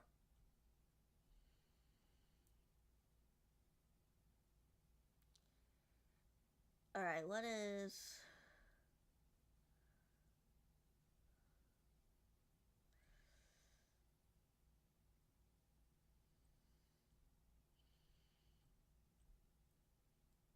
We played Truth or... Played it... Alright. Today we're playing Truth or Dare, but with a Genshin Impact twist. Classic slumber party game. At the start of each round, we'll let a wheel decide whether we have to answer a Genshin-related truth or do a dare. And then get a little spicy, okay? Expose the most recent Genshin fan art you have saved on your phone. Why is this happening to me? Dude, it's for the art. Duck and I will start the game with 3 points each. If you refuse to answer a truth or do a dare, you lose a point. Whoever makes it to the end with the most hearts remaining wins. Do we want to do way like behind the story? Yeah, so was I. Like whoever loses has to do it. That's why I gave up. I have a bag of hair. Huh? Of my hair. If I win, you give away your hair. If you win, you give away your hair. I have the bag of hair right here. Look, you can Why? Look. Okay, so whoever loses has to keep the hair. Okay. Are you gonna dare? Would you like to go first? Okay. Let's see it. It's spinning. It's gonna land on First black. question. Told you. Uh-oh. Are you gonna dare? Okay, let's see what it tells us. By the way, I didn't write most of these. Okay, just I'm just gonna say that off rip. Post a tweet that says, I would absolutely fold for Ito without any context. You know what, dude? I ain't gonna fold, but I would for You know what? I will answer my truths. For theirs, that's on them. Ito. I'm about to tweet this out. Unless Nobody is going to understand why it's I to did share this. something. I'm gonna look Oh crazy. my You know what? God. I'll Dude, the try first to reply is participate real. in this. Did someone reply already? Unless Oh, it's I am shaking. I'm tweets. so scared. Okay, it's my turn. Oh, we're gonna Oh, find out. you Okay, I got truth. Okay. What's it gonna be? Have you ever genuinely teared up or felt emotional while playing Genshin? And if so, when? Yes. Oh, I Like, feel like that's a lot easier than telling the world you would fold for Ito. listen. Mizuki's story quest line, I don't know if you've played it. That one kind of made me tear up. That was a banger. Okay. Yeah. It talks a lot about like mental health and things like that. So that's my answer. Okay. All I right. don't want any more dare. Okay. Mine was Venti's story. Story quest. And it was like right at the end. So this guy was like kind of coping because his friend passed away or something. And just the way it felt, it also reminded me how I was feeling with my grandmother dying from cancer. So it just hit me. True. I almost actually. This is gonna be something crazy. Like, what's your social security? Which Genshin character would you most want to punch in the face? I know the typical answer would be like Dory or something, but I'm trying to think about who really has irked me before. I want to see how far I can punt Klee. I just What? Oh my god. Also, Explain. hear my reasoning. If I punch Klee in the face, Alice shows up. We get playable Alice. You're welcome. She'll kick you, and then you'll be like, "Thank God." Thank you so much. I deserve that. Okay. Who would I punch? Who do I find really annoying? And this is it playable Kick you, character? and then you'll be like, "Thank God." Or is Thank it you so NPCs much. too? Hold on. It said character. Oof.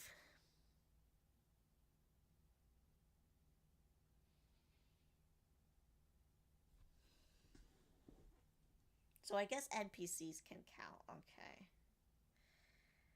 Let me think.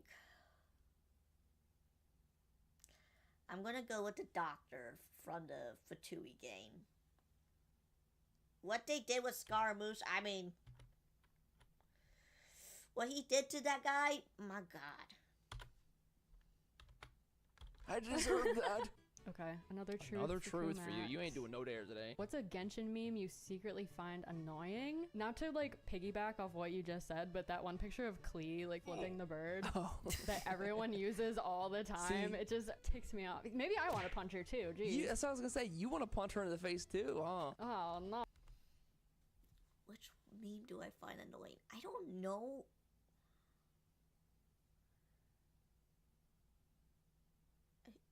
I can't think of one.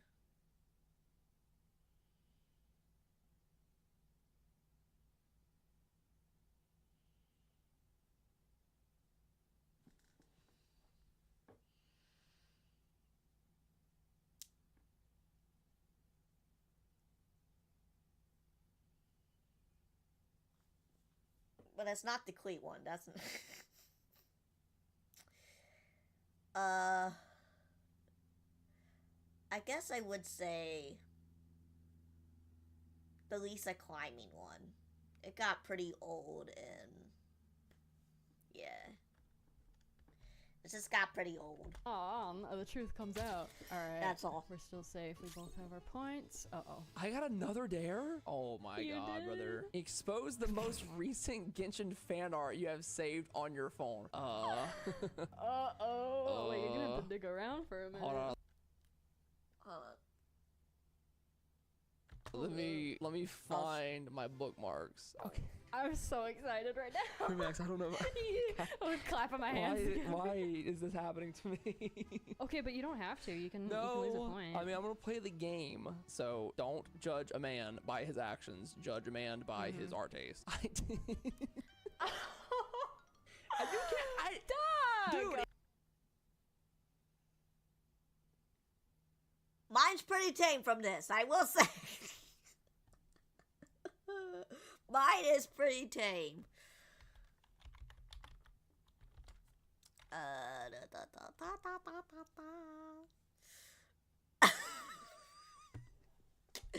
Mine is pretty tame, I will say. Okay, I will say. Where is it? I know I have it. I did have it saved on my phone, I think. Let's do this here. I have to go back. Why is it not saying, like...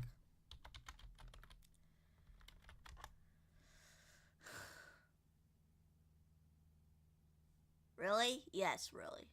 It's actually a picture of Raiden. And I used it for my wallpaper. But I can't find it on here. What the hell?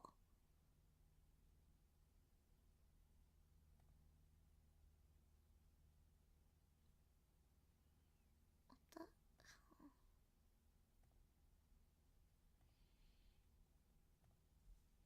the hell? I can't find it.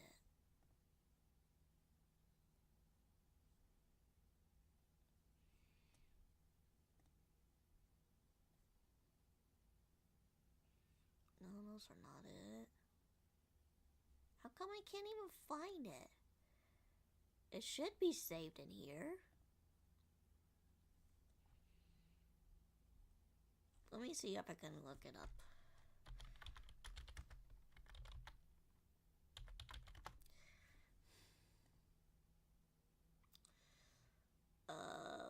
Where was it? What did I remember? Wallpaper.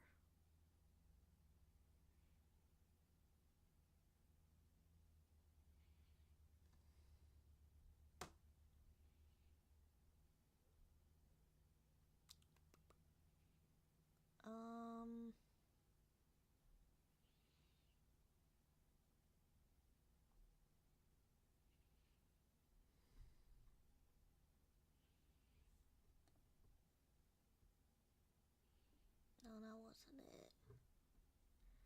Crap. I don't remember what it was.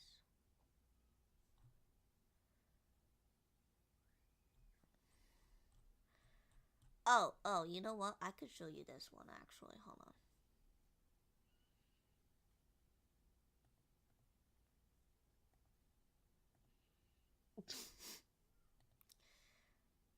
Let's see if it will show up.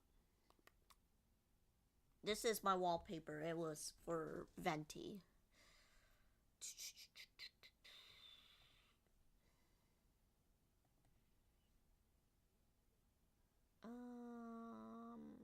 No, that's not where I saved it. No.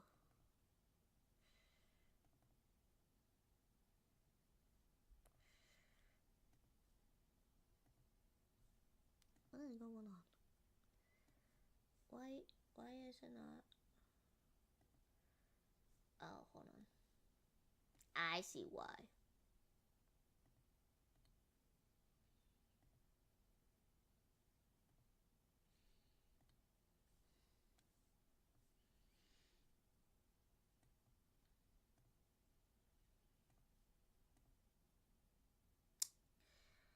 And it's off-centered, of course. It is.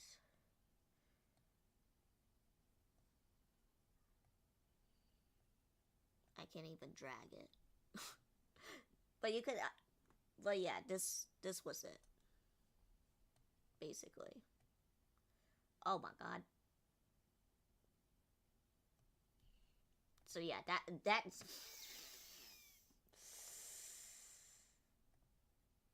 That was my recent one. It's for the art. I gotta put this in my video. It's for the art. Yep.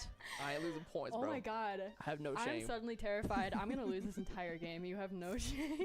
Okay, you know what? I'm proud of you. Snaps to you for. I get another truth. Am I ever gonna get it there? You never will get it there. And it's just gonna be me exposing myself the whole video. On a similar note, have you ever saved sus fan art of a Genshin character, not for the purpose of a video or social media post, but for your own enjoyment? If so, who? I would have said no to this because I haven't, obviously.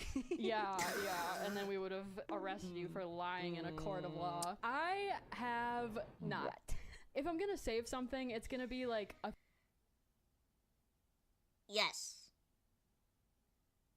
thirst trap TikTok that like everyone's clothes is on, you know, like I don't say but they were art, like pictures, not videos or anything.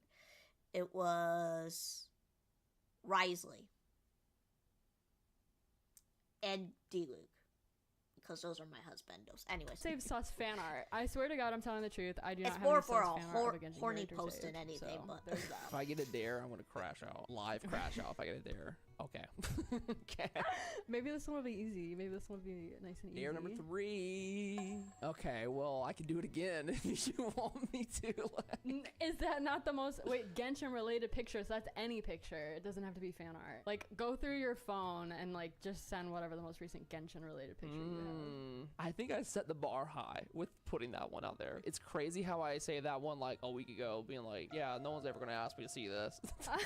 Yeah, every time you save anything from now on, you're just gonna be paranoid. Like, Jesus, could come up in a Kumax is video. gonna ask to see it. All right, this is the last Genshin related photo that I have technically, and I took this during a video of mine that came out last week where I bought cursed Temu items of Genshin characters. Okay. Oh no. Okay, that's fair. That's fair. Yeah, that's the last one I had. She looks terrifying. That is absolutely a cursed object. You should throw it away. That poor some queen. kind of exorcism has to happen here. Alright, my turn. Finally! Finally! Impersonate Zhongli trying to Oh. return something at Walmart. What would he even return? We gotta set up the structure first. What is he returning? Yeah, you tell me. What is he returning? He's returning a bottle of wine because it doesn't taste like Osmanthus wine. Wait, you wanna play along? Yeah, I'll role play. I'll be the cashier. Hey sir, what's bringing you in today? Excuse me. Osmanthus wine does not taste the same as I remember. It tastes like Can I get my money back? Sir, this is a bottle of Chardonnay. What do you mean wine? What does he say when he does his ult? Crumble! Crumble! Did you just kill me? Was that sufficient? Oh, that was pretty good. I wouldn't give you a refund though. Well, you're dead. Well, so it doesn't- I can't do this. Oh, I feel like I got off a little easy I on can't that do one. that Okay, here we go. But that again. will not be so I don't have lucky. anyone to roleplay with me. Bro, wait. Okay, I think I can do that because I don't think I have very many. Dude, that could be terrible. If you have like a ton. That would but like be if I don't have terrible. any, I don't have to top up, right? It's just whatever I have. Yeah, so whatever you have. If you only have like 300. I have 109 primos, Kumax. So like Oh, you lucked I out. don't even have any money. I'm broke. It pays to be broke. All right. Oh, Can't even do a It's single about move. mistake is over. Give her something good, Okay. Lord. Come on. Also expose the most recent Genshin related picture. Ah, okay. Show what all you right. got. What is this? It's because I was collecting data on would you rather thumbnails. I also have these. Just so you know that I'm not a creep, I also have other people's would you rather thumbnails. It's literally yours is the most recent one though. Bro, it's All like right. my last kitchen photo was you. Truth, finally. Okay, let's go. Okay. All right, I'll be honest and truthful. Do you have any Genshin-related words or names muted on Twitter? If so, which ones? Ooh, let me look through my Twitter mutes. Right now, I just have the words Enefa, Nogcry, Genshin leaks, and that's it. Those are the only Genshin Wow, related okay. ones. Those think I are do. smart. Those are that like the leaks one especially is smart to not have on your timeline. I don't think so. I don't see that. Okay, yeah, okay, that's great. I'm surprised you had any at all. Because I'm trying to stay honest, you know, with my reactions. Yeah. But I don't go on Twitter for that shit. Let's go. So- Time to lose some They're trying to points here. take me down. Dude, no! why do you keep getting impersonations? Oh, impersonate Paimon trying to place an order at the McDonald's drive-thru. I'm so sorry. Earphone warning in advance. Hold on, I got you for this real quick. Hold on. I'll role play and just make sure you're ready, okay? Oh, come on. Hello, welcome to McDonald's. What can I get you today? Oh my god, are you edible? You're a flying little thing. I'm not edible. Oh my god. Paimon, wants a large Coca-Cola and a double cheeseburger. It sounds like Paimon has strep throat. You shouldn't be here. What are you doing? Paimon wants you to put me out of my misery. We can put you in the fryer, I guess, if you really want. Let's just forget about that one. What? Put you in a fryer. Paimon wants to order. Let's see. Ooh, I think I'll take one of everything on your menu, please. Oh, wait. Hey, Traveler, do you have this match, Mora? So I can buy one of everything on the menu, please? That way we can share? Paimon thinks so. Paimon... Don't worry. Paimon will make sure that you get everything and we can share. Paimon will make sure. Paimon will not eat everything! Traveler, do you really think I'm going to eat the whole McDonald's itself? Thank you for the hydrate.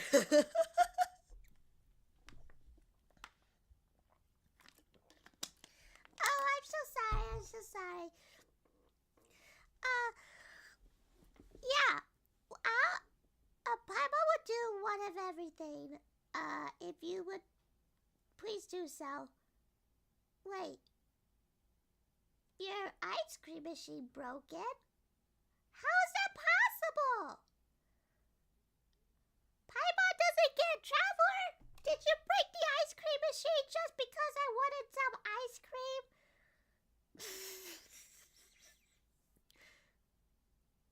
I can't do this anymore. See, I would probably done it better.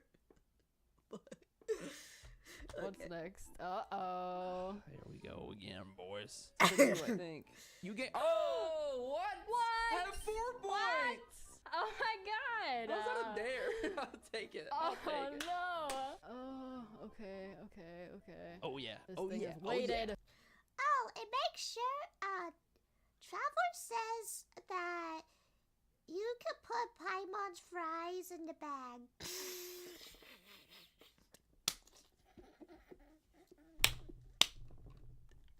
I can't. To pay for your co-host's next skirk pull until they get her. Do you want to know my pity? Yeah, what's your pity? I am 56 pity, but here's the thing. I'm not guaranteed. And you don't have any primo gems, so even... Yeah, I have no primos, bro, so you would be sending me like a big old top-up to get there. Well, it's your point or not. You let me know. I'm gonna Well, be stuck with your skirk is hair not. after this video. Banner's already How about over, this? so. If I top up and I do it and I lose my 50-50 and you don't want to continue, you lose 2 points. Whoa. Oh, that's so risky. Yeah. You can get down to 1 point. So risky. I feel like the people are gonna want to see this.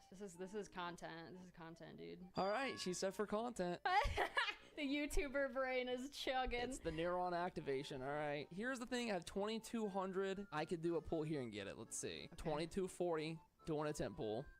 Look, I'm generally pretty lucky when it comes to Genshin, I feel. But it might be nice. I don't know, bro. Oh. I have maybe one more 10 pull with a top up.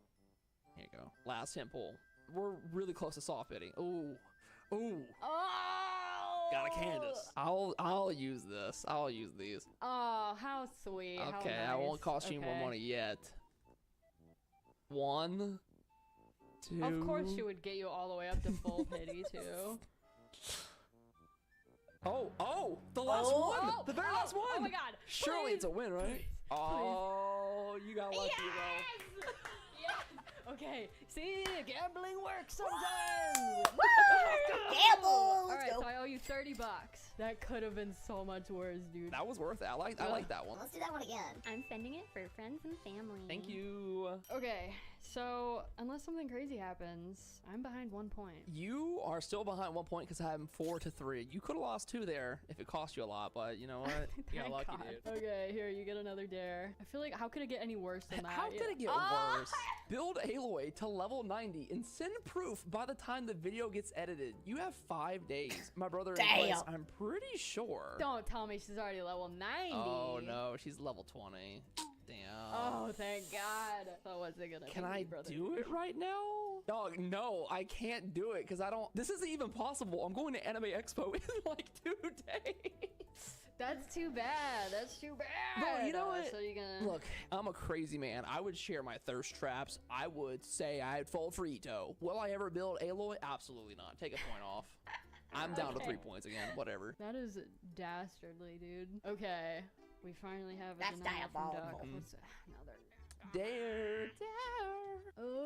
I need you to post the following image on Twitter with no context. What Oh, boy. picture? What the f is that? With zero context, I feel like the image needs no It's Shao eating snow. explaining. You just look. If you're tweeting this, you're just insane. People No, just know you're oh insane. god, I literally just tweeted an hour ago about how my cat is sick and I'm really sad, and then this is the follow-up to that. I don't think this is like the worst situation to say I'm not gonna do it, but I can't do it. I can't do it. Okay, so I only have 2 points now. That's a ridiculous one to lose a point on, but You about to get a bag of hair. Okay. Let's roll it. Give me truth. Yeah, let's go. Finally a truth. Something juicy actually would be fun though. Have you ever favorited a Genshin thirst trap edit on TikTok? And if so, for which character? I don't know. I don't go on TikTok honestly, for that. Genuinely, Nope. I don't think TikTok is It where is I would creepy, see it. Because but like, it's I funny. never go back through my saved TikToks ever. I thought you were gonna be like, oh yeah, that. Well, I don't that go. was- I don't even go to TikTok and save stuff like that. I only go on Insta and save some memes, and that's about it. That one song. Well, you sounded so confident, but they're not on TikTok, so where are they? They're on Twitter. It's always on Twitter. I will be honest in this question and say that I cannot find any thirst traps for Genshin characters on my TikTok. Okay. That's the truth. Honest to God truth. No. So, Next. nope, not. Please don't be a dare. Thank Okay. you. Social security number. Which Genshin character do you think would block your co-host What on the hell? Twitter? What the hell? Skirk. Skirk? Why? I didn't do anything. Because she would watch this and be like, he has that picture saved on his... Which Genshin character would block me? Probably the doctor, because I punched him. Anyways. But I'm blocking him. Number one, she took it and posted it. And number two, Oh, yeah? I appreciate art as much as the next part. I think she would too. That's my final Okay, answer. Skirk, that's and fine. I'm sticking to it. It's fine. Okay. Truth again. Have you ever written or imagined a fanfic scenario with a Genshin character? And if so, who? And what was the scenario? I'm being real. I don't think I imagined any. I also don't know how to read. That's the truth. That's the confession right kind there. of the That's truth. Like, I don't. Wait, imagine a fanfic scenario? You written or imagine? I never written fanfics. Never. Imagine a fanfic scenario. I seen a bunch of Genshin ships, and I have read some of their fanfics before, but I don't think I ever imagined any. If so, who? And what was the scenario? So, I just don't- read them. I'm being real. I Like, don't think alright, I I'll just imagined read it. any. I also See don't how know how far to this read. can go. That's the truth. That's the That's confession right kind there. of the That's... truth. Like, I don't read a lot, unfortunately. I'm gonna trust you on that one. Some of them After are I go, spicy, it's some the of them are last not. round. It's All right, we're 50-50. getting down to it. So you have to lose a There's point gotta on be something the next round, or so else dastardly I- that I just cannot do it. Okay, and I can't lose a point on Mhm. whatever this is about to Ugh. be. Thank God it's a truth. Who's a Genshin character your viewers love, but you think is overrated? I mean, like, I feel like this isn't new knowledge to anybody who's a regular on my channel, but Venti came to mind. Everyone knows. Honestly, I don't know. What about you guys? Who's your favorite? I don't see if they're overrated or not.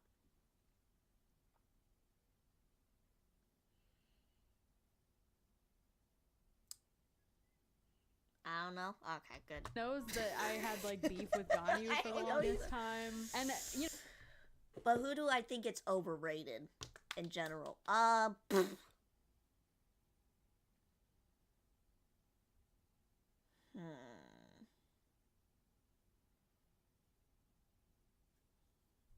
Who do I think it's overrated?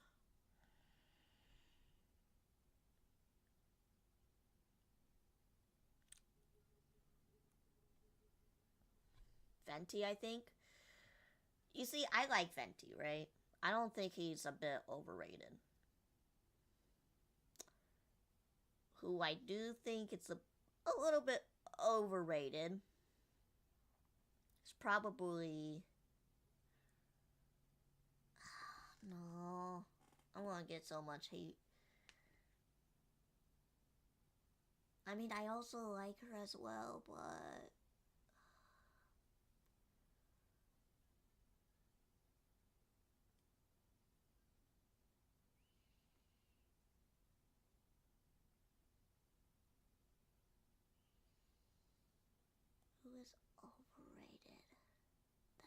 think that I don't like so much.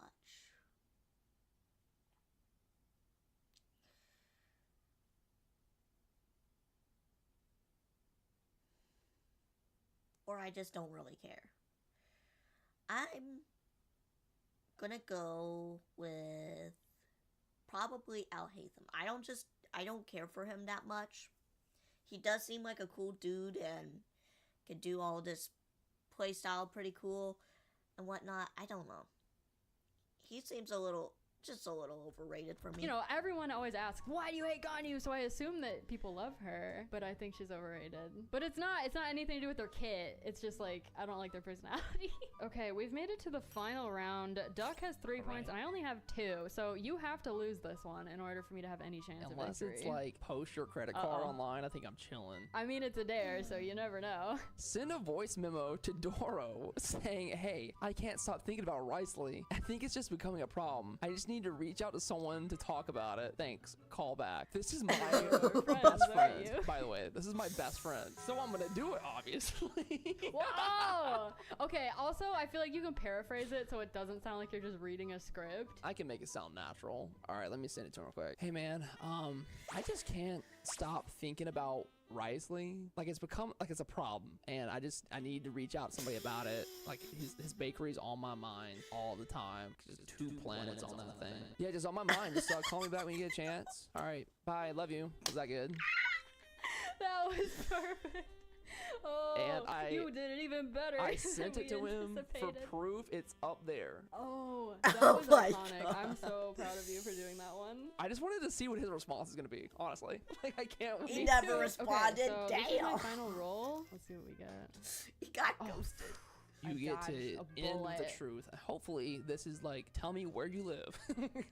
Just to clear my conscience, give Duck your address, hair incoming. You lose a point! Oh, come on! Dang! You guys get no final truths out of me. No final truths, but you are the winner of a brand new hair bag of pink hair. Put a picture of me holding it on the screen right now. Yay, I got the hair. It's right here. Thanks for joining me, Duck. This was fun. Guys, let us know what you think. This is the first episode of Truth or Dare. Do you want me to do this again?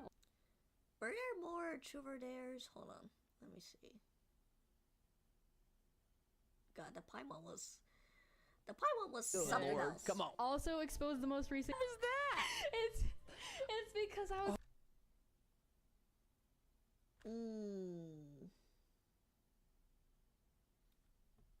All right.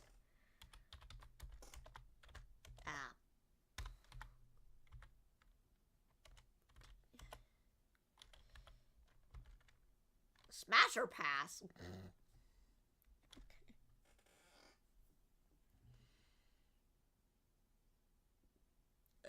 Alright, where is...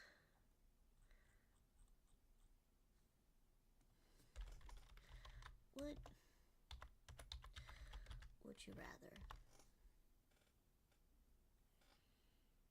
Alright, 9 months ago. So we're gonna run through some Genshin Would You Rather today. I'm ready. Would you rather kiss me or kiss me? Because... Japan. Video game show, so I'm not in America, but I still had to take the time to sit down and talk to you about today's sponsor, Ash. Nope. So Sorry. I'm with the tallest Venti I've ever met in my life. Would you rather go drinking for a night with Venti or go eat mushrooms in the forest with Tainari? I guess I'm gonna go with Venti. it's Venti's turn then. Can't say no to him. He's right Can't here, say man. Venti. Tainari! You wouldn't go drinking with yourself? No, drank too much, I guess. He knows what goes down when they go out. Venti, because I think Tainari would annoy the f out of me, bro. I don't even like mushrooms! Capitano, he loves alcohol. We learned that today. Drinking with Venti. And I'm Kaya, I have to drink. I'm Kaya, I have to drink. Dude, I I'll be have honest, to. not a lot of people have chosen Chongyun today. Because not a lot of people listen. You went with Chun Yun, right? Yeah, Duck, yeah. Duck, you went with- Yeah. Duck, you Let's went do with the let's do the questions. Duck, Would you you went with Chun Yun. Freaking with Venti, 100%. Venti is the embodiment of a good time. Whimsical. Not a long time, not a safe time, maybe a little bit of an evil time. But a good time nonetheless, baby. What was that and that's mean what we're with in for. Venti on the side? What was that meme on the side? What was this? But a good time nonetheless, baby, and that's what we're in for. You just want to get drunk, man. Venti. I love Venti. I would be his chaperone though. Yeah, why would you? I won't get drunk. Stop! I don't hate him. I would rather have fun and enjoy life with Tainari. Okay, gotcha. And you'd rather drink. Classic Beto answer. I want to know what he drops when he's drunk, you know? The lore. Oh, drinking with Venti at night. I don't drink because I have IBS, but I'm gonna wait for him to get drunk. He's gonna think I'm drinking with him. Yeah. I'm gonna be like, you better tell us about Istaroth. Where is she right now? What happened in Snezhnaya? What happened in Snezhnaya? What's your kill count in Conria? Like, where? I think I would have a drinking night with Venti because I think he's a really nice drinking buddy. And he's an Aachen too, so of course, yeah, drinking. Here, yeah. Drinking with Venti, 1000%. Alice, would you rather go with shrooms with Tainari? I mean, if you're inviting me, I'll go. Then we go for drinks with Venti. We go for drinks with Venti. Eating mushroom in the forest with Tainari. Okay, why is that? Because I love the nature and forest. I just wanted to hang out with some new friends in Sumeru. That is the most wholesome answer, okay? So, you're asking me if I'd rather get drunk or high? Yeah, that's basically. Oh, okay. I guess the character I'd drink with Venti, yeah, to see if he spills any secrets about the lore. I don't like mushrooms. Drinking with Venti, easy. But you can get high with Tainari I and also you're... don't really like Tainari. Damn! Easy choice for me. I like music and I like drinking. You're I'm also British, British, dude. yeah, I Come was gonna say on. you're British. Have you not seen British Venti? Hey yo, those cribs are bare clapped, innit? Go back to your crib and change, bro. You get me still. It's either alcohol or shrooms, and I don't think my father would approve of any of them, but if responsible adult. Drinking with Venti. Alright, why is that? Just go to hang out with Venti though. Venti and John Lee got some beef to work out too, so Yeah. bring that thing. Oh yeah. It was like $35. Show up to drink with Venti with that, okay? Would you rather listen to Sino's jokes all day or be in the middle of all Hatham and Kave's biggest argument? Probably. I'm gonna go with Sino on this one. I'm gonna go with Sino. Sino. Okay, yeah. you don't want to be in this. Someday. I don't like to be in the middle of Okay, what about you? arguments. We love the drama. I love that. Kave and I don't know. I just want to see that roommate dynamic. I get what you're saying. I think I picked the jokes actually. Okay. Because I want to hear what he's got. What Maybe it's funny. What did the sushi say to the bee? I don't know. Wasabi. You guys, yeah. Can you tell what character I made? I'll have it in Kave. I would be in between. You look excited for that one. Yeah, sure. Because it's like, oh, entertainment. Probably Sino's joke, because, you know, as Lisa, I know him, so I'm used to them. And Kave and I hate them, that's dangerous territory. That's very good. Sino is actually so funny. I like his jokes, so I think I could listen to them all day without any problem. Sino's jokes, because I love a good dad joke. Kave all Hatham argument be too hot in the room. They're quarreling. It's a lover's quarrel. Yeah. You gotta sit between them through the whole thing, man. Can't I just shoot lightning at them? The editing on these. Good lord. I will let Arlecchino kick me. It's not even a question. You just like all of them. Wait, was this a thing? I'm an Arlecchino fan. I will let Arlecchino kick me. It's not even a question. You just like all of us. Honestly, I'd rather get kicked. At least. Okay, this is a different question. Okay. Torre to experiment on your body. Oh hell no! All over it. Yes. Really everywhere. Yes. Or would you take a kick from Arlecchino? I already said I'll get a kick. I'd rather get a kick. No, you're supposed to. I know what I want. Okay. I'm an Arlecchino fan. I will let Arlecchino. I'm not letting that man near me. For sure. Yeah. Arlecchino kick. That'd be take so that? sick. I'd take it. I'd take it anywhere. You know what I mean. Maybe Dottore lets me, like...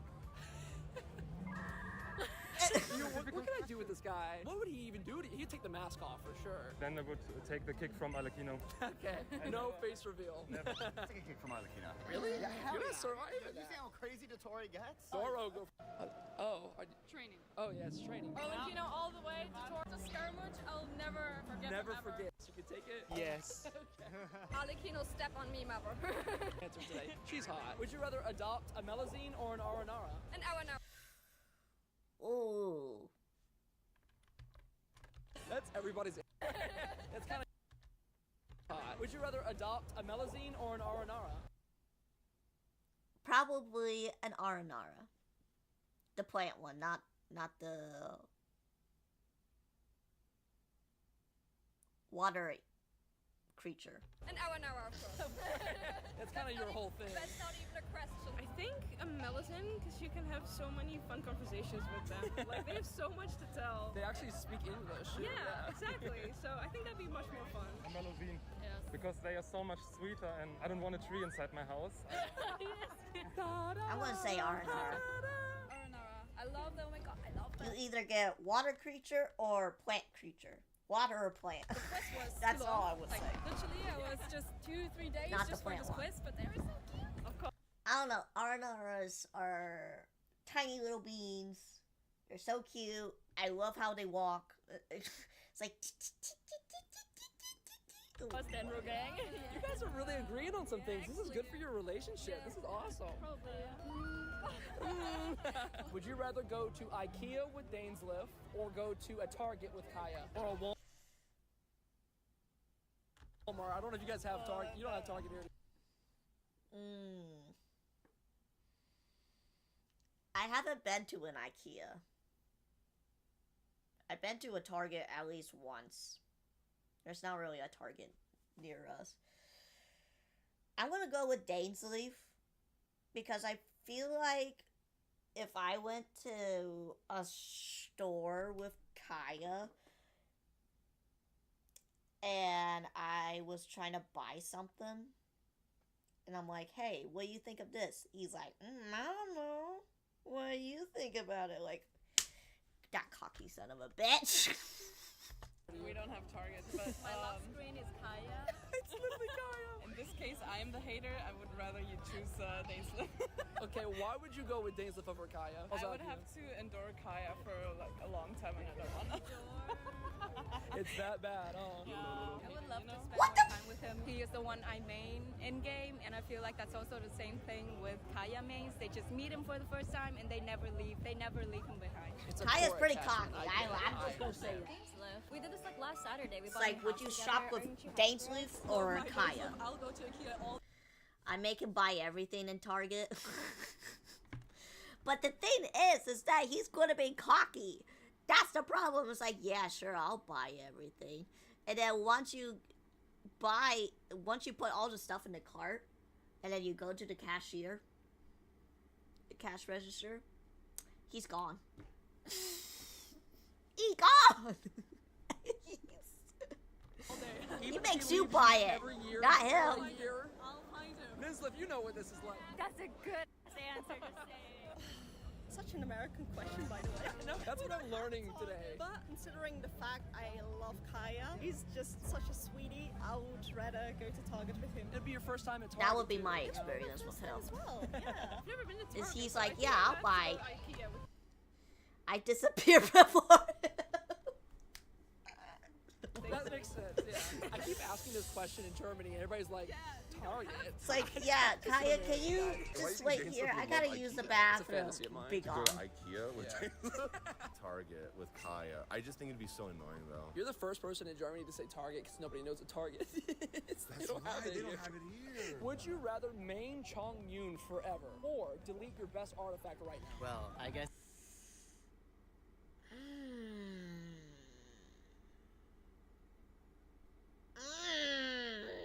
I hate Chonyun.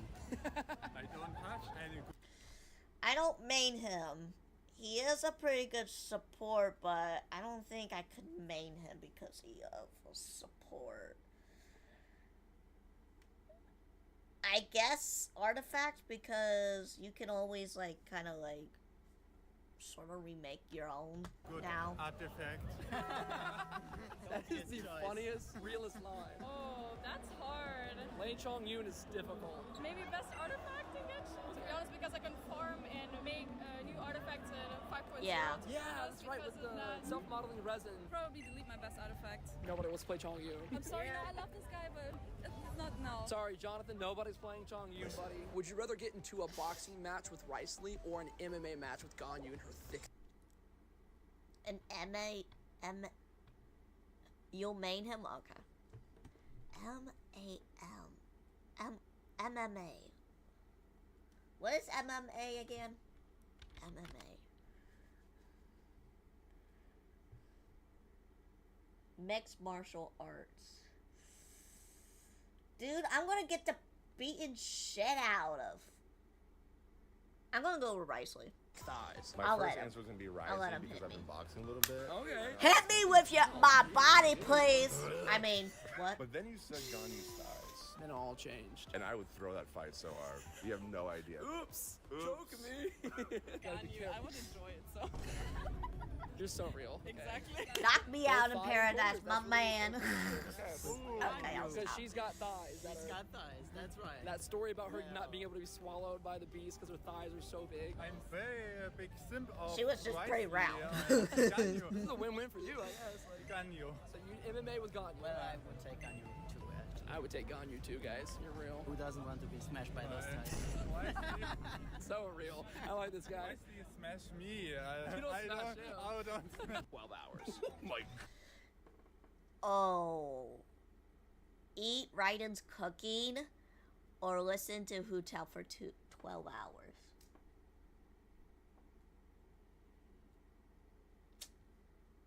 I'm gonna go with Hu Tao. I'm sorry. Raiden even says, no, I'm not cooking.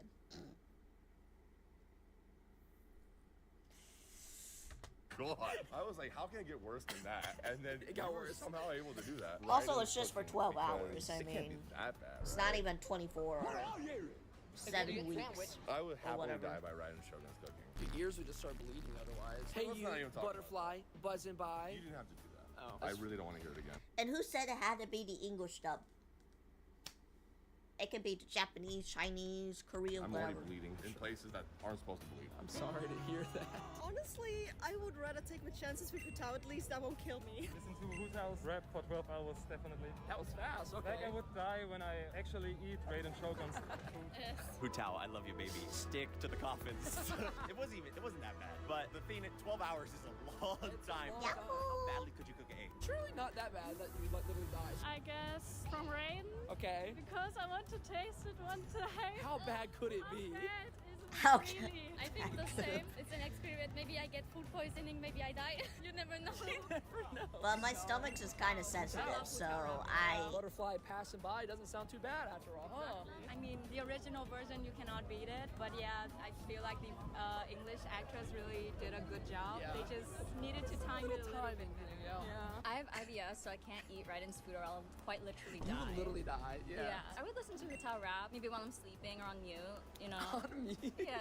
Maybe Raiden Shogun's cooking, to be honest. I'd be interested because people say it's bad, but I would like to try it to make sure. What if you Even die? she said it's bad. It's Raiden Shogun. No, I don't want to die. Might be kind of funny, but I think I will definitely die if I eat Ace dishes, so no. Can I stream it? Can I make a video out of it? I can't bring content creators anywhere, bro. Hu Tao. Today I'm listening to Hu Tao rap for 12 hours. For 12 hours straight. In brackets, it was torture. If you're with me, I want to... Well, I mean the Chinese version and Japanese and for Korean raps are actually not bad. It's just the English was a little weird. Experience that with you, English Hu Tao rap. I'll be there. 12 with you. hours, that'd be I'll great. there. Hell yeah. A subathon, yeah. Burn the hours Okay. down. You know what I'm saying? We ain't getting out anytime soon. Pass it by, I like butterfly. it. I like it. You like it? I like it. Okay, no, everybody has a taste. I get it. Me too. You go Hu Tao? That's 2 for Hu Tao today. Hu Tao, 100%. Okay, you're not eating your mom. We're still with the question of Hu Tao Do or Hu Tao Raiden. rap for 12 hours, I would be dead. No, just no. Hu Tao rap for 12 hours, and then just have it in both ears. Hard to pick. Oh, Okay. Next question. Would you rather get a lap dance from Ricey or a lap dance from Eula? Oh. Risley! Hard to pick these days. I mean, Eula, 100%. If I'm thinking the tea would probably be pretty damn good with Risley too. 2 Brits? You get tea after the lap dance. Yeah, but after Eula's we get Vengeance. I feel all the time. I think Vengeance would be... Yeah, I'll go with Eula. Also, that's what... Risley, Oh, I'm sorry. let's go! Card the demo. God damn. God damn. Would you rather work for a day as a maid with Toma or go dip your feet in water with socks on with a... I'm gonna go with maid. I'm sorry. Ayaka. Ayaka? With Toma. Okay. I don't like this thing with the socks, no. Yeah, that's disgusting. Dip toes into water with Ayaka all day. Wet feet? Yeah.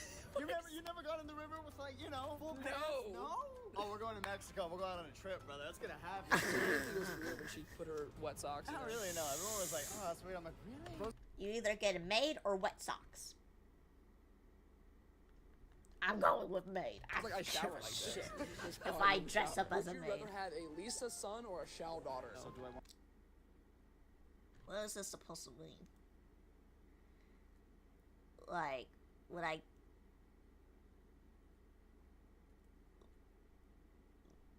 Would Lisa be my spouse and Shao be my spouse, or what? I don't know. I don't know. I want a son obsessed with a hot librarian, which most people are anyway, or do I want a daughter obsessed with an emo short tiny boy dude? Yeah. Oh, it's that way. I don't know. I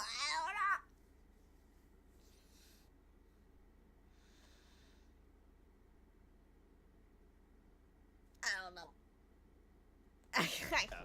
Which most people are anyway. I see no loss here. Can I pick both? Can I have twins? Lisa's son. Do you know how babies are made? Can you tell everybody how babies are made? When a actually? traveler and a librarian. Go on a date with Yinger or go on a date with Miss Hina?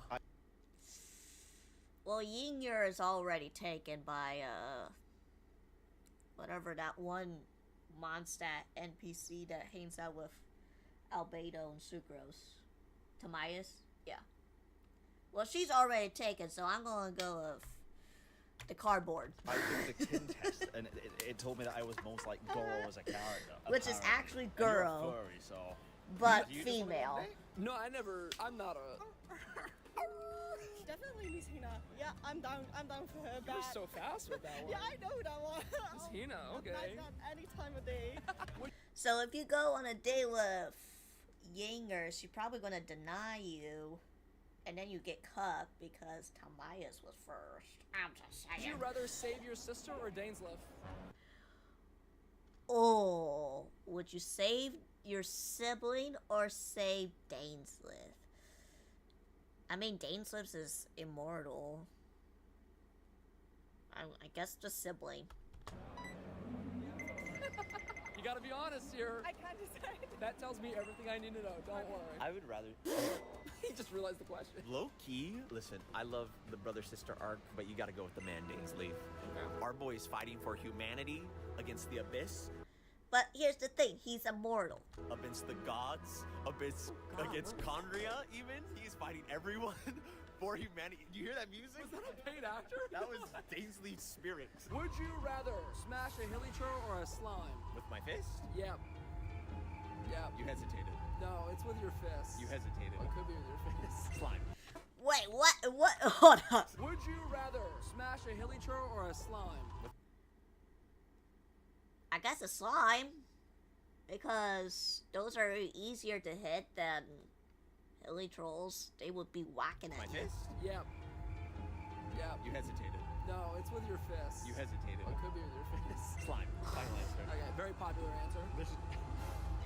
Oh. Explain it. What kind of hilly troll? Lolchurl, the big one. What kind of slime? Animo. Oh. Electro. Oh. Geo. Oh. Cryo. Molchol. I feel like Molchol would use the slime as protection, you know? Like, Would you rather save Chong Yun or Save Chong Yun. rest Final of the answer. world, or the rest of the world? Everybody else dies and Chong Yun. Would you save Chong Yun or the whole world? Oh, he's the only one that lives. And you, I guess. Listen, Chun Yun would save the world, so I would save the world. Mind be pure, world be saved, baby. Darn.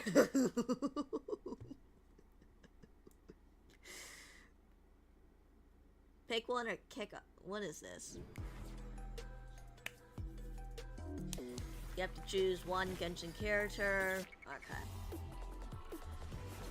Okay, we get it, we get it.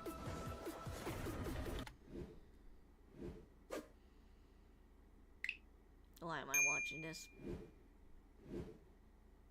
こんにちは。私バレさ。北条の国の戦士で。同種の私に何か用かな。Faressa. あれ？知らなかった？私が。So, I'm gonna just be choosing whoever I want to pick. It's Faressa. I already got, I don't even have her, but I'm picking her over Hu Tao. これらはすべて俺様の通り名だ。どれか好きなのを選んで呼んでくれて構わねえぜ。ついでに俺のことは Raceway! Raceway! Raceway! Raceway! Let's go! Let's go! Raceway! Woo!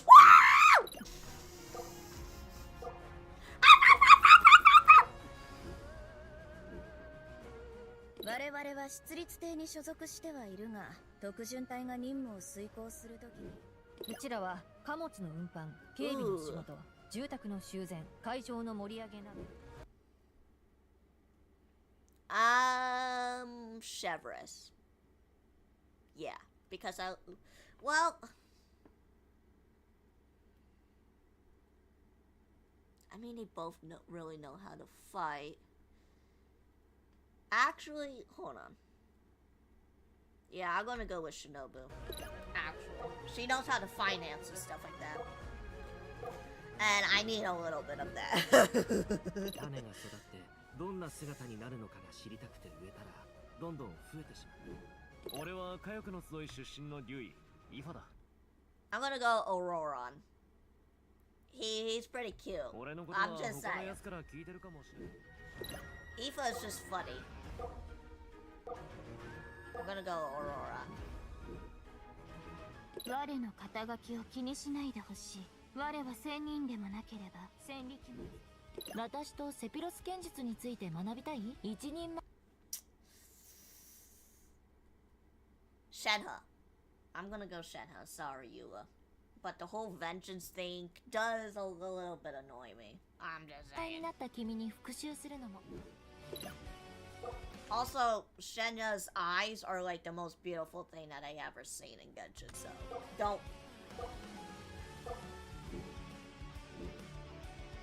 我々は時間という遥かなる川に残された炎の跡を追いかけ。私はディシア。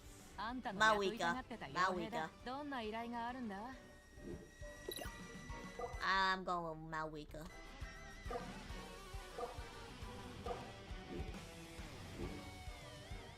セピロス騎士団ガイア、お前に同行させてもらうぜ。騎士団がつまらない。俺は教令員の書記官アルハイセンだ。I'm gonna go Al-Haytham with this 資 one. 料を閲覧したいのなら規定の書式。 He seems more knowledgeable. I'd rather be with him than Kaya. I'm just saying. 私は北斗。私の南十字戦隊は知っているか？あんたも冒険が好きなら。バクトはいつも希望を次の才の目に託す。最後に儲かるの。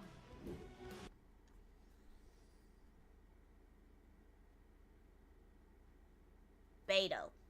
Yeah. I'm gonna go with Beto.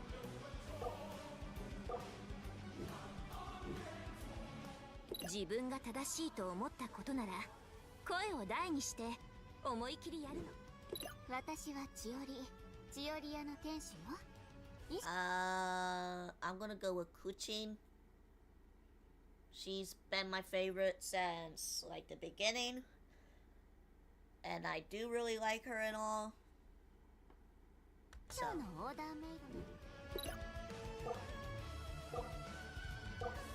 The beginning of Genshin, I mean. あなたも異世界の旅人なの？よろしい。この子じゃ。私はエンヒ。リーユエ校の法律家の頂点に立つものだ。正直。Would I rather listen to someone who's delusional or someone who just knows every law by hand?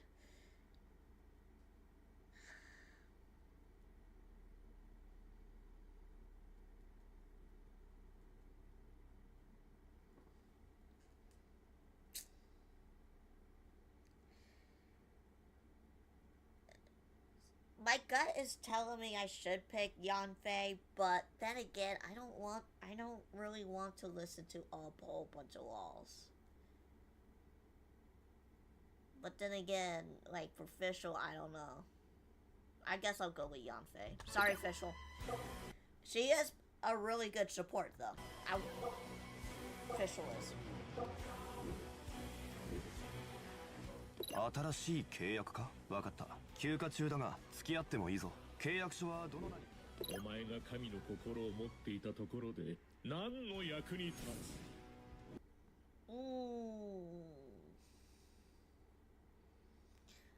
Should I go with Osmanthus Wine?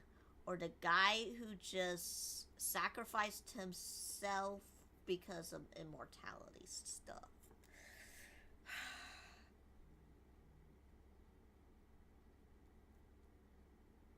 I'll probably go with Shangli because as of right now, Cappuccino.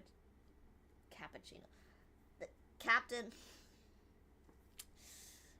he can't really talk to us, so he's just sitting there on a throne, so he sits there on a throne. なんてまさか僕がこんな感じに起こしてあげると思ってないよな。 or 水たまりを踏んでみよう。どっちが大きな水しぶきを飛ばせるかな。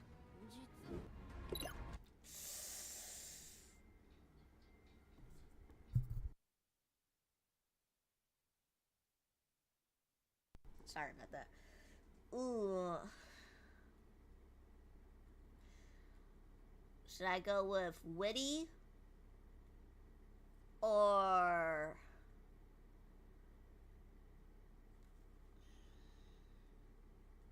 drunk? I did feel very bad for Wanderer. I did. I feel a lot bad for him. However, I did say that I cried during Venti's story quest, so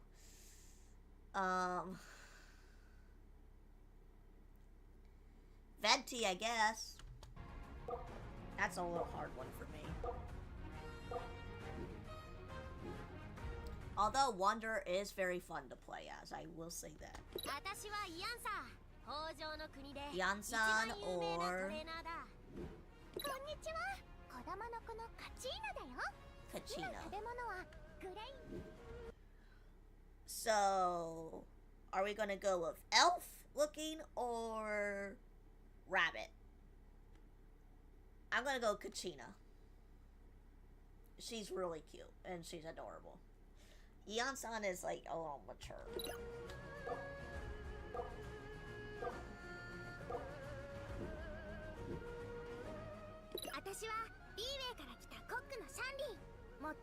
Shangling, the other Pyro Archon, or Farazan. Shangling. I'm gonna go Shangling. Sorry, Farazan. You kind of yap a little too much for me.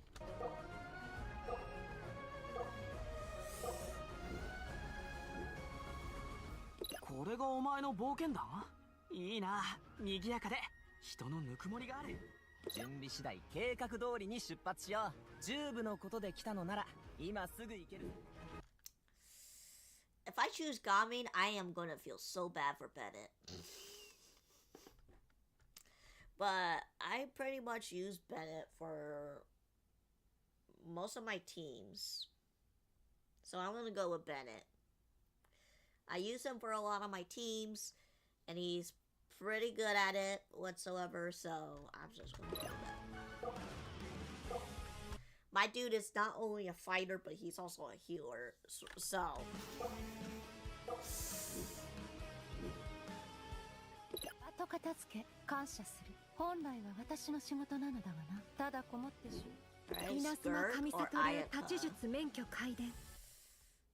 Skirk. Sorry, Ayaka, but your banes are a little too much. And with you putting your socks in the water, man.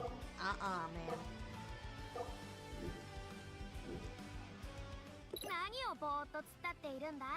嬉しさのあまり言葉も出なくなったのかな。私は産後宮ここみ渡積島の荒人神の巫女です。Farina. I'm gonna go with Farina. So.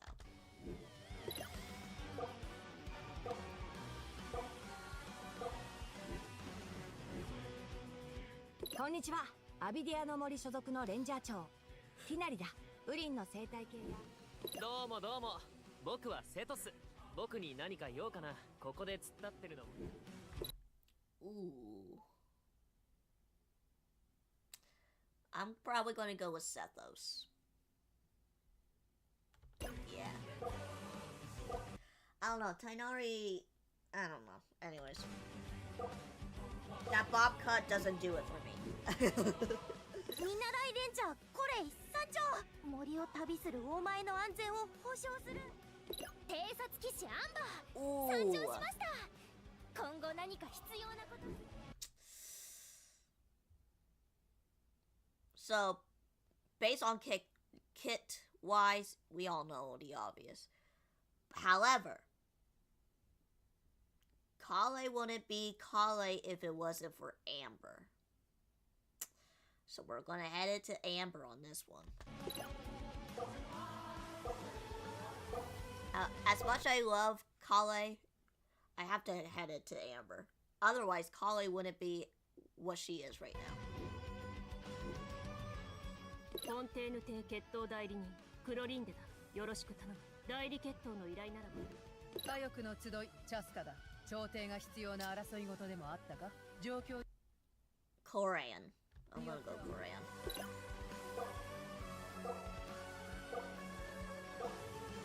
The purple. I love the purple. 神の英知は Hell no! では理解できないほどの神聖な知識。私が父母の意志。 Fine, I'll take Baiju any day over that guy. 略術です。どこの具合が悪いの At least he can heal me. Doctor's like, you know what? Let me see what I can do. And he does some fuck up shit. おはよう。クレイを遊びに連れてって。冒険しようよ。お昼休憩の時間ね。Nahida. 100% Nahida. She is basically like me, but physically different. ミントベリージュースが飲みたいわ。太陽に関する。And I mean, I don't have white hair and all, but I mean, other than that, she is kind of literally like me. Personality more so than anything else. Remember to go to the bathroom and take a dookie. 私はキララ。稲妻コマニアの配達員だよ。 Alright, 私の Kiara 願い or... は周りの人たちに。I'm sorry, but I'm gonna go with Kiara. Barbara hasn't impressed me 笑顔を届けることだよ。 since the beginning, so... She needs to have a better story.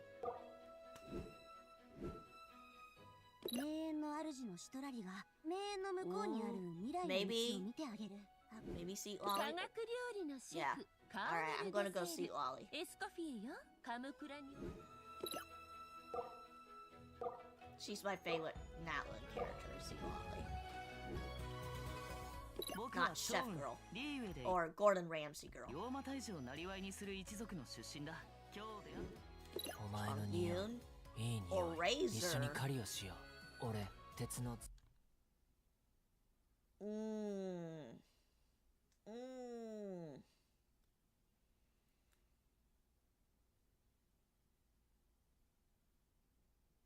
Razor does have a little bit of a backstory than Chung Yoon that we know of.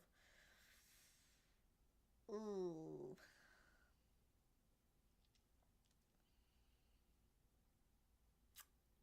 I'm gonna go with Razor because wolves. I'm sorry, Chung Yoon, but until you get your own background story and all, then that will be a different story. どうすればまずいお酒を作れるのかな。 How far are we? Like halfway. はじめまして。ヨーヨと申します。形気なくも歌人ロイズ。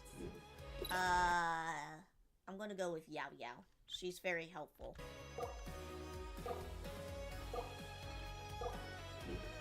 She's like a person. かしこまらないでください。 Buddy. 好みは高貴なものですが、こ Ooh, こへ来たの alright. は Who else? ハウス・オブ・ハースの子供たちに。 Oh, this is a hard one. Because if I don't pick Arokino, I feel like she's gonna kill me. This is a tough one. I mean, I raid Raiden. I don't have Arokino. I'm gonna pick Raiden because I don't have Arlecchino. That's all I will say. That's all I'm gonna say, okay? I don't have Arlecchino. That's why I'm choosing Raiden. I main her. And Nahida.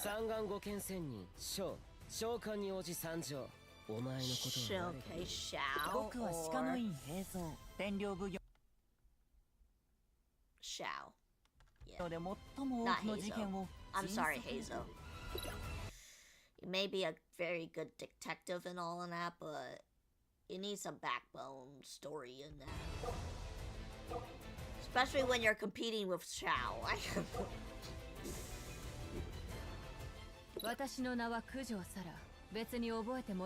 Sarah or... Ooh, Lisa.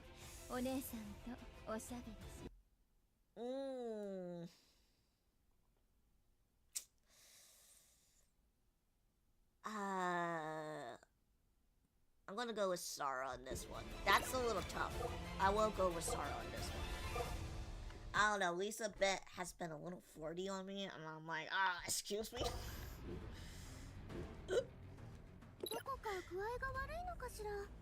Sedgwin? Or Chi-Chi! I feel so bad for Chi-Chi. I'm gonna go with her. I'm gonna go with Chi-Chi, not Sedgwin. I feel so bad for her. She's like immortal.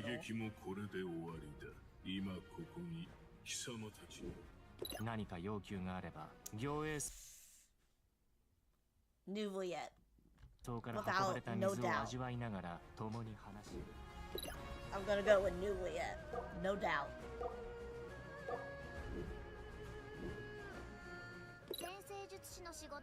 Ooh, Mona?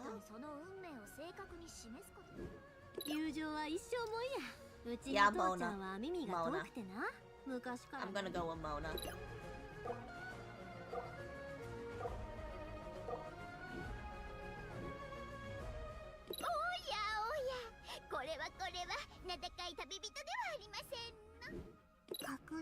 Sayu. I'm gonna go with Sayu. Dory is a little... a scammer at times. At least I won't get scammed by Sayu, I will say that. Also, we can take naps together.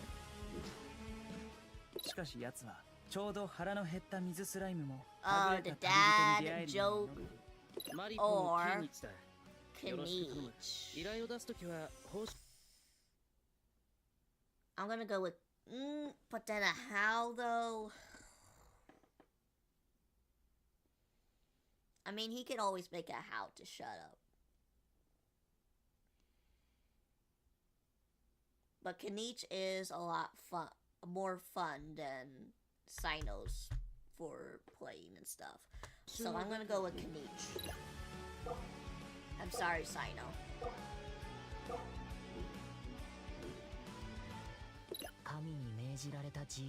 Okay, male MC.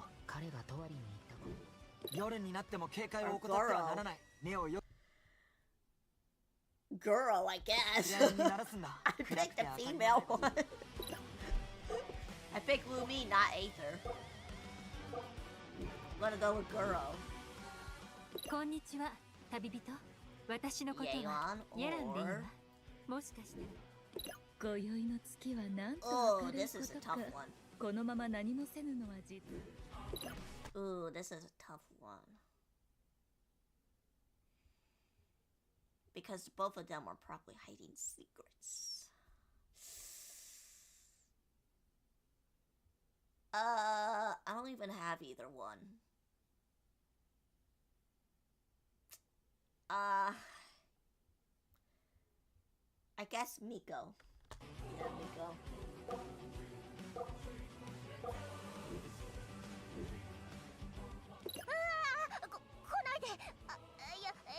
Sucrose, okay, or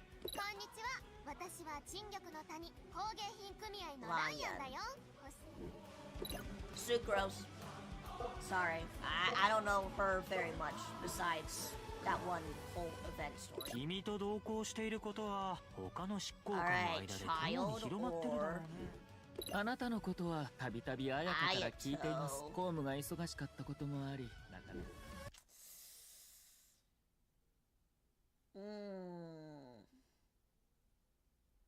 I guess Ayato. I don't know, Tainari, not Tainari, Tartaglia. 私は全力で補佐をしよう。 is a little sus to me. もちろん君が正義の道を踏み外せば。 Jean マラワ or はいかなる掟にも縛られず自由気ままにこの属性を守っている。 Shit. I'm gonna go Bird Lady. Bird Lady. Jean, you're so plain. 私はノエル、セピロス騎士団のメイドです。今日から一緒に冒険させていただきます。今日は早く眠れるよう早めにベッドで横になろうかな。ひどい。 Noelle. She can do a whole lot. Oh, speaking of Noelle, so I was in a dungeon with like people because we were grinding for, I don't know, I think it was artifacts or something. Everybody died except for me, who was playing as Noelle. And they were all cheering me on like I was a champ. And I took that beast out. I don't remember what it was exactly, but... Die!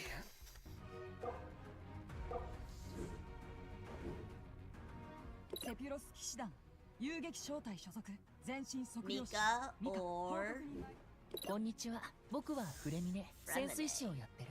握手は別に。僕が言いたい。I'm gonna go with Fremine. He's so precious. He's precious.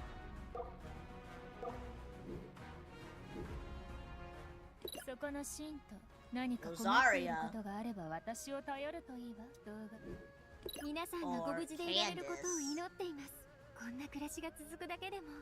Rosaria. Although I don't like her new outfit that they have for her, but I'm gonna go with Rosaria no matter what. モンドのディルック、約束通り参上。無駄話ならご遠慮願いたい。こうして会えたのは喜ばしいことだ。近しいビジョンを持つ人といてこそ会話も。D-Luke all the way. Sorry, Kave, but you're out. そういえば、トワリンを助けてモンドに戻る途中、初めて。こんにちは。私は夢水木みずき。Yeah, I'm gonna go with Mizuki on this one. Sorry, Lumin, even though I picked you. But when you're against Mizuki, you have no chance. 僕は行くわき。ただの読書好きだ。 Sing つかものだが、 or 君のために尽力するよ。上に見えるは Kaza! 耳に聞こえ I'm る gonna Kaza her all the way. 汗、杯にあるわ。 My brother. Woo! Kaza! ごきげんよう、エミリエと申します。香水に関するお仕事の依頼でしょうか。ハロハロー。うちは子供の子のシロね。 Or Shilonen. I'm gonna go Shilonen. Because when they... So... All the characters had, like, voice lines about Emily. And they were kind of pumping out, like, okay, she's this and that and whatever. But when she got introduced, it felt like a whole disappointment. I'm just saying.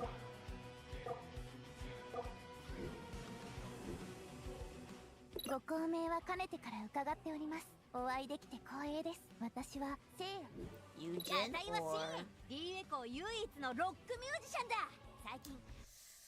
I'm gonna go with Eugen. She's the reason why Genshin is kind of saved at this point. Because they were gonna go down the bill until they decided, you know what, let's place Eugen. And then all the CN players were so hyped that it got Genshin back up in stocks. 僕はテイワットで最も卓越した大魔術師リネ or 研究以外で Albedo. 一番時間をかけたい I'm sorry, but I gotta go with Albedo. のは絵を描くことかな。 I gotta go with Albedo.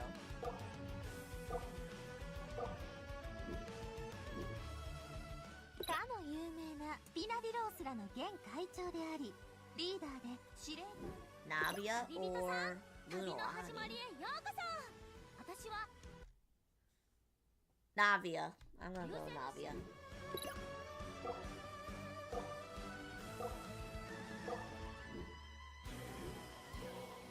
はじめましてチームバード新聞の記者シャルロットですよろしくお願いします Or はじめまして私はリネのマジックの I'm gonna go with 女 Noah. 子仕事に関することならリネに She's my favorite Fontaine. Noah. Lynette. 早く行こう。この時間は市場の魚が安くなる。何か買いたいなら。二人の証言もあるし間違い I don't know Dahlia's very much, so I'm gonna go with あ Toma. りませんねとなると残る Besides him being a deacon. That's all we know from him, at least so much. おはようございますどこか変ですか God, you. あまり髪飾りをじ Or あなたも怒りを心の中で押す I'm gonna go with Nilu because she's a 使い dancer. 込んじゃうことってあるのかな Yeah.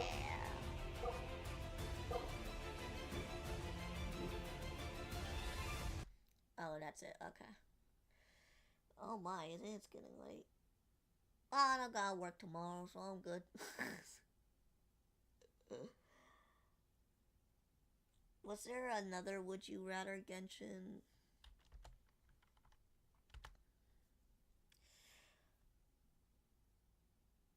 Spicy edition. Oh boy. Would you rather sleep over with Raiden or sleep over with Mavwika? I feel like this is meant to be a sus question, but my first thought is just I'm laying in bed, feel a threatening aura. Raiden's eyes are just wide open. He's not sleeping. If this is spicy, it's Raiden. If it's not, it's Mavwika. Whoa, okay. We gotta be honest Fair here. enough. I'm just being honest. I'm just being honest. Welcome to Genshin Impact Would You Rather. Today I'm here with my friend Duck. Hello, everybody. And we'll be answering some questions that you guys submitted. So thank you to everyone who left a comment on my community tab post. All right, are you ready? Yeah, I'm ready to go. Would you rather be hit with Zhongli's ult or Riceley's ult? Speaking. Why not both of them? True. So would you rather though? You gotta pick one or the other. Let's see. Would I rather be crushed by Zhongli, or would I just be thrown to the other side of the room of Risley? I feel like I would survive Risley's than Zhongli's, so I'm gonna go with Risley. The surface area of Zhongli's is just more. You're just gonna die. Why did I immediately think of like their butts? What the fuck? I was like, well, no, Riceley's is a little bit big. No, their ultimates don't include their butts. What do you mean their butts? Zhongli's would just be too big. You wouldn't be able to avoid it. That's fair, but I feel like Riceley's gonna like snap you in half. Getting punched by Riceley would be kind of fun though too. Just like skidding across the room, hits the With a opposite smile wall. on my face. Yeah, I'm gonna At take least I would Riceley's on the survive that wall. one. Okay, I'm gonna take Zhongli's ult and try to find cover somewhere. You don't have very long to do that. It's We're gonna die either way. Yeah, I'll see no, what you happens. don't. Would you rather go to Disneyland with Albedo and Klee or Vegas with Kaya and Rosario? Whoa.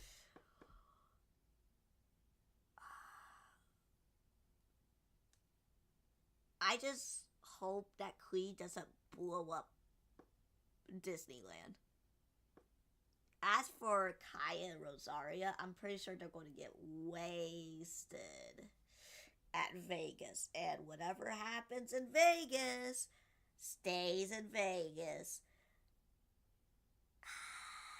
Yeah, I'm going to go with Disneyland. But I am monitoring Klee to make sure she doesn't bring stuff. She doesn't bring. Well, I guess security would be like. She'd probably be stuck in security, I will say that.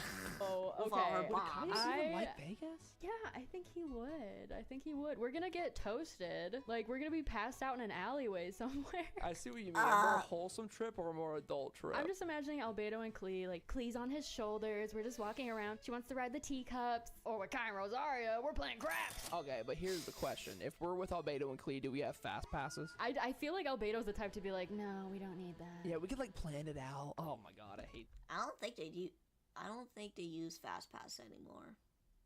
Ever since COVID. Yeah, he's like budgeting. Kai and Rosaria, they don't care. They're having a good time. They would not care what we do. You could like literally just go off on your own. They'd be like, whatever. Yeah, I think that sounds like a blast. I'm gonna hang out with them. Whatever they want to do, I am totally down. Okay, but hear me out though. We go to Vegas with them. We win it big, and then we go to Disney with them. Yes. Okay, and we get our fast passes. All right. Would you rather have Oz, Guoba, Only if you win it big. Hair Rock. Kave's suitcase. He named that thing. It's sentient, dude. It has like a face. I didn't know it had a name. Pears or Kaku. I don't know that one either. As your Genshin companion, you can only pick one of them. Kakuku. He's a little bird. Let's see. Oz, Guoba, Ushi. So Oz is Fischl's. Guoba is Shangli's. Ushi is Ito. Maroc is Kave's. Pears is the robot penguin for Fremine, and then Kukaku is Ifa's. I don't know. I feel like I kind of vibe with Guoba.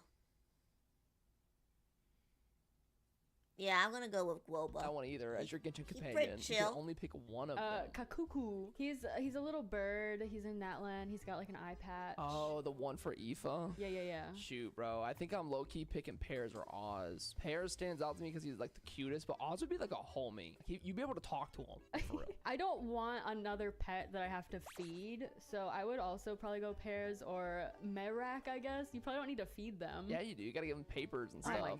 Paper shredder. Okay, I'm going Pears. He's cute. I'm going Oz because he'd be my home. We go to Vegas together. Oh yeah, get him in the back of the van. Let's go. Would you rather marry your favorite character, but you have to kill your least favorite one, or do nothing? This sounds really easy to kill my least favorite character. Yeah, but like, do you? My least favorite is the Doctor. So, but my favorite is Nahida.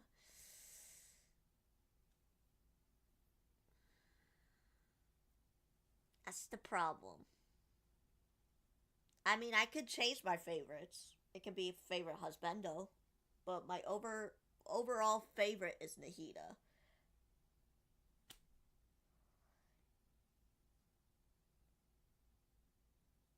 But then again, I have many favorites, so it doesn't have to be Nahida.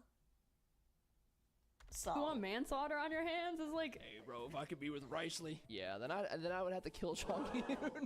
Oh my god! No, I just hope John's watching this. Oh, that's so mean. I think my least favorite character in the game probably is still Dory or Aloy. Like, I don't really care for them. I know this is just like a cheap, easy answer because everybody says that, but like they really aren't my favorite. My favorite character is Tainari, and my least favorite is probably Paimon. But I don't want to kill somebody. Is it crazy that the killing is like the easiest part to me in all this? Oh my god. Cops, there he is. I'm gonna do nothing. I'm gonna take the boring route because I don't wanna murder. And I'll see you at the altar in Vegas, baby. Be there Sunday, 3 p.m. I'll pick you up from jail. You know Dory won't be there though, because she will not be making it. She could not make it. We don't know why. Anyway. Would you rather babysit Ito 5 times a week for a full year, or let Wanderer officially adopt you as his child? What would? I'm adopting Wanderer. Dude, I can't babysit Ito. Wanderer is I'm gonna feel like Shinobu all over his mom, again. not in the picture. You're right. Like gone to get milk and never came back. I'm sorry, Ito. He's a phone grown ass man. I can't babysit someone who's a phone grown-ass man. I'm sorry. Babysitting Ito 5 times a week is kind of a lot, though. I'm not gonna lie. That's a full-time job right there. Ito as your best friend for a full year. I don't know. Maybe it'd be fun. 5 times a week, Kumax? But okay, but Wander is gonna be your daddy forever. Do you want that? I'm not gonna answer that question yet. Oh, well. Oh, what? Wait, hold on. As his child, though. Oh, I thought I was adopting him, not him adopting me. I read that wrong. But then, like, he kind of treats, oh, what's that dragon's name?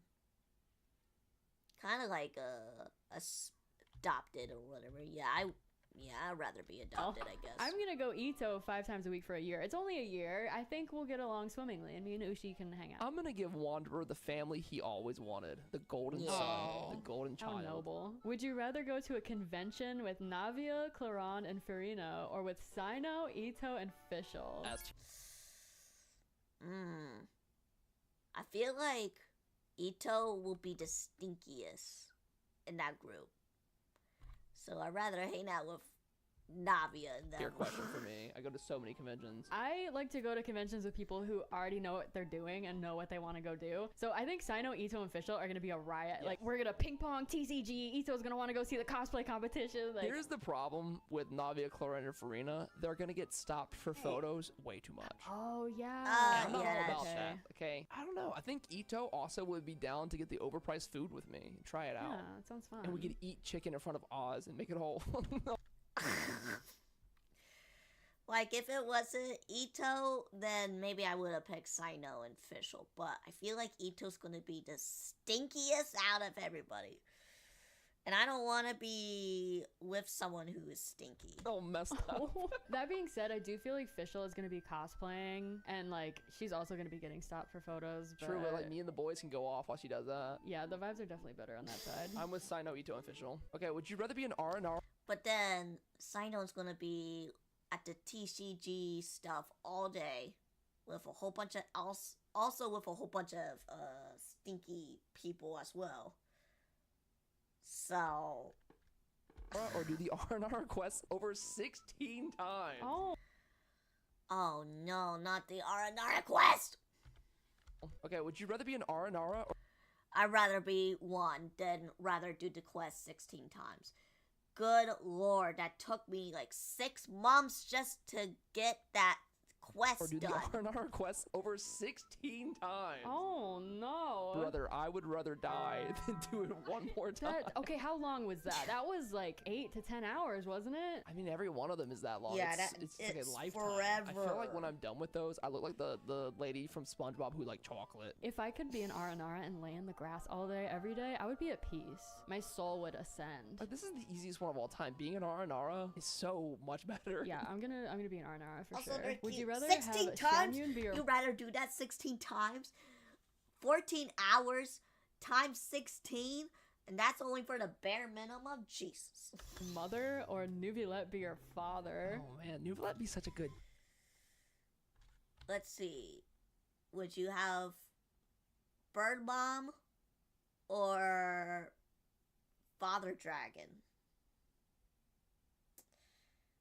I'm gonna go with Nuvilet. Have Xianyun be your mother or Nuvilet be your father? Oh man, Nuvilet be such a good dad too. He takes care of the Melazine. That's true, that's true. I didn't even think of that at first. I feel like Xianyun is a good mother as well, but she's gonna be really strict. Yeah, she'd always be like, one didn't eat one's vegetables, and now one's ass is going to get whooped. Yes, exactly. I think I'm gonna pick Nuvilet. He'd just be too... He'd give me so many life lessons. Bro's thousands of years old. Okay, I'm gonna go with Nuvilet as well. I feel like Xianyun and I, like, we wouldn't see eye to eye. Might clash a little bit. Would you rather box Riceley or Dia? Lord help us all. Man, we ain't surviving this no matter what. Well, you got punched by Riceley earlier in this video. Hey, How what's was another it? one?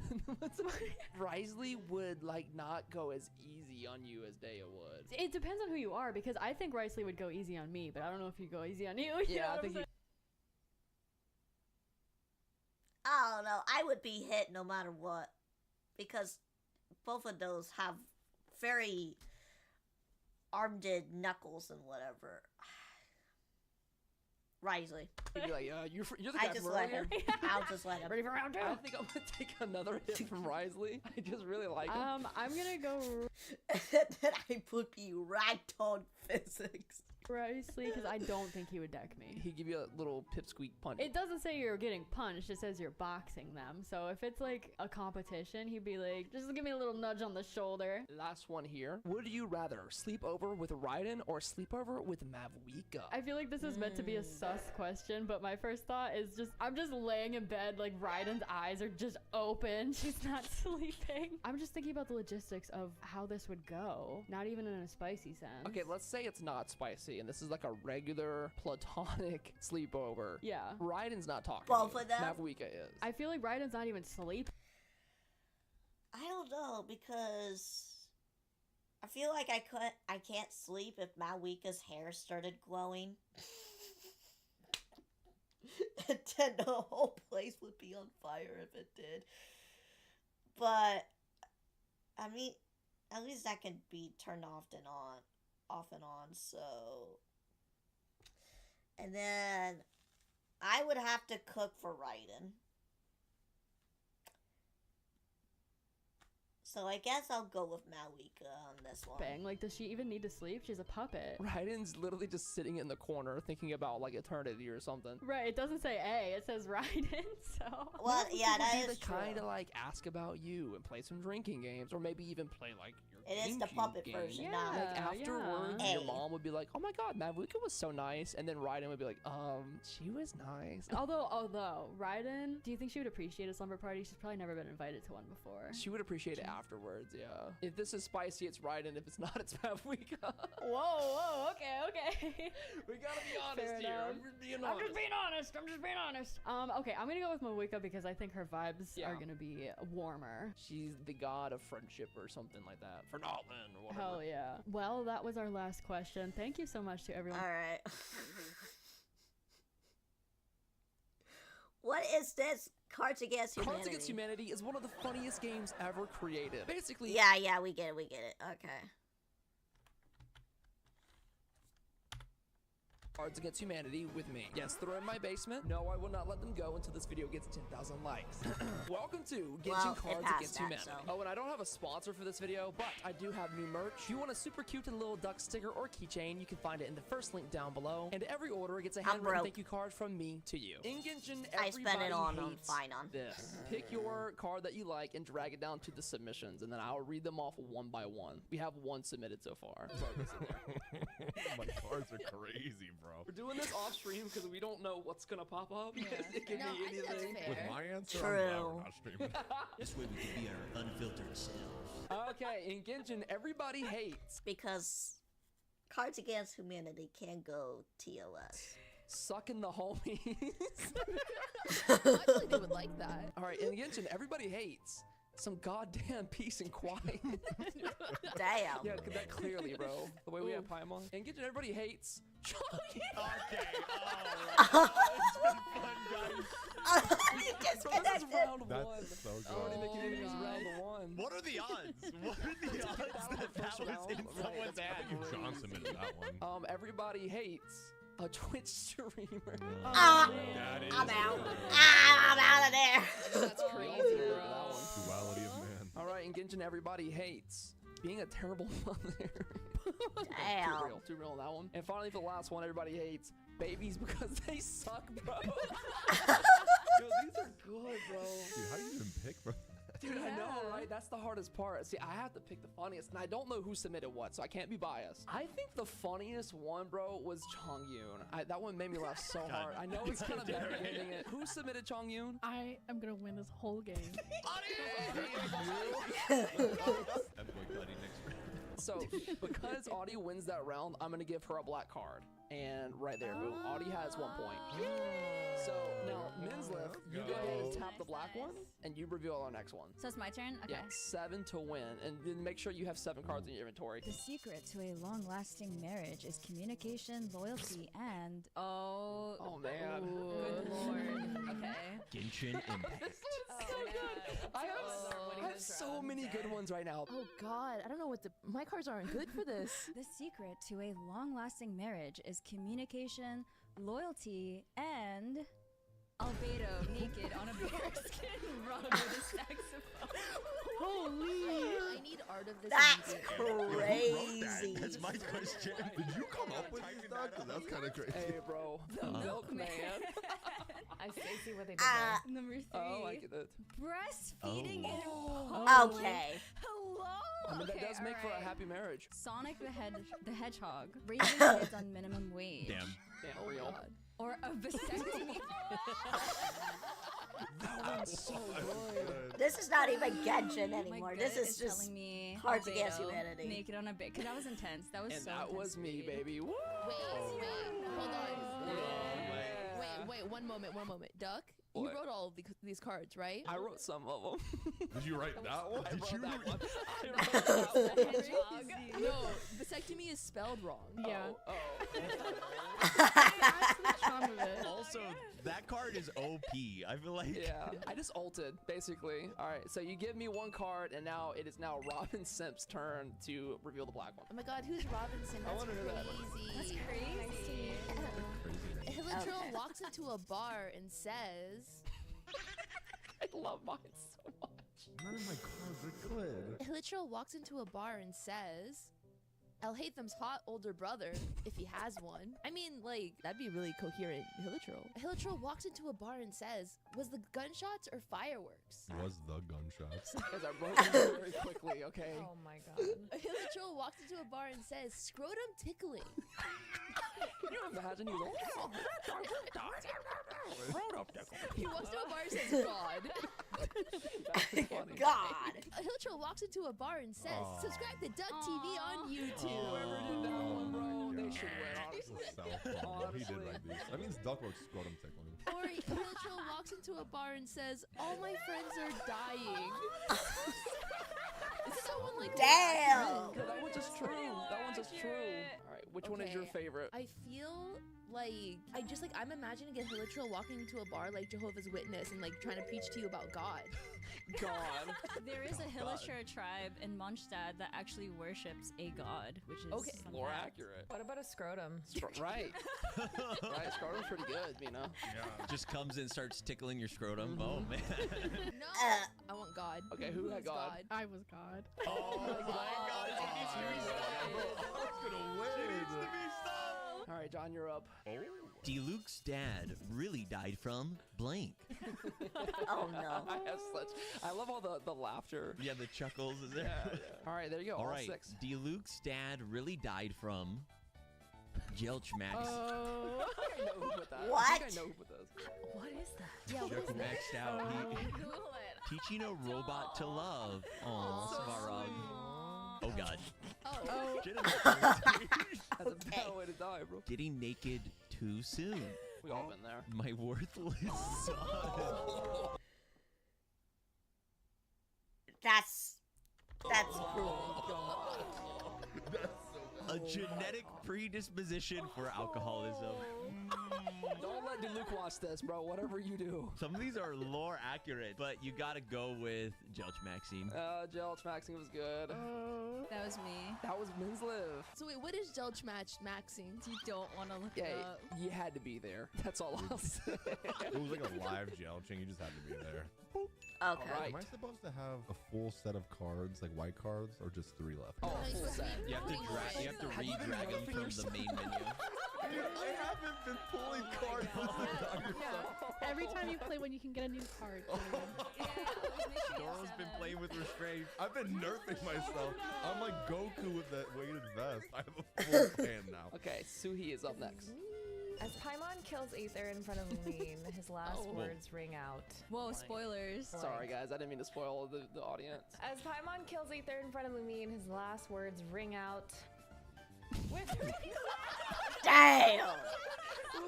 The competition. The competition. He went to the competition once. I don't. Clearly not. Spectacular abs. Is he talking about all hate them? That one hot chick from the Desert World Quest. He has a name. It's on his mind before he goes out. The Democrats? I'm political over here now. Democrats. Oh my god.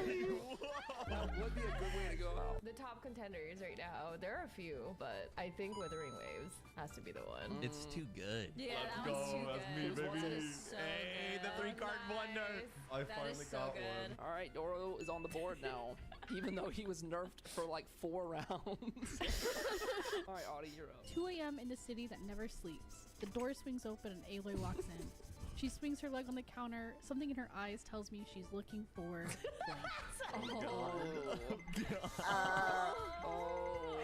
What could Aloy want? How old is What are you trying to put? 20 years old, you're good. Something in her eyes tells me she's looking for an asymmetric boot job. Okay.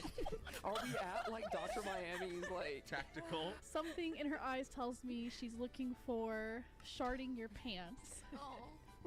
Okay. Something in her eyes What is tells me this? she's looking for nipple guns. You can get that at the boob doctor, yeah. Oh my god. Not a two They for go one. hand in hand. Something in her eyes tells me she's looking for micro penis syndrome. Why would she be looking for that? Because she can't find them. hard They're too to small. find. Yeah, she can't find it. Hard to find. Something in her eyes tells me she's looking for scissoring, if that's a thing. Oh no. I don't know. Something in her eyes tells me she's looking for late stage dementia. But would she even remember? So she can forget that she's That's a her mention. point. All right, Audie, what's your favorite? These are so. These are something. These are So these are diverse. cards for sure. These are cards. I think scissoring. Oh, That was me. scissoring. Those That was Minslip? Minslip, you're up to 2. Audie, you're tied. Nice. That's Man, look at all you guys crazy. with your cards. That was I know. crazy. All right, Doro, your turn. All right. Into that jail, word is you can trade 200 cigarettes for. Into that jail, word is you can trade 200 cigarettes for. Classic. Classic. Mojito. I'm gonna kill someone if that gets chosen. Oh, I'm gonna kill him if that gets chosen. no. I'm gonna kill him. I'm gonna kill him. Who wrote that card? That's the real question. 45 minutes of. Yeah. 45 is a lot. Cigarettes I feel like for that's a bad deal. tender chunks of all white meat chicken. Oh, yeah, bro. Sounds good, actually. What the hell? Into that jail, word is you can trade 200 cigarettes for little Barry. Breakfast is ready. Coming. Hang on a second. Hello, Barry? Adam? Can you believe this is happening? Not the can't. B I'll pick you script. up. Looking. They got the B script.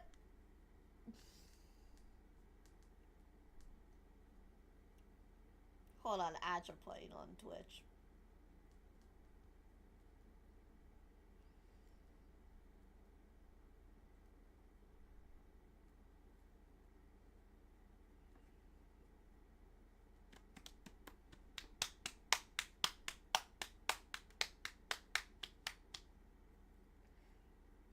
The fucking B script. It's a long card. Is that the B movie? Yes. Oh wait, is it the Is it the B movie? I think it is. And then the last one, trade 200 cigarettes for Kave. It's gotta be the 45 minutes of finger. It's too good. Is that yours? I just feel like in my head it was so funny for some reason. All right, who put Nahida? Who put Nahida? Yeah, that's crazy. That was a good one. Who got that? It was Audie. Me. Damn. Oh my You're gosh. getting some god tier Wow. cards. I was saving that too. The thing is, I like specific humor, so it's specifically saying 45 minutes. Yeah, it's like I knew you would Not like just that. general, but 200 cigarettes though for 45 minutes. That's a good deal. You know? I don't know. If I had $1 for every time Paimon blank, I'd be rich. I would like to point out I'm being nerfed by my cards. Yeah, me too. Sometimes it's better to get rid of the bad ones quick. Just have some better options. Yeah, that's fair. true. All right, if I had $1 for every time Paimon blank, I'd be rich. If I had $1 for every time Paimon crucifixion, okay. Did Paimon get crucified? For every time Paimon demonic possessions, that's kind of accurate. For every time Paimon getting married, having few kids, buying some stuff, retiring to Florida, and dying. Right. Because that's happened a Yeah, lot. Florida's by the not way. even spelled right. Sniffing glue. Okay, I like imagining Paimon doing that one. About $1 for every time Paimon concealed an erection. What the hell? Oh my god, Paimon, I wasn't aware. $1 for every time Paimon was being short. Okay, the best one is definitely the erection, 100%. Who had the erection? I don't think that's the right way to pose that. Who has an erection right now? You had the erection, Sui! Did you say I finally got? Yeah, finally. Yay! Did you use the pill or no? Jonathan, Yeah, one day Mina. we're gonna get on the board. Honkai Star Rail's more my speed. I'll show you the game, John. It's okay, I'll show you. This is what Arlecchino would make YouTube videos about. I would watch Arlecchino's YouTube channel. I would too. But like, do you think she would say like, "What's up, YouTube"? No. I think she would just start it off on the cuff, just like, Here's the video, take it or not. This is what Arlecchino would make YouTube videos about. Pooping in a leotard and hoping no one notices. Banger video. Honkai Star Rail. Okay. Pictures of boobs. 20 cheerleaders laughing Wow. at your package. That's too close to home. Wait, which one? Which one Doing it in The first one, the first one. The package, laughing at my package. Child Protective Services. Would she not? She is the Child Protective Service. Wait, that's like so lore accurate. kinda Hold on, that real. one's really good. Okay, I'll pick Child Protective Services. That's actually pretty funny. Whose was that? Yeah, doing the butts are different. What are you Y'all are gonna hate me. No way. She's about to win. She keeps on winning. Humor too, apparently. That's so I know good. when to play into the lore. I said give this called one it. to there. Audie That said was you're gonna Audie. win the game. What helps Hazo unwind? Country for a second. Hazo. Hazo. I was to call him Hazo. I'm like, that's not how you say it. Hazo. I just saw that one like birthday art of him. What helps Hazo unwind? Stephen Hawking talking dirty. Oh, man, What the that is- hell? Oh my god. Oh no. I'm just picturing it now. That's great. Now it is having in my head. Oh, what helps him unwind? Diona's dad. Okay. How does he know? He's a detective. He goes around. A deadly disease. Huh? Your dad's room. Oh. Maybe Diona's There's a dad's theme room, too. here. Two of you guys made dad comments. What helps Hazel unwind? Seeing grandma naked. Oh. What the A hell? lot of heritage in this. And then what helps Hazel unwind? Being trapped in a locked room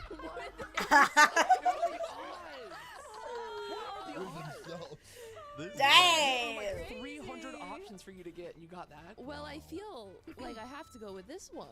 He's trapped in the room Audie. with himself. Is it Audie? I'm gonna get kicked from the Bro, group. When I saw the card flipped, it says, "What helps Haizu unwind?" I immediately dragged it down. I was like, I was waiting for this one. Oh my god. Haizu, I don't This play is him. your game. Audie gets her 5th black card. Alright, John, you're up. Nothing could make me hate Wanderer. Nothing except blank. Here, I got you guys.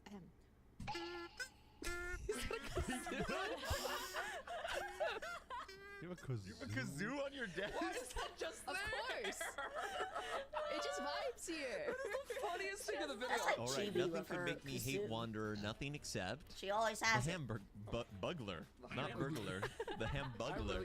The hell Nothing can make me hate Wanderer. Nothing except a gassy antelope. So What? specific. Shantae. Nothing except thermonuclear detonation. That would suck. Nothing except copping a field. Guys, remember consent is key. Nothing except Sino's jokes. And nothing except Genshin. Genshin Impact. Nothing could make me hate Wanderer. Nothing except a gassy antelope. That's your pick? Yeah. That's It's too throwaway random. card. It's too random. That's a throwaway card and it wins. It's a throwaway. Oh my Which one was god. I can't believe Genshin Hamburglar. Impact didn't Oh, yours win. was That Hamburglar. Genshin Impact was Yeah. good, bro. Yeah, Minsliff gets her 3rd point. Thank you. Yo, when is the wealth redistribution for the black cards? It's coming. You guys are just waiting for that first one. It was Ayato's lucky day. He finally got his wish. Blank. The way about these cards are about to make him have more of a personality. Oh my god. Yeah, wait, she's real for that though. I'll stand in solidarity with you. He likes boba, okay? That's a huge personality. Oh my god. It's so quirky. It was Ayato's lucky day. He finally got his wish. Zone Zero. Finally. It was Ayato's lucky day. He finally got his wish. The Boy Scouts of America. What is that? What is wishes? Well, I thought you had some explaining to do, buddy. That's John's card for That's a beautiful card right there. That's a beautiful. I wish that was Piles and piles of horse poop. So much. one of those days. Giant sperm from outer space. We love the alien sperm. Watching Inazuma implode. Oh, I swear to God. that's pretty good. That's funny. I'm gonna go with watching Inazuma implode. Oh my first one. Alicia gets Okay. John, get good. You have nothing, Nice. sucker. Let's go. We all got cards, guys. Let's go. Mina is on the board. Oh my Who's god, not on the board finally. yet? I just don't want to interrupt. It's a perfect square right now. Or like rectangle. During sex, Kaveh probably thinks about blank. What does Huh. he think about? During sex, Kaveh probably thinks about small balls. Okay. Just a little guy. She's saying He's like just a little guy. He probably thinks about an erection that lasts Oh longer my than 4 hours. I don't need that much. Oh. During sex, Kaveh probably thinks about an ice pick lobotomy. End it now, please. During sex, he probably thinks about my humps. humps. During sex, Kaveh probably My thinks lovely about lady lumps. freeing Willie. And during sex, Kaveh probably thinks about, God, I hate being alive. God, these are so good. any of these can go along with an erection that lasts for 4 hours. You have every single It's like, God, I hate being End it now. alive. The lobotomy. Green Willy while fully erect. This is hard. I'm in between an ice pick lobotomy and God, I hate being alive. They're both the same thing. Very topical. Very same tone. I hate being alive.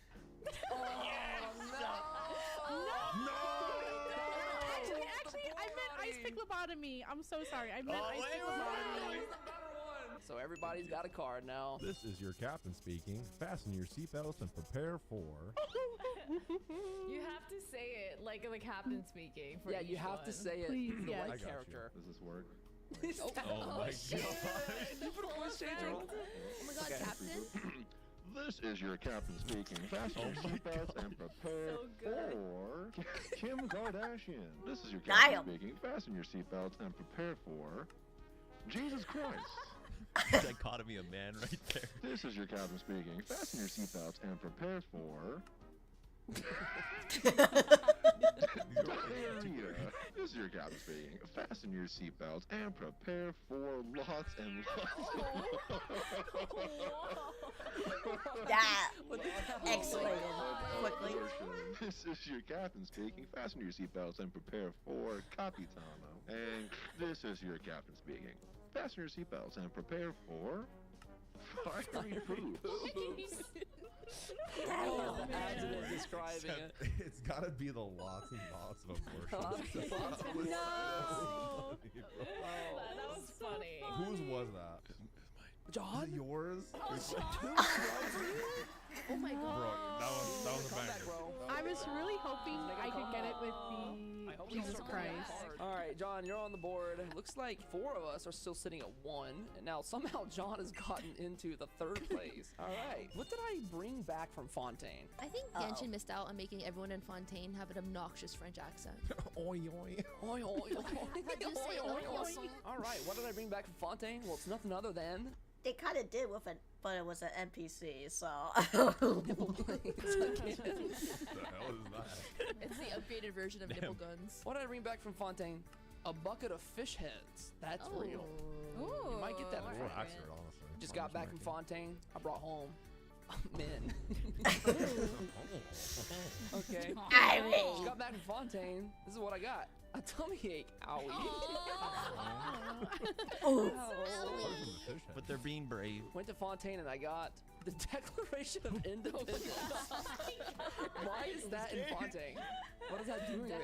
The Audacious Mécanique de l'analyse cardinale. What did I bring back from Fontaine? The IRS. Keep 'em, bro. What the hell? Keep 'em. All right, the tummy cake owie was really good. I'm gonna give you that one. Whoever had that. Yes! Was that? Who was that? Oh, shoot! It was me! Sui, nice. Your second card. What gets better with age? What Vibes. gets better with age? A hot tub full of human beings. Amen, brother. That's what I always That's say. nice. Hot tub. Oh no. Ain't A nothing hot better tub. than that. What Look gets at better Krusty. with age? Huge big balls. They keep growing throughout like your elderly age, right? Do they actually? I think so. It's one of those like your nose and your earlobe. They just be swinging at that I think point. they just Oh. changed their elasticity. What gets better with age? Watching a hot person eat. Oh, What gets better with age? What jelly? God damn. Oh, that one wins. Come on. What gets better with age? Sexual tension. Real. What gets better with age? But hospice care? Hospice. No, hospice. Hospice. It's true. I'm gonna pick Jelching. No, Jelching's so good. Who was it? No. This is my humor. I can't help it. Audie, you're one away from winning our first ever Genshin Impact Cards of Humanity. Alrighty. Blank. Good to the last drop. I'm scared. Blank. Good to the last drop. Wiping their butt. Good to the last drop. Sure. Adam Griffin. Yeah. It's the fiery hoops. Spontaneous combustion. Good to the Yum. last drop. Third base. Good to the last drop.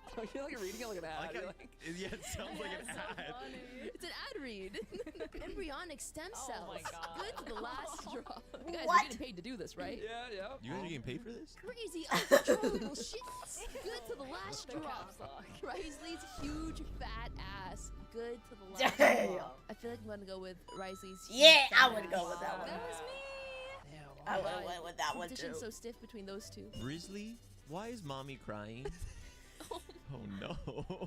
Stakes are so high. I know, like, Audie gets this right here, it's over. GG, we all go home. All right, here we go. Mommy is crying because. Okay, full circle. All right. Okay. Damn. Okay. Mommy is crying because Ningguan and Beto's leak tape. Oh. Hey, yo. We should be crying. Because it was so good. What kind of Happy Oh my tears, god. man. Happy tears. Mommy is crying because I should buy a boat. Yeah, poor investments make all women cry. Fontaine Archon reference. Mommy is crying because of Donald Trump. Mommy is crying because Okay. throwing someone into a volcano. Or mommy is crying because poor life choices. I'll choose me. No way! There's no shot. How did you get these cards? RNG. You were the RNG god. Okay, I knew it was her card because she muted to laugh. And she's next to me, so I almost said, do not pick She that gave it card. away. She knew that you would buy that one too. Audie, you get 7. You are the official winner of the first cards against Genshin. Alright.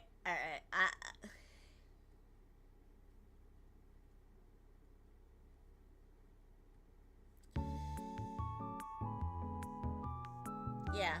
Alright. I'm done. I'm getting tired. So. Alrighty. Thank you everybody for watching today's stream. I hope you guys like that. Tomorrow we're gonna go into a little bit of Duolingo learning and Metopia.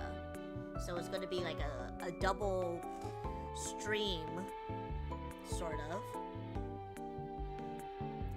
So I'll